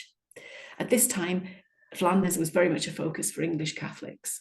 She and her companions walked from Flanders to Rome to try to gain papal approval for their new foundation. And although her appeal failed, she never stopped making representations to the papal see all her life. So as she travelled around Europe, the travelling being an important element of her spirituality and her mission, she and her followers set up schools, and the education of girls was a primary core tenet of the foundation. A resolute character and an early feminist, she stated, "There is no such difference between men and women that women may not do great things." She proved that. However, her insistence on independence from enclosure was something that was essential for nuns at the time, but that would have restricted her community and educational mission, made her both dangerous and persecuted. So unfortunately, she died without ever having gained papal approval for her religious congregation. Such was her influence, however, that her ideas on education and social justice, and especially for women, were carried forward by her followers. You can see there in the line drawing on the right, a group of girls being led by one of the sisters out of the current Bar Convent in York, with Bootham Bar in the background. A wonderful image of the way that the school developed. The secrecy and seclusion was dictated by the illegality of establishing a religious order, hence the external position of the convent outside the walls. And it's all part of a self-sufficiency that may have contributed to the very existence of the glove bindings that you can see throughout the records of the convent. So just like the Benedictine sisters at Engelberg, the glove bindings are representations of both faith and necessity. Looking at the archive records at the bar, there is a thriftiness and a make, do and mend attitude throughout. In the household day books, things are always being repurposed.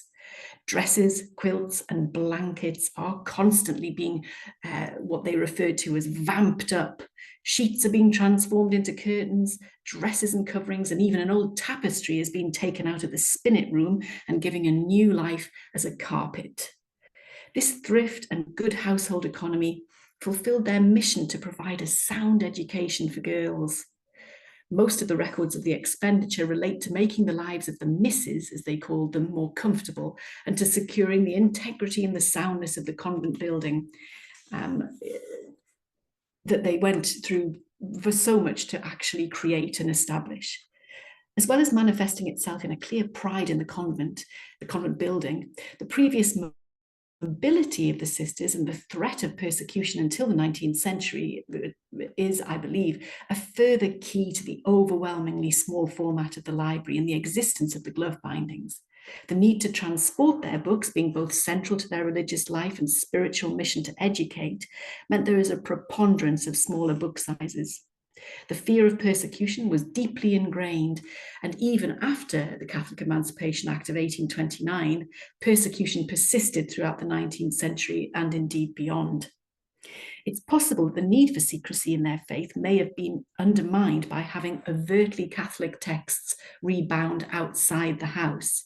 There is evidence of transactions with York bookbinders in the archived accounts, including book repairs, but these were usually for the school rather than for the religious house or the community. The sisters valued their book collections, and that's clear from the rules of the house.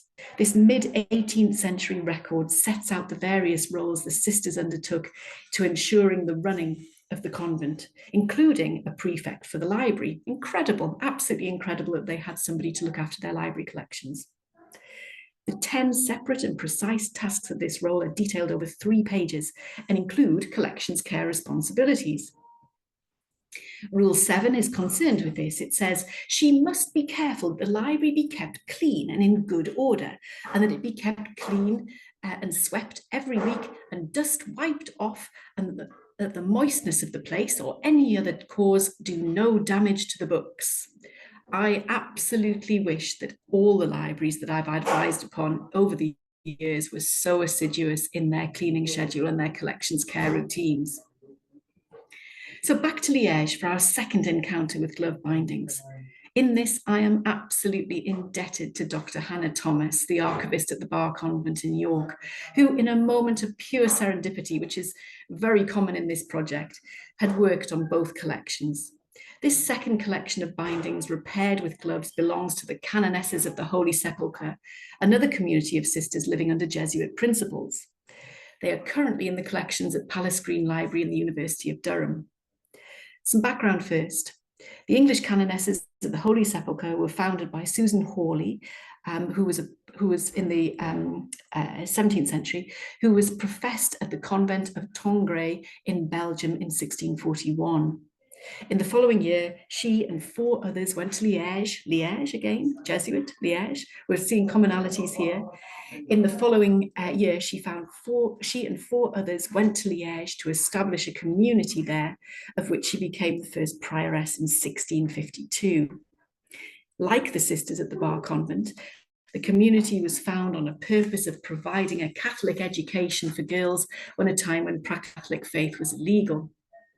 The community flourished in Liège for 150 years, maintaining a very close connection with the Society of Jesus. Following the French Revolution, Liège became a battleground in the 1790s, changing hands between the imperial and revolutionary troops several times. The Canonesses were initially able to circumvent the more extreme consequences of military occupations by playing on their Englishness and avoiding payment of donations which other religious communities were required to pay to the occupying forces. With the declaration of war by England in 1793, the situation became infinitely more dangerous for the community, and the decision was taken to evacuate. Several hundred portable wooden chests were commissioned from a local carpenter for the transportation of their library, ensuring the survival of their books, archives, and other precious items. After living in a separate house in London, Lord Charles Stoughton, a leading Roman Catholic peer, offered them use of his property, Home Hall in Yorkshire. Who are they getting near to if they're coming all the way up to Yorkshire, I wonder? Whence they moved in October 1794, staying there for 2 years. So it is extremely significant that on the way there, they stayed at the Bar Convent, and records show that there were family and spiritual links between members of the two houses, with surnames and father confessors being shared between the communities. After their sojourn in Yorkshire, they finally moved to New Hall near Chelmsford in 1798. And just like the foundation of the Bar Convent outside the walls of York, the house was located far enough away from Chelmsford to allow complete privacy for the community, but near enough for them to access the relevant facilities and amenities. They're not daft, these nuns, I can tell you. They really aren't. They're very smart. So, looking again at these collections from the Sisters of the Holy Sepulchre, looking at the extant glove bindings, there are the same principles here as being at the bar, as being same principles of as what are being used at the bar. The repair of well-used small format books using soft kid gloves or glove fragments. Unlike the Sisters in York, however, the execution is less neat and more haphazard and shows a less skillful or careful set of repairs. On the occasions where there are turn-ins, they are large, uneven and clumsy, as you can see in the bottom image. There's no refinement here. What this rather haphazard approach to repair does offer us is a glimpse into the use and reuse of these materials.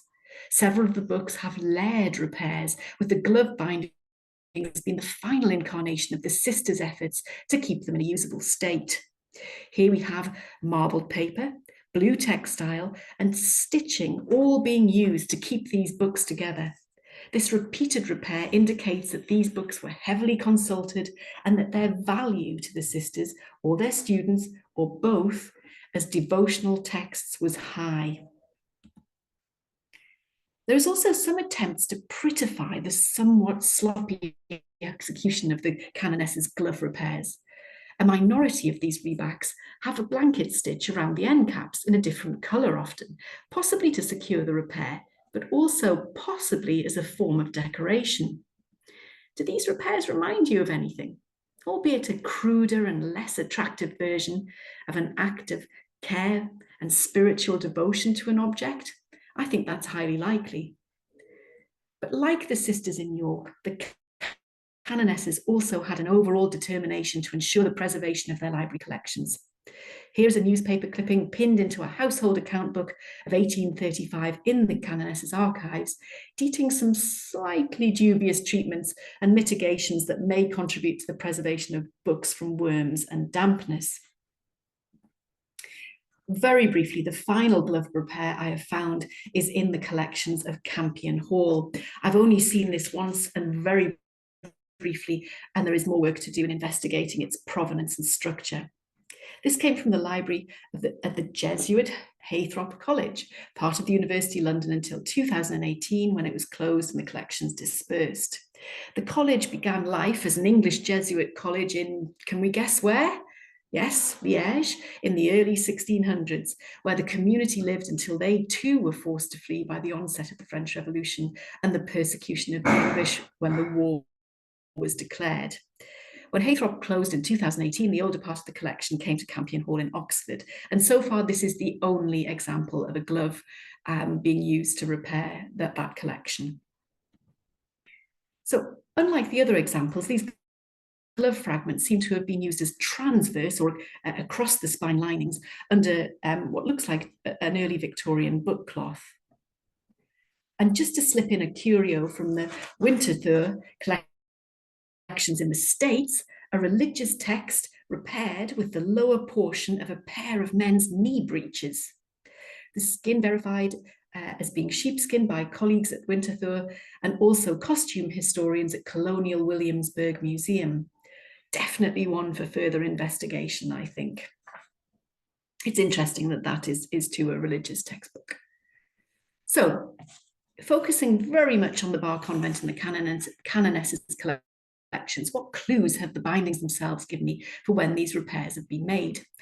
Let's look at the feature, the feature of gloves. Let's look first at a feature of gloves, the points. These are the lines of often decorative stitching on the backs of gloves.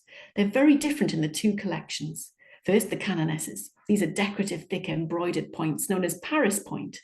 These were particularly fashionable in the last quarter of the 19th century. They would have been created on a machine. A sample skin created by glove manufacturers Dents around 1890 shows examples of these type of points. They're quite showy. Was this just fashion, or does that say something about the changing perception of public security in the convent community when they were wearing these things outside? They draw attention to themselves.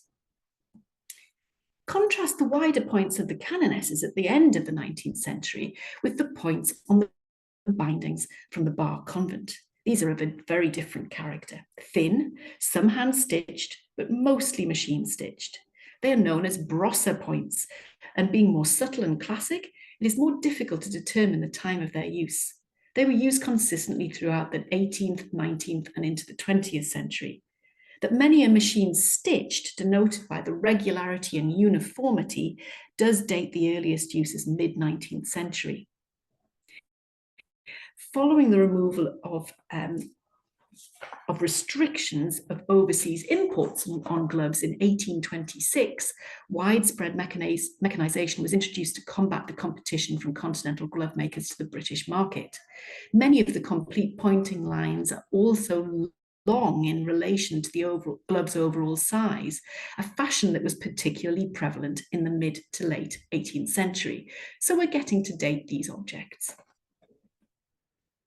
Looking again at the canonesses repairs, there is a tantalizing clue that I've circled here. A lining, likely of a silk, as indicated by the insect damage on in the area shown here in the yellow loop. It may be that this is a material known as aerophane, a type of silk crepe gauze that was particularly crisp and kept its shape in humidity, something that an enclosed glove was susceptible to. It was first mentioned in 1820 as a dress fabric, but by the end of the century was much more common in use in accessories such as millinery and glove linings.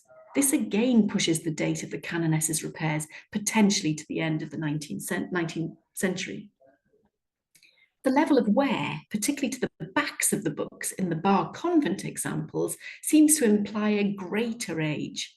Gloves, by their very nature, are meant to be hard wearing and are tanned to be such. But looking at this example, we can see clearly how frequently it's been used, being repeatedly held in a hand over a long period of time. So looking at the glove bindings at the Bar and dating them to the middle of the 19th century onwards, or there and thereabouts, who may have been the sister who undertook these repairs? My current thoughts are focused on Sister Philippa Andrade as being the creator of these remarkable repairs. According to the biography written for the Catholic Archives Society in 2001, Sister Philippa was born in Liverpool in 1835, and following her parents' death was sent to be educated at the Bar at 7 years old. She entered the novitiate in 1856 and became the keeper of the linen and the library. The biography states she was a fine needlewoman, but above all a bookish person. She loved the library. Here, skill with the needle is mentioned in the records more than once. Her obituary in the archives at the Bar convent goes further. In the congenial office of librarian, she had the opportunity of living to a certain extent among the books she loved so well. Isn't that a lovely, lovely obituary? Her tenure in this congenial office, her sewing ability, and the suggested date range all confer the likelihood that Sister Philippa may have, no pun intended, had a hand in the glove repairs. Actually, it was a very intended pun, wasn't it? I'm sorry, that was a complete lie. So getting this far has been an informational struggle. The archive records are tantalizing in their clues. The smoking gun I was hoping to find evidence of glove purchases in the first half of the 19th century in bulk, or a visiting priest with a sideline in amateur bookbinding, just hasn't been there so far. But the links between the sisters at the Bar convent and new Hall throughout their history, their common adherence to a faith based on Jesuit principles, and their mission of education for specifically girls makes a situation that is difficult to pass off as coincidental. Add to the Campion Hall book, again sharing an initial geographical space around Liège with both communities of sisters, and you have too much evidence of shared activities to ignore. The next stage of my research is to look at Jesuit collections more widely. And I was granted a small amount of funding from the Fred Bierman Research Grant, which is specifically a conservation grant. And that meant I was not only able to look at the Bar Convent and the Canonesses Library and the archival records, but also undertake visits to Ushaw College and also Farm Street. But the next stop is definitely possibly Stonyhurst, St Buenos, and to explore Campion Hall much more fully. I'm also very, very hopeful of being able to work this material up into a PhD by practice, a new form of postgraduate study at York University. Yet another act of serendipity, if ever there was one, to be able to do that research in the town where they were such an important part of a religious community's life. And I think of Sister Philippa and the community at the bar, both past and present. I think of them as encouraging me from wherever they are in the universe to explore the story of these incredible repairs more fully. Thank you very much for listening.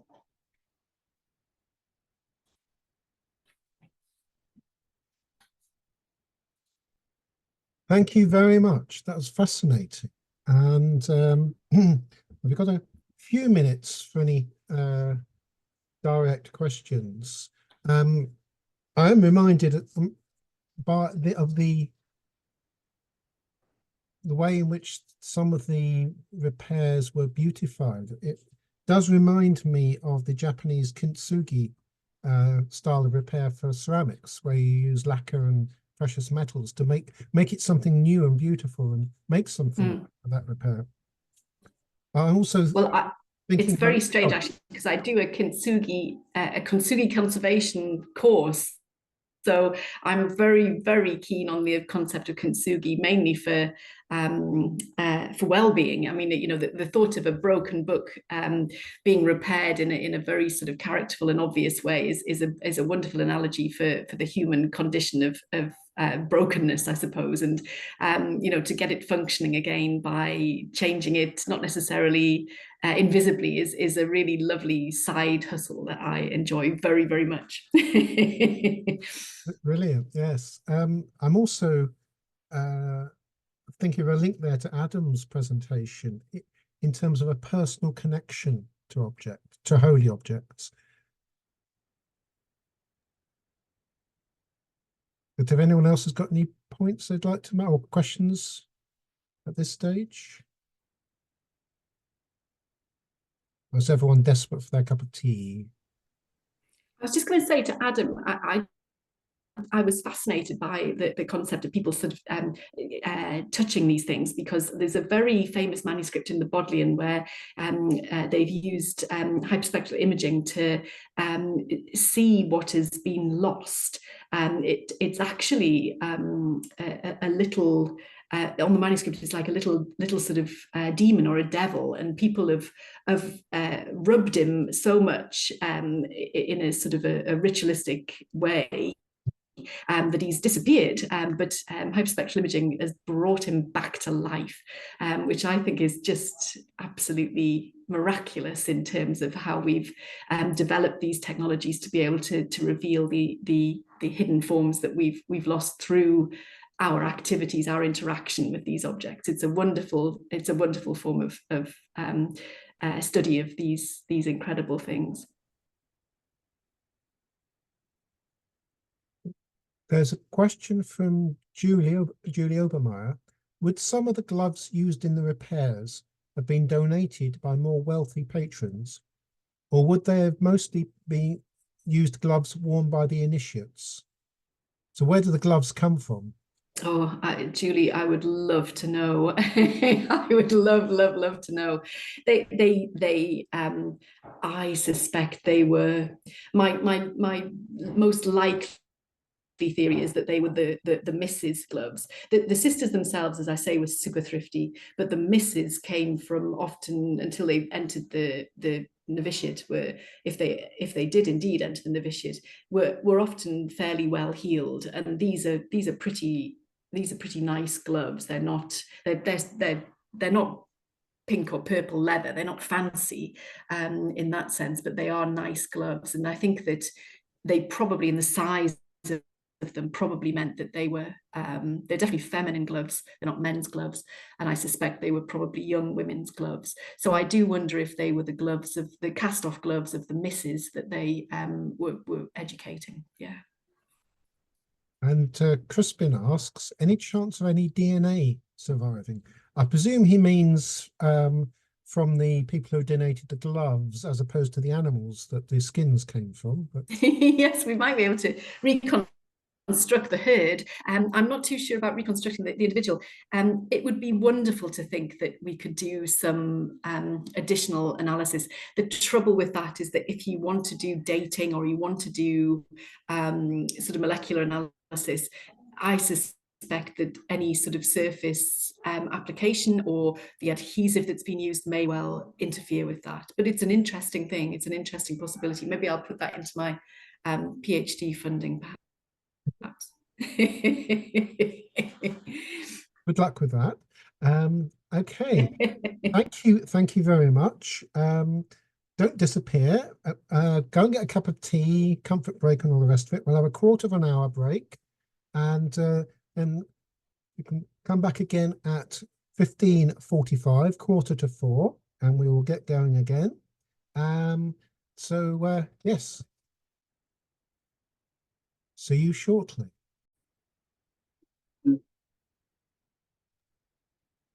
Welcome back. Welcome back.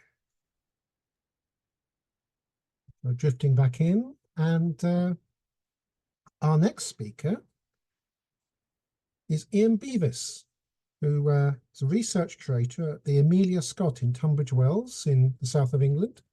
And well, I'll let Ian describe what he's talking about, with budding forth from Gothic barbarism, Tunbridge Wells' secular foundation myth, and the long shadow of no popery. We are intrigued, Ian. Over to you.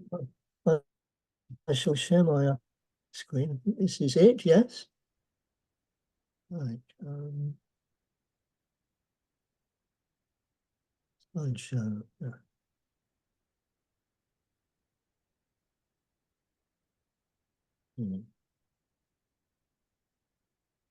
Yay. Right, there we go. Good. So, nice to be with you this afternoon. As Chris has said, I'm the research curator at the Amelia Scott, which is the combined museum, library and adult education centre in Tunbridge Wells on the Kent-Sussex border. And this opening slide is Tunbridge Wells in its heyday as a health resort in the mid-1700s. I'm talking about Tunbridge Wells secular foundation myth.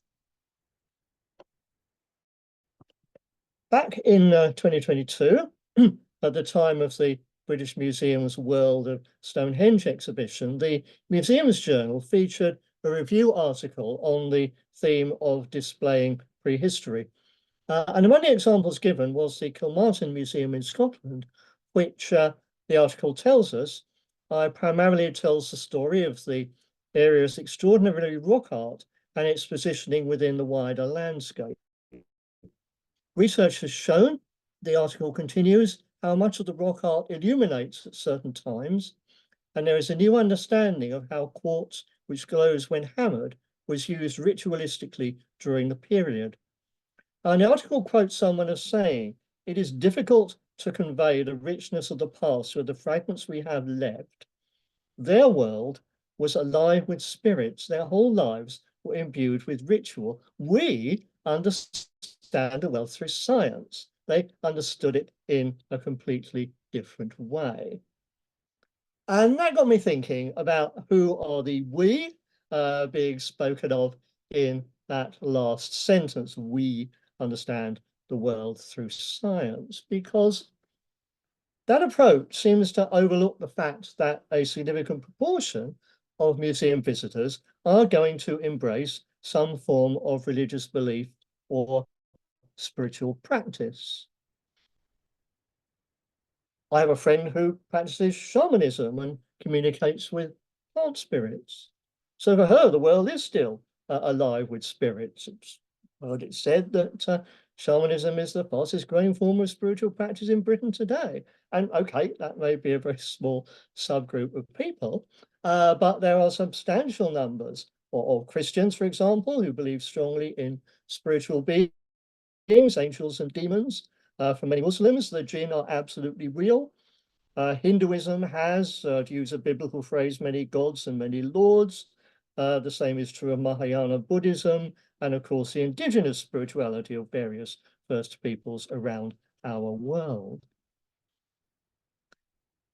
Making we understand the world through science, the default position to which we assume everyone subscribes or should subscribe, epitomizes what I term secular supremacism.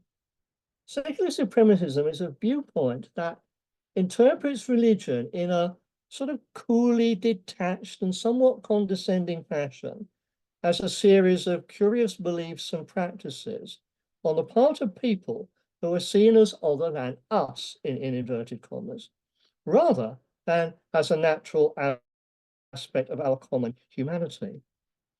So we as heritage practitioners always need to take care that we are genuinely helping people to understand the past and the people of the past, rather than passing judgment on the validity of belief systems past or present. Because when you do fall into that trap of secular supremacism, you're no longer interpreting the past and its material culture objectively, as you may think you're doing.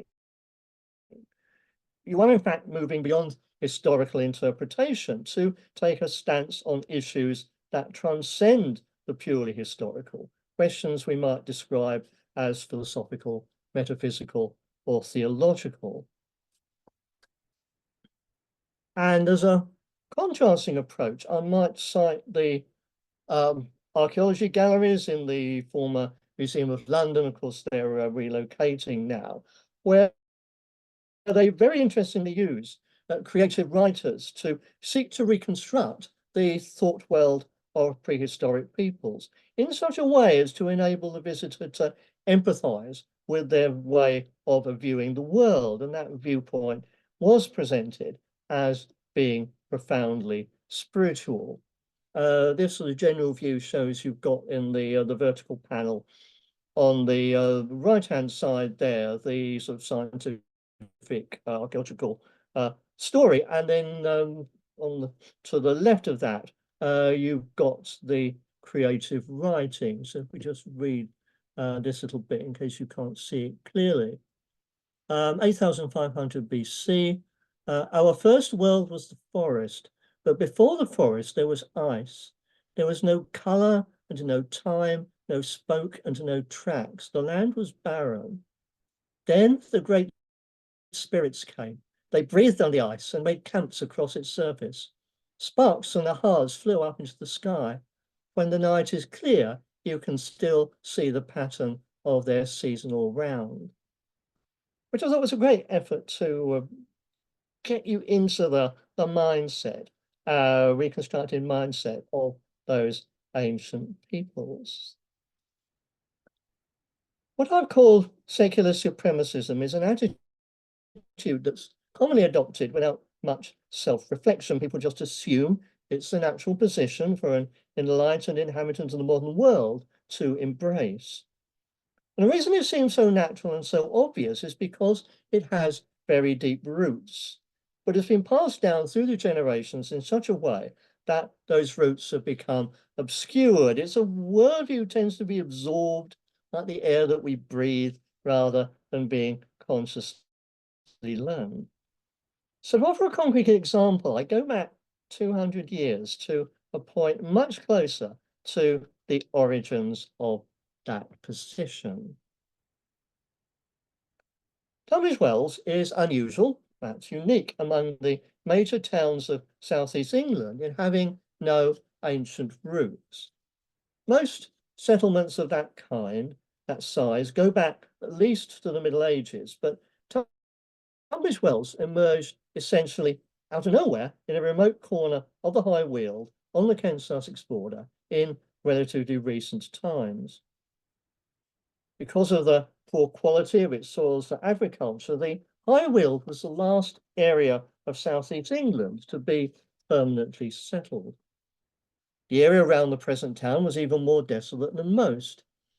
The earliest account says the water commonly known here among us by the name of Tunbridge Wells are two small springs contiguous together some 4 miles southward from the town of Tunbridge in Kent.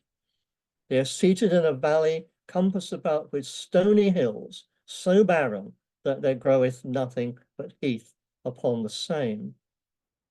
There are only a handful of clusters of cottages and individual farmsteads scattered across the landscape and divided between 3 parishes whose village centres were some miles away. This mid-Victorian oil painting of the outskirts of Tunbridge Wells does give you an idea of that barren, heathy landscape with little farmhouses and cottages dotted around.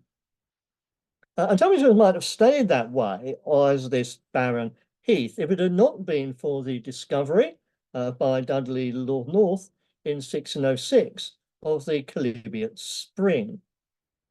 According to the traditional story, Lord North was a young courtier who was in grave danger of epitomising the saying, live fast and die young. And in order to head off that fate, he was recommended very strongly by his doctor to take himself off into a remote part of the country to relax and focus on getting his health back.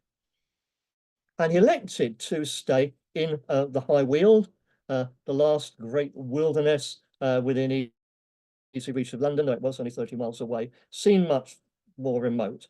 And he stayed at Erris Park, the country seat of the Lords Abergavenny. However, he found that not only did he not improve, but he also got bored and depressed too, and was on the verge of giving up, thinking, okay, well, maybe dying young wasn't so bad after all, when he discovered this spring that was emitting orange-coloured water, which he recognized as being iron-bearing water, chalybeate water, matching those of the resort of Spa in present-day Belgium on the near continent. And he tried drinking the water daily. He claimed that they restored him to perfect health. He returned to court a new man, sang the praises of the waters far and wide, and launched the fame and fortune of Tunbridge Wells as a health resort. And Tunbridge Wells subsequently developed into a tourist hub, as you can see here by about 1700 in this bird's eye view, and finally a new residential town. This was Tunbridge Wells' secular foundation myth, as it emerged over a century later in the mid-1700s.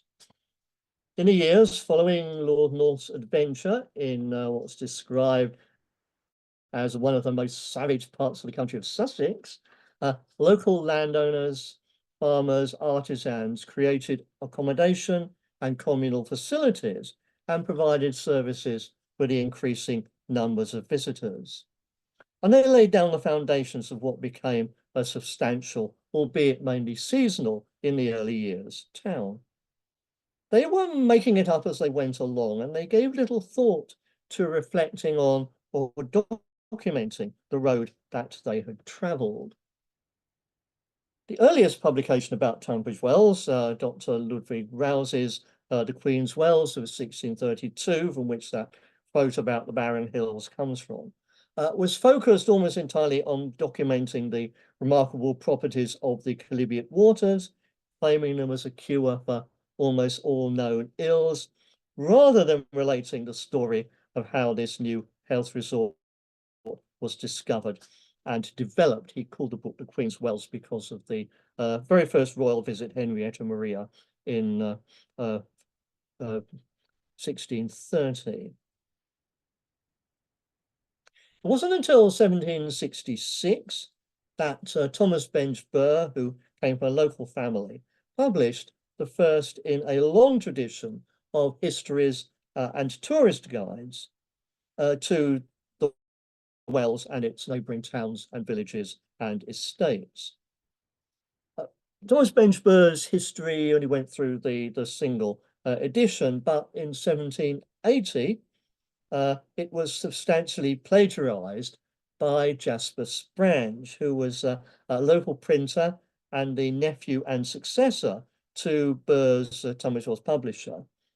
And Sprange's Tunbridge Wells Guide in a much more compact format, boasting newly commissioned illustrations, proved much more popular and went through many subsequent editions and a whole succession of tourist guides, which went on out continuously right through to the official town guides of the 20th century. Thomas Bench Burr was well aware that Tunbridge Wells was a secular reinvention of the miraculous holy wells and springs that had been so much resorted to before the Protestant Reformation. The claims to cure a wide range of medical conditions, coupled with dramatic accounts of Pope's miraculous cures, found both in Rouse's earlier treatise and his own, sounded superficially not dissimilar to those associated with the healing shrines of Catholic Christendom. So Burr is keen to insist that the Tunbridge Wells spring has scientifically proven benefits, supported by an analysis of the mineral content of the water and reflections on the quality of the air and its overall topography. And in that regard, he follows in the footsteps of Rouse, who marshals the embryonic science of his day to offer a rational account of the water's properties. But Burr also forges for the first time the town's origin story, and he explicitly contrasts his new construct with the origin stories of traditional holy wells and springs that prevail in what he regards as an unenlightened past. You can see how important this agenda is to him because he sets it out right there at the very beginning of his history. There are, he says, many different traditional accounts of the first discovery of those celebrated springs of chalybeate water, now so universally known by the name of Tunbridge Wells. And that there should be some miraculous stories, among others, cannot be the object of wonder to those who know that the origin of places, as well as most of the discoveries that have been useful to mankind, were in the dark ages of superstition and priestcraft, generally ascribed to the extraordinary interposition of some avaricious saint, whose credit the monks of the time found themselves interested to advance. And this not only gave rise to the numberless multitudes of fabulous incidents that have attended almost every popular discovery, but it also left so strong an impression in the breasts of our ancestors that even the banishment of popery could not totally eradicate their fondness for miracles and their violent propensity to swallow the absurd tales of designing knaves. This might be illustrated by many instances from history and observation, but as it is a fact so obvious that few will take it upon themselves to deny it, I rather choose to begin immediately the relation of the story I've undertaken than needlessly employ my time in disproving absurdities.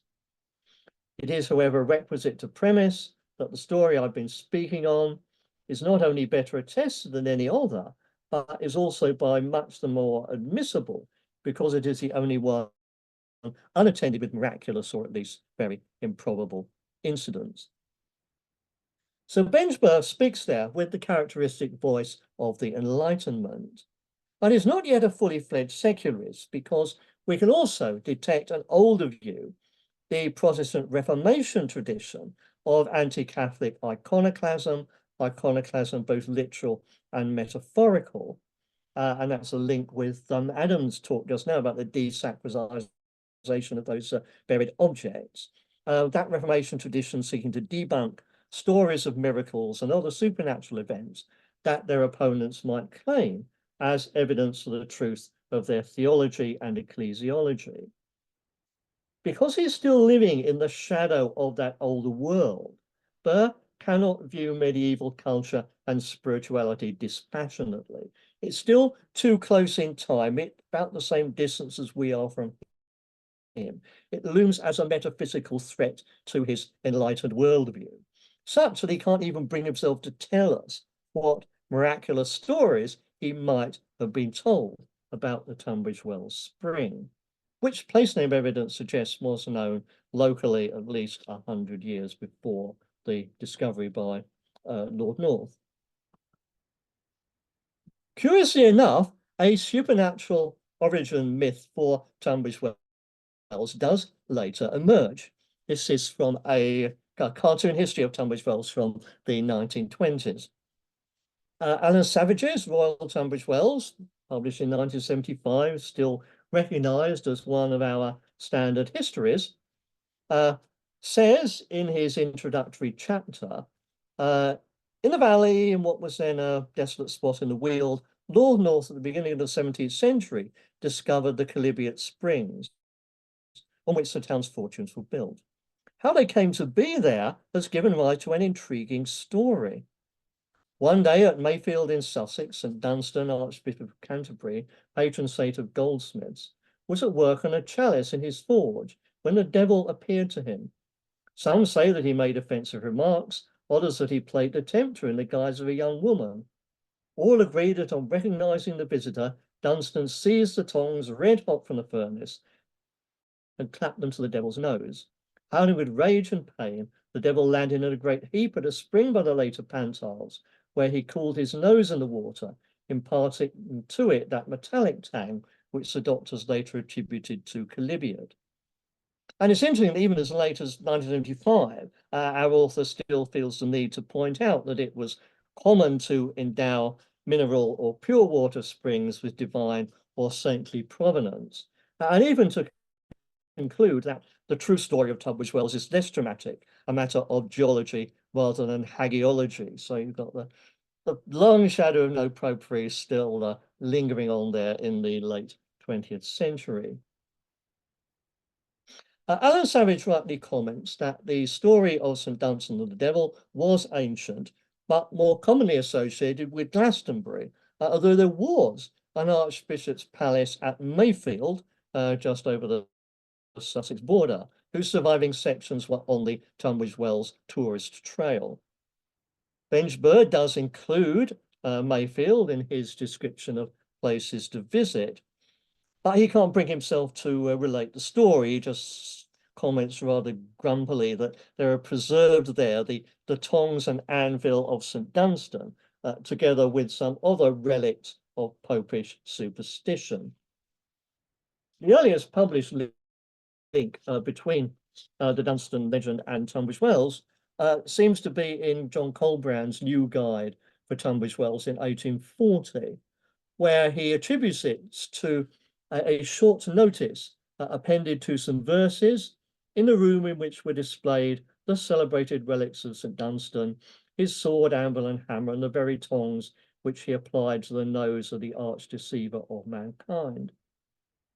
Was this one of the miraculous stories that Benj declined to tell his readers, or was it more likely appended in a somewhat playful spirit? Either way, it's significant that the story only starts to be told in a period and in a context where it's assumed that nobody could possibly take it seriously.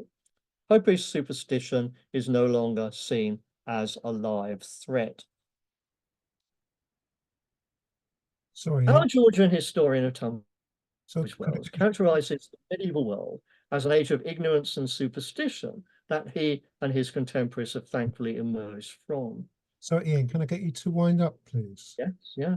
He speaks of how even in the early days of his story, a century before his own, the enlightened culture of his age was then but budding forth amidst the rubbish of Gothic barbarism. It's arguable that 200 years later, we still haven't got over that shadow lying in our past. Carlos Eyre, in his recent critique of secular supremacism, They Flew, History of the Impossible, talks about how many modern attitudes are derived from Protestant attitudes towards Catholic piety and echo 16th century Protestant polemics. These Protestant polemicists were, of course, cutting off the branch on which they sat. They wanted to debunk the reality of supernatural beings and events as manifested in Catholicism, while still defending them within the context of the biblical worldview. That was unsustainable in the long term, and so their skeptical worldview evolved inevitably into a more thoroughgoing rationalism and secularism. Same is true of the approach of much of the Christian missionary movement in the colonial era, epitomized by the words of Reginald Heber, Bishop of Calcutta's early missionary hymn, "The heathen in his blindness bows down to wood and stone." That style of skepticism towards the spiritual experience of, quotes, other faiths sought to undermine their belief system and their so-called idol worship while maintaining the Christian faith as an enclave for the supernatural.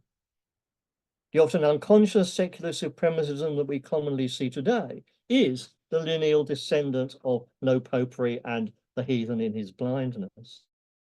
The pride of Georgian historians living in an age of enlightenment and their confidence that their readers will think along the same lines has clear parallels in the modern world. It demonstrates how older styles of Christian and specifically Protestant supremacism continue to shape popular attitudes about the role of religion in, quotes, other cultures, past and present. Thank you. It's my contact details there. Thank you very much, Ian.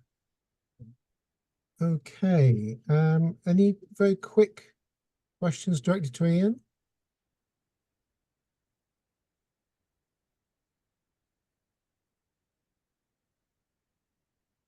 Okay, shall we move on then to Janet? If you're able to, excellent, excellent. Janet is secretary to the Committee for the John Bunyan Museum and Library and chair of the Bunyan 400 Steering Committee in Bedford in England. Over to you, Janet.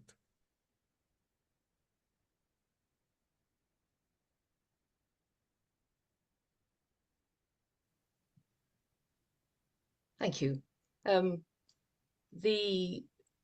bar that goes across the top is right over the bit where it says do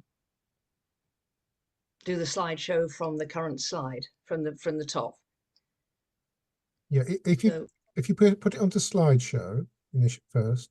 Yes, but there's a thing across the bit that allows you to. You mean the Zoom menu bar? The Zoom menu bar has gone right across the top with that. We can't see that. Right, I can see it, and it's stopping me getting up to the. It should move up out of the way. You might have to click on it or something, but it should move up. There we go. It's gone. Yes. Thank you. Yeah. No, that didn't happen last time. So yes. Okay. Yes. No. If you click on slideshow, you should be okay. And then from beginning, that's it. Yes. It helps if you can click on it. That's brilliant. Okay, lovely. Thank you very much.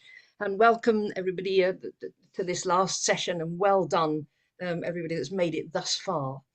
I'm speaking from the John Bunyan Museum and Library, and we're part of a group of 3 museums very close to each other, of which one of the others is the Panacea Museum, which is also based in a faith setting, but it's no longer in a faith community. It's a story of that is that a group of women in the early 20th century developed an apocalyptic theology, which they then based a group of believers on.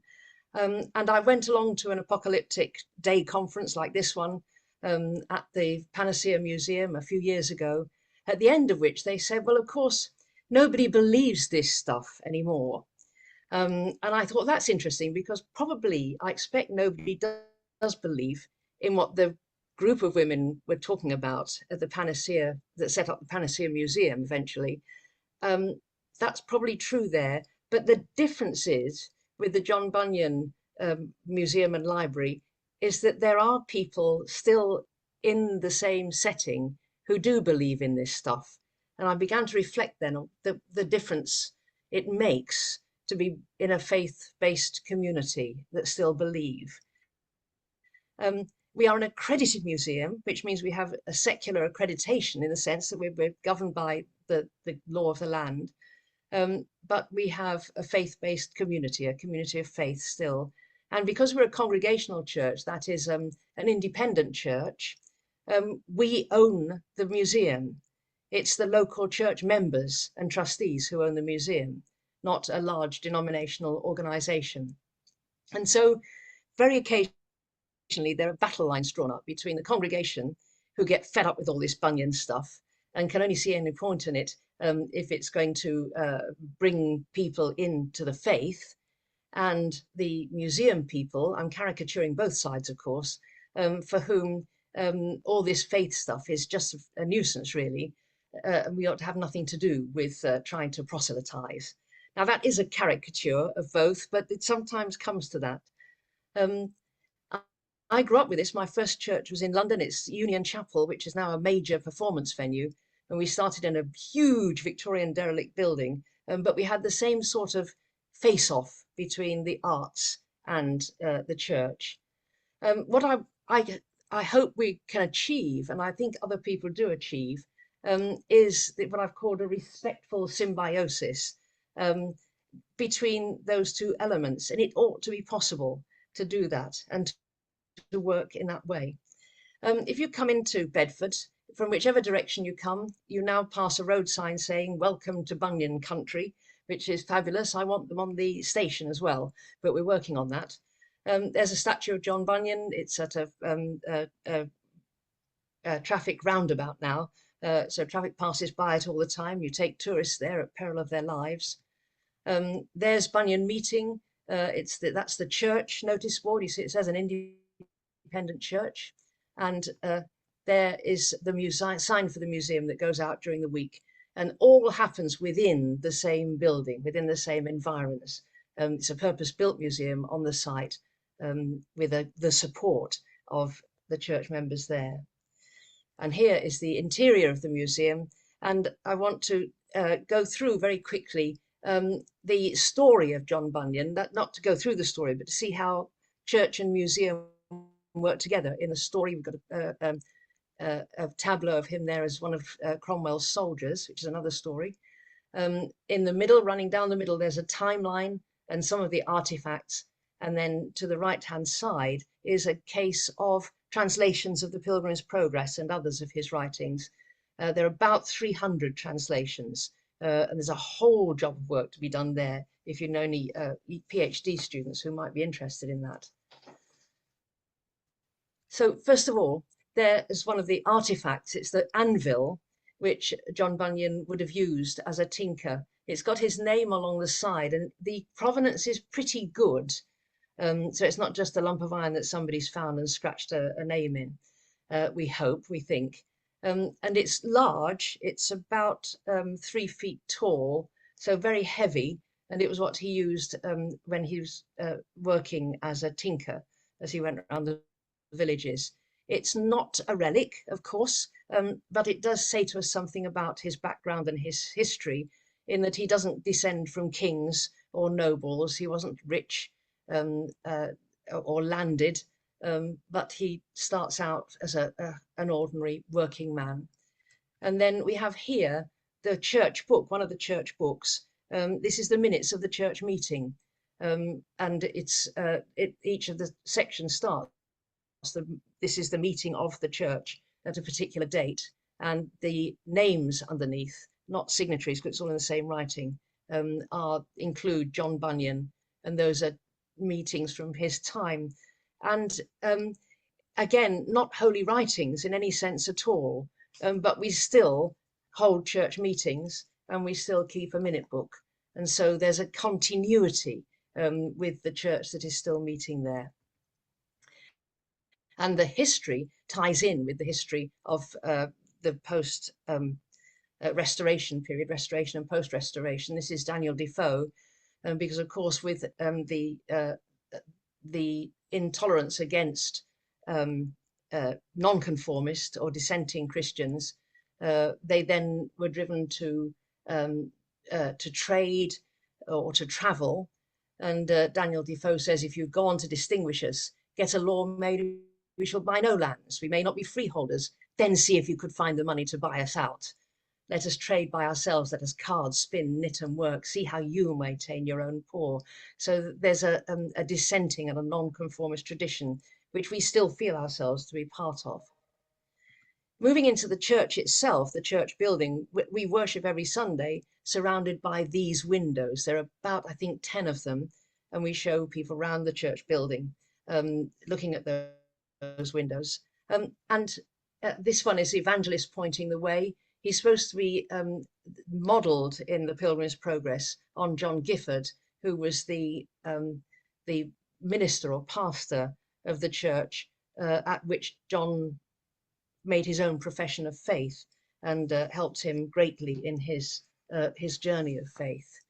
And so we're surrounded by windows which draw on the story, the Pilgrim's Progress story, all except one which shows an image of him sitting in his prison cell writing some of the words, I mean, many famous writings from prison, probably not the Pilgrim's Progress, but writing in prison.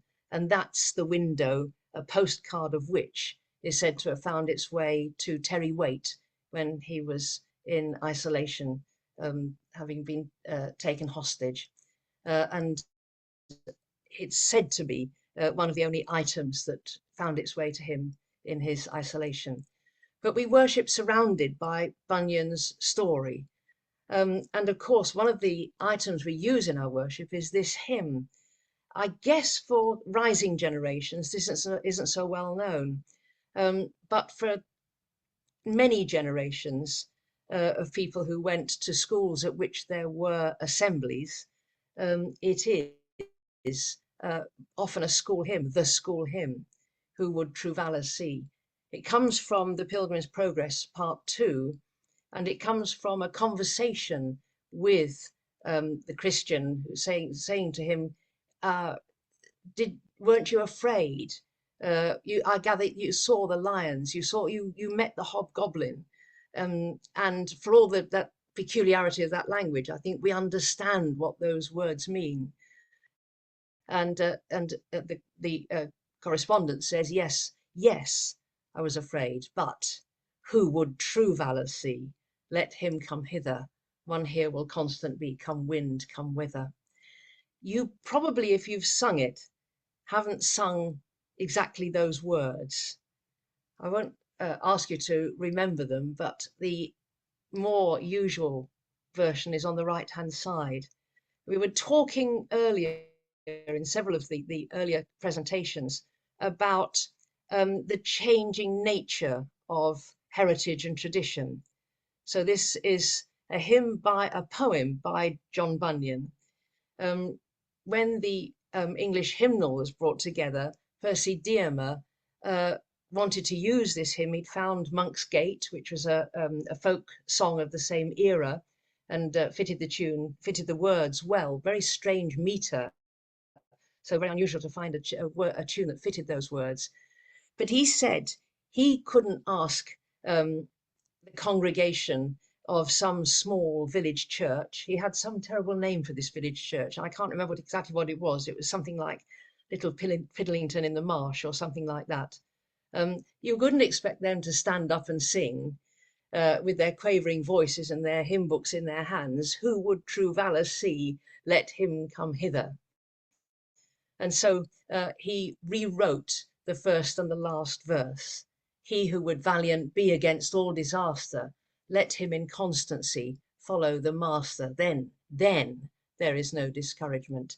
And so most people who sing this hymn sing Dearmer's version, not Bunyan's version. And in the last verse, I've missed out the middle verse here to get them all on the screen. He said, you can't get people to sing about hobgoblins and foul fiends because they'll just giggle, and possibly they do. but instead he gives us a rather more anodyne, since, Lord, thou dost defend us with thy spirit, we know we at the end shall life inherit. Now notice it's gone from he knows he at the end shall life inherit to we know we at the end shall life inherit. I've sung it. I'm a Christian feminist, staunch Christian feminist, editor of Feminist Theology Journal, and we've in large feminist gatherings, or even in mixed gatherings, we sing, and it's quite different. Since, Lord, thou dost defend, or hobgoblin nor foul fiend can build his spirit, she knows she at the end shall life inherit. Then listen to this. Then fancies fly away. She'll fear not what men say.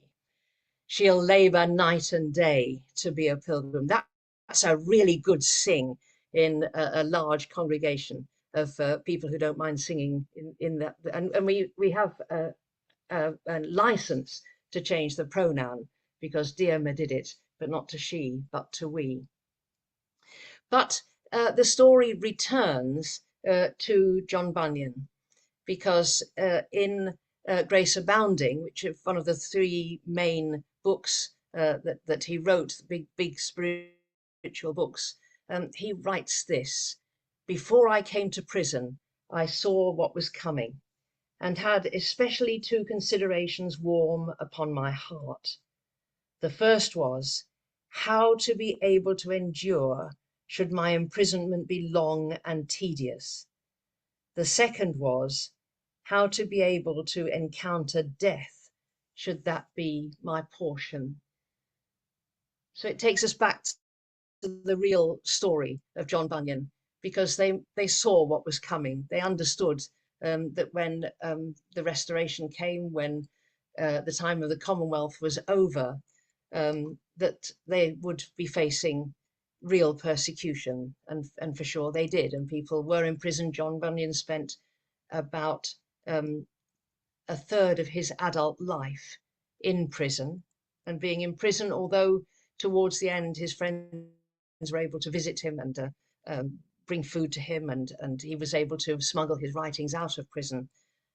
It was still a 17th century prison was no fun place to be. And he didn't know how long it was going to endure.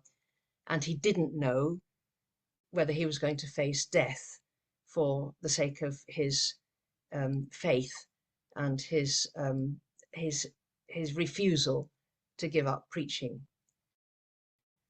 So this brings us then back to John Bunyan and his story, and the continuity with the community of faith is not just local, but because of the way the Pilgrim's Progress particularly spread around the world. I'll say more about that in a moment, because I'm not uncritical of that, but because it does, we are part of a faith community which is global. So we turn now from being local to being global. And so there is a library at Bunyan Meeting, and it contains in it, and there are on display, translations of the Pilgrim's Progress. It's translated into about 300. We've got 299 listed languages, although it's very difficult sometimes to tell which are different names for the same language, or which are different dialects within a language. But we have over 200 translations in the library at Bunyan Meeting. There are more, of course, that we're finding all the time. And there's a large number of translations also at the British Library. We hope, as part of Bunyan 400, to have a joint exhibition with the British Library as part of our 400th anniversary of Bunyan's birth, the celebration, in the same year, the celebration of the 350th anniversary of the publication of the Pilgrim's Progress. It was translated into a number of different languages and a number of different bindings. So the binding here is designed to be taken out in sort of light version, and put within boards when it reached the place it was going. and there's a version in a Rwandese language, and Umuzengu. There's a panel that's hiding that from me. I hope you can see it. But the same word that means pilgrim also means in the modern language refugee. And so there are deep connections, and the connections come back to us, not as our own invention, but as people coming back and saying this, what it means to our community now. However, we're also engaged in seeking a work of decolonizing of the archive and decolonizing of the use of the Pilgrim's Progress, which is a big and a long work and long overdue. Because of course, as already mentioned in the previous presentation, Christian mission went out on the wings of colonization and empire, and carried with it a strong sense that the only culture that mattered was the Christian culture, so-called, of Europe and of Protestant Britain, Protestant England particularly, and that there's the sense of white supremacy, Protestant supremacy, post-Enlightenment supremacy, as it went out into the world, needs to be acknowledged and recognized and countered. So this quotation here is: a colonizing power intrinsic to Bunyan's text, heavy-handed metaphors and literalizing analogies. The Pilgrim's Progress clears the way for the taking of land that became the epitome of a wide variety of European and eventually American empires. And we do hear back from about the way in which, by creating an allegory of landscape, the spirituality of landscape, indigenous spiritualities of landscape, were cruelly stripped from the land. Then therefore a whole new interpretation of land was overlaid, and that will take a good deal of work. And we're working with an international community and diaspora communities to counter the harm that was done, to recognize and to hear of the harm that was done. But the story is not uncomplicated. I'm working particularly with hymnody. There the story is uncomplicated and a whole nother story. But here, the Pilgrim's Progress itself was taken up by communities which were colonized. Isabel Hofmeyr does a great deal of work on how the story Pilgrim's Progress became a story taken up by Black and other and enslaved communities. How the story, she says, becomes Black and travels into a slave world. And Fuller, a slave turned missionary, an enslaved person turned missionary, used this changed story to negotiate the contradictions. So it's more complicated. It comes back into Europe and kicks in the backside the white supremacists. I belong to the International John Bunyan Society, a literary society, and for them they arise out of the fact that this is a white text. They want it back, please. And there's a whole complexity of ownership,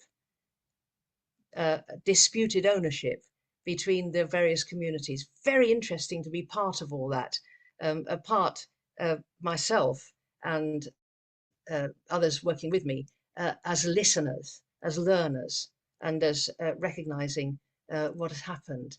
And then I would come just towards the end of this version, this quotation, that the translations go sometimes as forerunners, sometimes as accomplices, and sometimes as enemies to colonial ambitions and authority. The Pilgrim's Progress has a complicated route through the 18th and 19th centuries and into the 20th century. It's still being translated and there are board games and there's a video game and so on. It's still being used.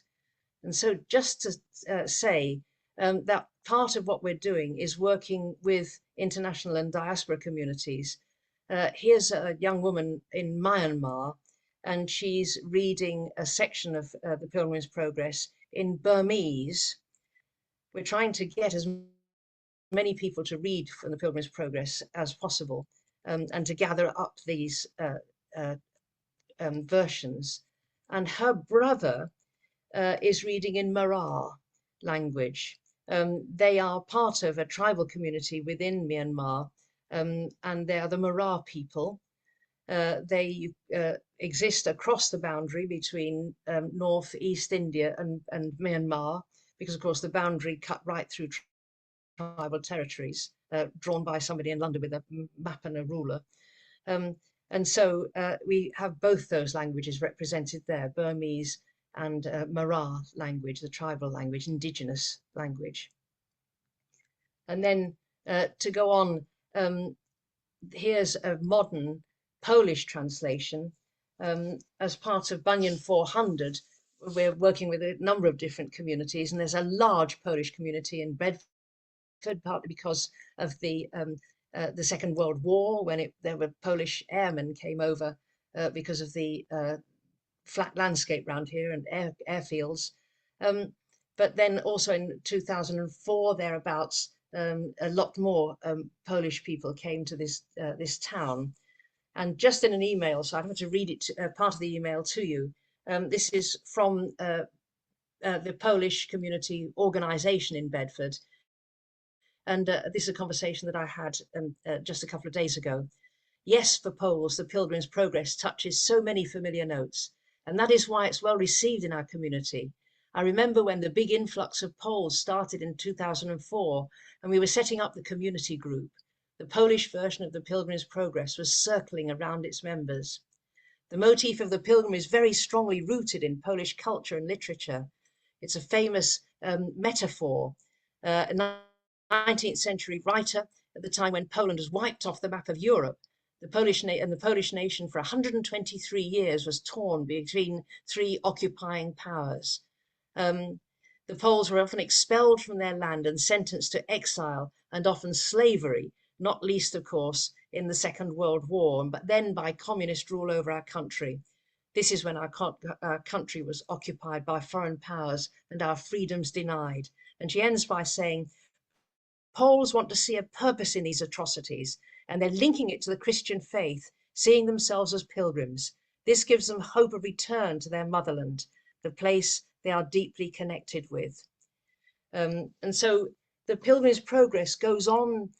It has a long afterlife as a metaphor of being a refugee, a metaphor of displaced people, even of whole lands, countries, communities being divided or wiped off the map, as she says there, in the Mara and Burmese community, people who are stateless within larger states and countries.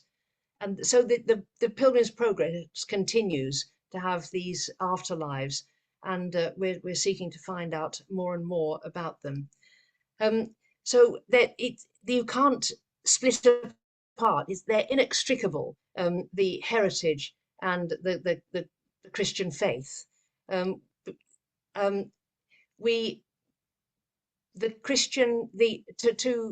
put together the part that I pulled apart at the beginning, I dropped those two battle lines, but instead there's a great deal for us to work on together. I won't have time now. I was going to show you one or two websites and take you to visit those. I'll make those available afterwards. These are organisations, churches, Christian organisations, and also the Manchester People's Museum, which have an ideology or a faith which they bring together in different ways.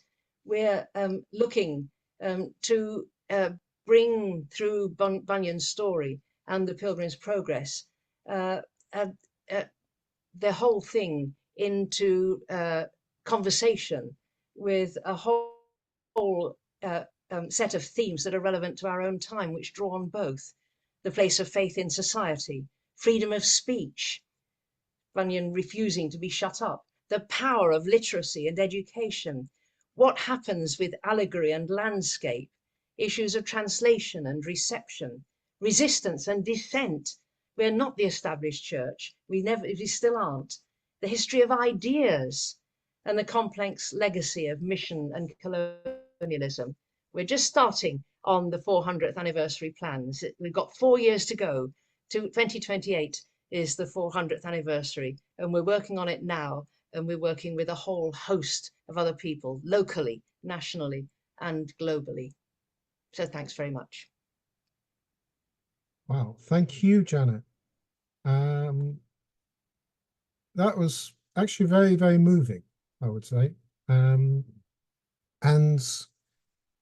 yes, I mean, Pilgrim's Progress as the Trail of Tears on one level. It's a very potent story you've told. And yeah, I think Bunyan's work, particularly Pilgrim's Progress, and partly through that hymn, which in the various different forms, for those of us of a certain age, remember it from our childhood. And as a pagan, John Bunyan means an awful lot to me. Every time I go to Bedford, I see that as a pilgrimage because of that. So yeah, there's a broad significance to his work, and the continued involvement of the community and the museum is, yeah, it's fantastic anyway. Anyone else got any particular comments or questions specifically for Janet before we move on a little bit?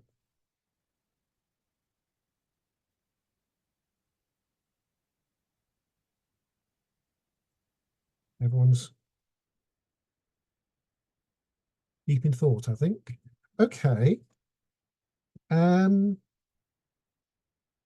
We've heard an interesting series of presentations this afternoon, having started with the very technical on archives. Then we looked at some very interesting, deep questions about objects, their meaning, and what we do with them if they're associated with human remains, and the personality of objects. And that linked in again to Victoria's discussion of the way that a particular community was repairing its holy books in that deep personal way.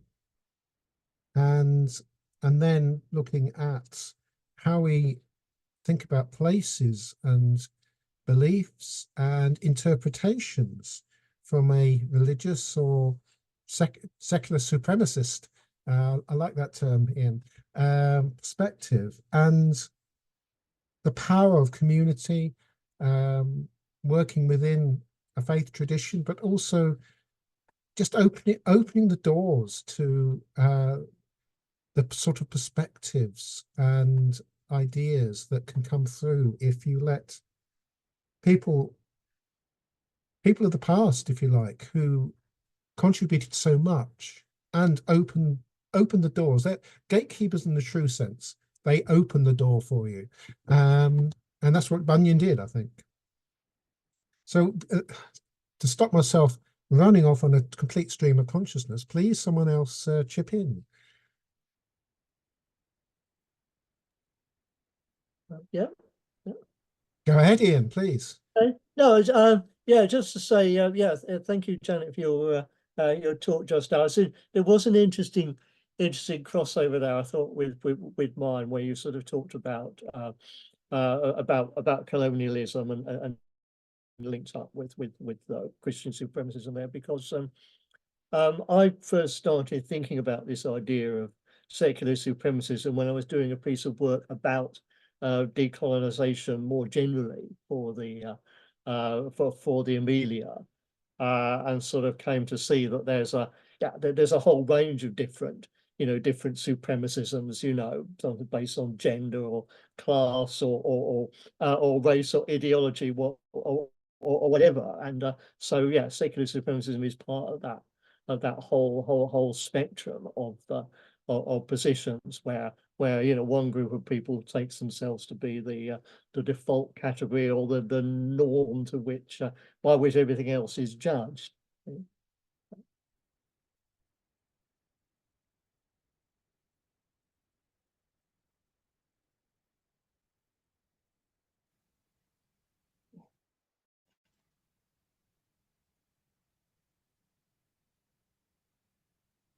I just wonder if I can I'm respond to muted. that, perhaps, just as and then hand on. But I think that's absolutely right. And then the question is what we do about it. I mean, it brings up reparations for slavery, which is on the news this morning in the Commonwealth meetings, and how it's necessary to recognise that, but I think it's necessary to go further as well, but not necessary for us to go ploughing in and say, all right, we'll do something about it then, because that perpetrates the supremacy. So it's I was part of a set of conferences recently called Being White When Black Lives Matter. That shows you exactly when it took place, and what set of actions and attitudes is right in those circumstances, having stood back from what we've done. What next? Crispin,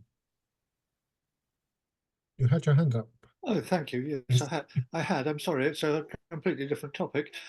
I was just intrigued by saying that it's not a relic of Bunyan's anvil. I think it's a useful reminder of just what a wide range of relationships between believers and objects there are, ranging from a category 1 relic approved by the hierarchy of the church to a souvenir almost of someone who is important. I'm thinking particularly of that wonderful Victorian book by the daughter of the minister of Wesley's Chapel, who had the job of showing visitors what she nicknamed the relics, in other words, objects belonging to John Wesley, in London, in North London. Just a useful reminder, I think, of the different ways that people can understand things. Indeed. And can I tell you a little story from Norwich, where I live, which was the adopted town of the 17th century physician and intellectual, shall we say, Sir Thomas Browne, who, well, probably added more words to the English language than Shakespeare did, and basically pulled together the attitudes of a proto-scientist and the alchemist. And he was buried at St. Peter Mancroft Church in the centre of Norwich. And in 1840, work was being done, and accidentally his grave was broken open. The verger secreted his skull and later sold it to the Norfolk and Norwich Hospital, where it went into the museum there. It wasn't until 1921 that the hospital allowed it back to the church. It was reburied the following year. In the meantime, it had been on display, and latterly casts were made. I think there are 5, mold was taken and casts were made.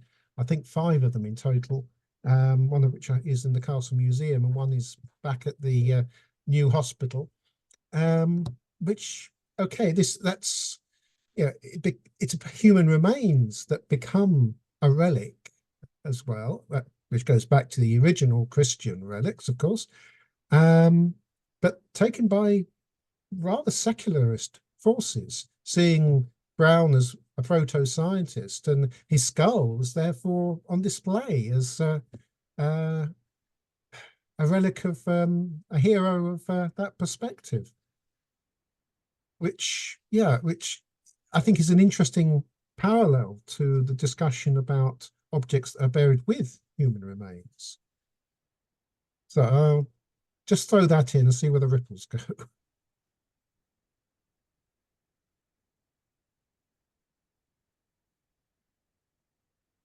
If they're not going anywhere, there are various people who put comments in the chat during Adam's talk. Not all of them are still with us. Miranda Baxter? Actually, I think she might be on the school run.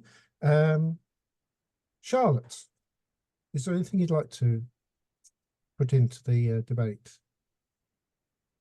at this stage? You've put me on the spot there. Yes. No, I had I suppose my personal response to the idea of grave goods being taken out of graves differed depending on whether the story was about a priest or about a child. And when it was about a child, I felt really differently, which I noticed as my response. And it reminded me of sort of every now and then there's a story in the press about, and it can be a secular authority, a council, or sometimes it's a church authority, a priest or a vicar, sort of imposing rules upon what parents should put upon the graves of their children. I suppose the reason those ones make the news is rather than the ones which are about bereavements relating to adults who've passed away, is that everyone feels much more emotive when a child is involved. But anyway, it sort of made me start to think, actually, why I don't know if my response is typical, but why do I think it's worse to take toys out of the grave of a child who died long, long ago than it is to take a chalice and paten out of the grave of a priest who also died long, long ago? And given that we know that Christians, theologically at least, if not in practice, believe that you can't take anything with you to heaven, why do I feel differently about a pagan Anglo-Saxon burial? Or should I feel different about a pagan Anglo-Saxon burial where the person who was buried with those objects, presumably the belief was that they could take them to some form of afterlife? So I suppose it really brought me up against my own, the contradictions in my own responses to the display of grave goods. And we do display grave goods at the Faith Museum in Bishop Auckland. Most of them are, no, some of them are Christian. Sorry, the gallery that these all feature in is not actually created by me, so I don't want to speak with any kind of authority on them. But is it okay because it's so long ago that we don't feel any kind of connection with these people, or ought we just feel a connection with these people? I don't know. Sorry, that was very meandering. It's the time of day. Adam, do you want to come in? Yeah, I think that was so eloquently put, Charlotte. And I think what you describe is what we all sort of come across as our own kind of contradictions and our own kind of wrestlings with this. And if I look at the current archaeological guidance, I think this is what I'm trying to encourage into being is some sort of document or some sort of thing which helps decision makers to go through a process of thinking deeply about these objects and actually what is the right course of action. Because if we look to the past, we see all sorts of things happening. Like I sort of outlined, sometimes objects are destroyed, sometimes objects are reburied, sometimes. And it's very nuanced, and there is no one prevailing ethic that I can see in the past. And that makes me wonder what our response should be today, because we like kind of black and white, you know, that this is the ethic, this is what we adhere to. But actually, I think there probably are multiple ethics involved in this today. And I think that's what, you know, you've been sort of feeling, and what perhaps I've certainly been feeling as I've been going through this research as well. So, I mean, you, just the way you expressed it was just summed up, you know, perfectly what the kind of stuff that I internally wrestle with too. So I think our duty maybe is to not impose an ethic, but to help people to, and ourselves, to go through a process of discovering what this means to the different stakeholders as well. You know, so, you know, as an archaeologist, we might think one thing. As a member of the clergy, we might think something else. As a parent, we might see something else. And yeah, I think, you know, something which helps us to understand all of these different perspectives would be really, really helpful. Thank you so much. I really appreciate the space that you've left there for kind of a different responses, different ethics, and sort of listening to actually responses from, I suppose, museum visitors and stakeholders. And yeah, to what I like to do, if I'm speaking about an object to visitors in particular, is to really open up a discussion, if possible, about, you know, the everything that we display in the museum has a faith context. The objects are not displayed because of their own significance. They're displayed because somebody used them or owned them, or they were significant to somebody's faith. And that I try to open up conversations around that within the museum about, yeah, what was that person's experiences? What were their beliefs? What did this mean to them? And I try not to give easy answers to those questions. So that's actually really helpful for speaking about grave goods in particular, and to also talk about, you know, actually what's your response to seeing this object that's supposed to be under the ground with somebody? It wasn't ever supposed to be dug up. Is that okay? Is that not okay? What does your faith tell you about that? Or your belief, whether that's a structured faith or religious belief or not? What is your response to that? That's actually quite a helpful way of engaging with members of the public about grave goods.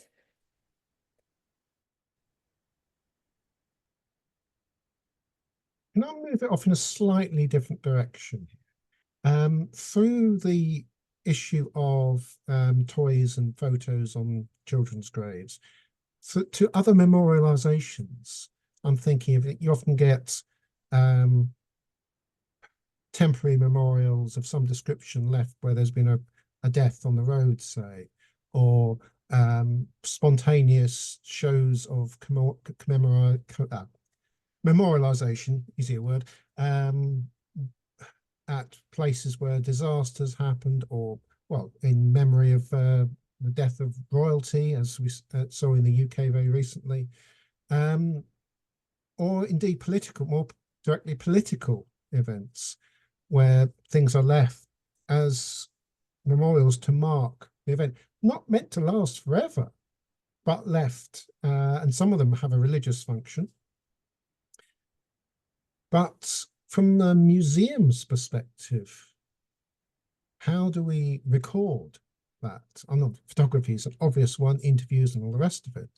But I can remember being on a museum course many years ago, and someone said, I can't remember who, so I'm not just protecting the name of the guilty, so to speak. Someone said that museums ought to go and gather up bits of these memorials in order to accession them as part of the contemporary collecting.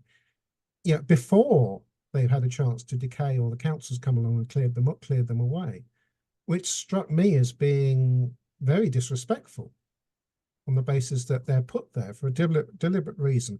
Okay, if there's a problem, when they start decaying, or if they're blocking the way, whatever, then they need to be moved. But that's the time to come in when they've got to go for other reasons, I would argue. But yeah, from a museum's perspective, objects are very interesting things in relation to their purpose, particularly with a religious angle on it. And, you know, where do we stand on that sort of thing? We might see something in the rain that, oh, that must be fantastic in the collection. But it's meant to be there in that place for reasons specific probably to the beliefs of the person who put it there. Any thoughts? Yeah, a couple just to jump in. I think again, there's a bit of a Western mindset that veers towards preservation, and I'm not convinced that everything found was intended to be preserved or should be preserved. So decay, you know, in the Eastern mindset, and this is a huge generalization, but decay is often part of the intention of that object, and I think we do veer towards that. I was thinking about in my last job, so I spent 16 years as the fines officer for Lincolnshire. So I was recording archaeological objects discovered by the public. And in the last few years, I was brought a couple of these stone shivlings. So they're sort of a Hindu fertility object used on little household shrines. And both of them were found at low tide on the Lincolnshire coast. And they were modern objects, and obviously the people who found them didn't have a clue what they were. You know, they kind of looked a bit Roman, and so they brought them in for recording. And the first one took me quite a long time to finally identify what it was. And they're ritually deposited objects from modern Hindu communities, and they weren't intended to be recovered or brought back in. So then you're faced with that dilemma of, well, what do we do with these things? You know, should we are they items for contemporary collecting because they help to illustrate changes in belief and worship in rural Lincolnshire? You know, so they're quite useful as that. Or is that disrespectful because actually the intention of the depositor was for them not to be recovered? So all of these sorts of questions which are coming up, but which are challenging our ideas of preservation, I think. Yeah, and a couple of thoughts struck me there. So, sorry, Ian. That mudlarkers, people that actually go along the Thames foreshore in particular, other foreshores as well, particularly the Thames, and find interesting things. They sometimes come upon things that have been thrown into the river as deliberate religious deposition, or indeed magical depositions. I'm thinking of West African Minkizi, which are those wooden figures usually full of nails and so on that have been, they've had a spiritual purpose, a magical purpose, and they're cast away in order to let some of the bad energies, if you like, disperse. And mudlarkers very sensibly, I think, put them back. But equally, coming from a personal animist perspective, the number of times where I feel I've been given a gift through my communion with the spirits of a particular place is quite significant, I think. Sometimes that's a non-physical gift, but I've walked in the woodland and found things that have been discarded by other people, probably discarded as opposed to left in a depositional fashion, that have actually been highly pertinent to what's been going on in my life or my thinking. And I would argue that as well as the spirits of place may be thinking that this piece of plastic needs to be out of my ecosystem, they will also redistribute things that are lost or whatever. But that's obviously a much further extreme than the case of what you do as someone responsible for collecting things for a museum. Ian, you had... No, yes, it's interesting you said about mudlarking, because I've seen quite a few things on social media, where people have discovered things that, as you say, have been ritually deposited or not supposed to be collected. I mean, I'm quite interested in, as you say, the sort of thing of ephemeral memorials, and the things you see in cemeteries, because wearing one of the hats, I'm an entomologist, so I do quite a bit of recording in cemeteries, and it's quite interesting to see that this thing that I call, in my head, modern funerary practices, where people, bring birthday cards to the deceased, and there are sort of objects that are significant to them, which are placed. So there's sort of a whole emerging culture there. So I mean, is the answer to to document it, document these things visually, like you would a piece of performance art, so it's recorded as an event, a happening, rather than having to actually preserve the material culture in its physical sense.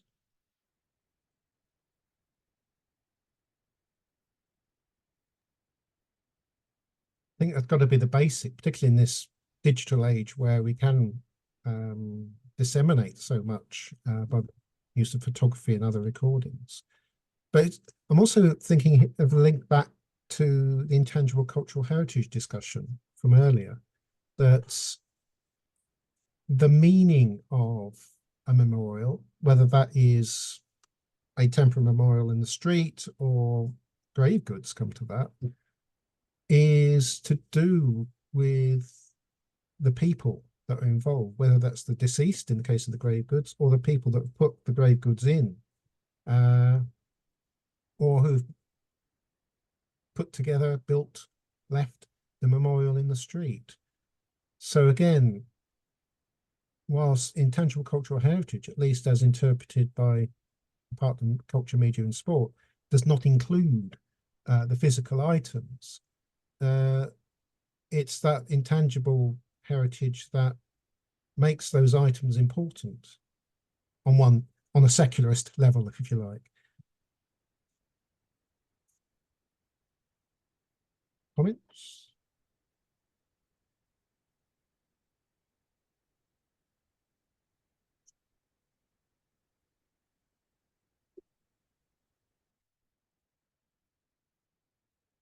Okay. Any other points?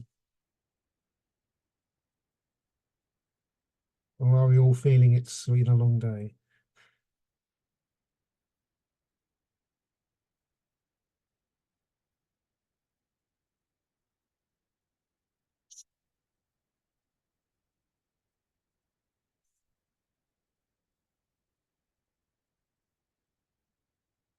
Is it Miranda, are you holding your hand up there?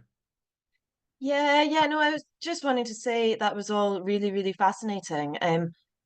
I'm exhausted, just from kind of taking in so much, but what an interesting day.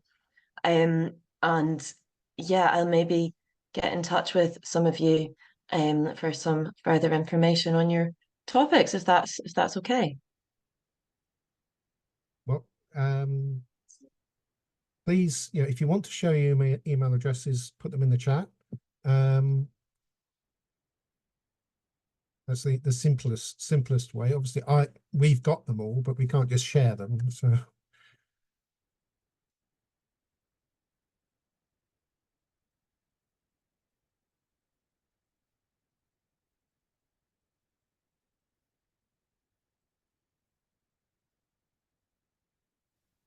Is the chat part of the recording? Will that be retained? we record that separate, where we say that separate as long as it works. So yeah, right.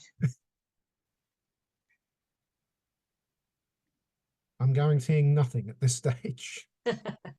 And in terms of the recording, whilst we are recording, as I've said, I know I've said to some of you, we still haven't managed to get last year's conference recording in an edited state where we can actually make use of it without it being humongous file size. I've been had a close eye on pausing the recording in the breaks this time, so we shouldn't need to edit it. So hopefully it'll be more usable straight off, but it's still be quite a large file. So we need to find the way to actually make that available in a reasonable way. But we want to share it because, well, apart from anything else, we've had some fascinating presentations and discussions on the back of those. And it's amazing how where the tangents go sometimes that are, yeah, I think it's been a very worthwhile day. Okay, I might be slightly biased in that, but yeah, thank you everybody, all the people that aren't here as well, for all the contributions. It's been a wonderful day, I think. And please, if you sign up to the blog on the Religion Collection and Heritage Group website, you'll get notifications of things that go on there. And certainly if you ticked yes on when you booked for the conference to keeping your details for notification of future events, we will be in touch about next year's conference, but also about other events, including work towards well, an AGM and work towards our formalization as an organization. And certainly we are looking for more people to be involved in the admin, if you like. So I'll sow that seed and see what happens to it. Chris, thank you very, very much for today. It was absolutely great, and you have achieved wonders. Thank you. Hear, hear. Thank you very much. It's been great, yeah. Yeah, thank you. I'll have to stop the recording, otherwise I'll be embarrassed. You've got a great bookshelf as well. Who's got the winning bookshelf? Contenders today. Yeah, it's not quite as double stacked as it was, but so yes, thank you. Okay, Thank you. it's feeling like the end, so I'll stop the recording now and say farewell to you all.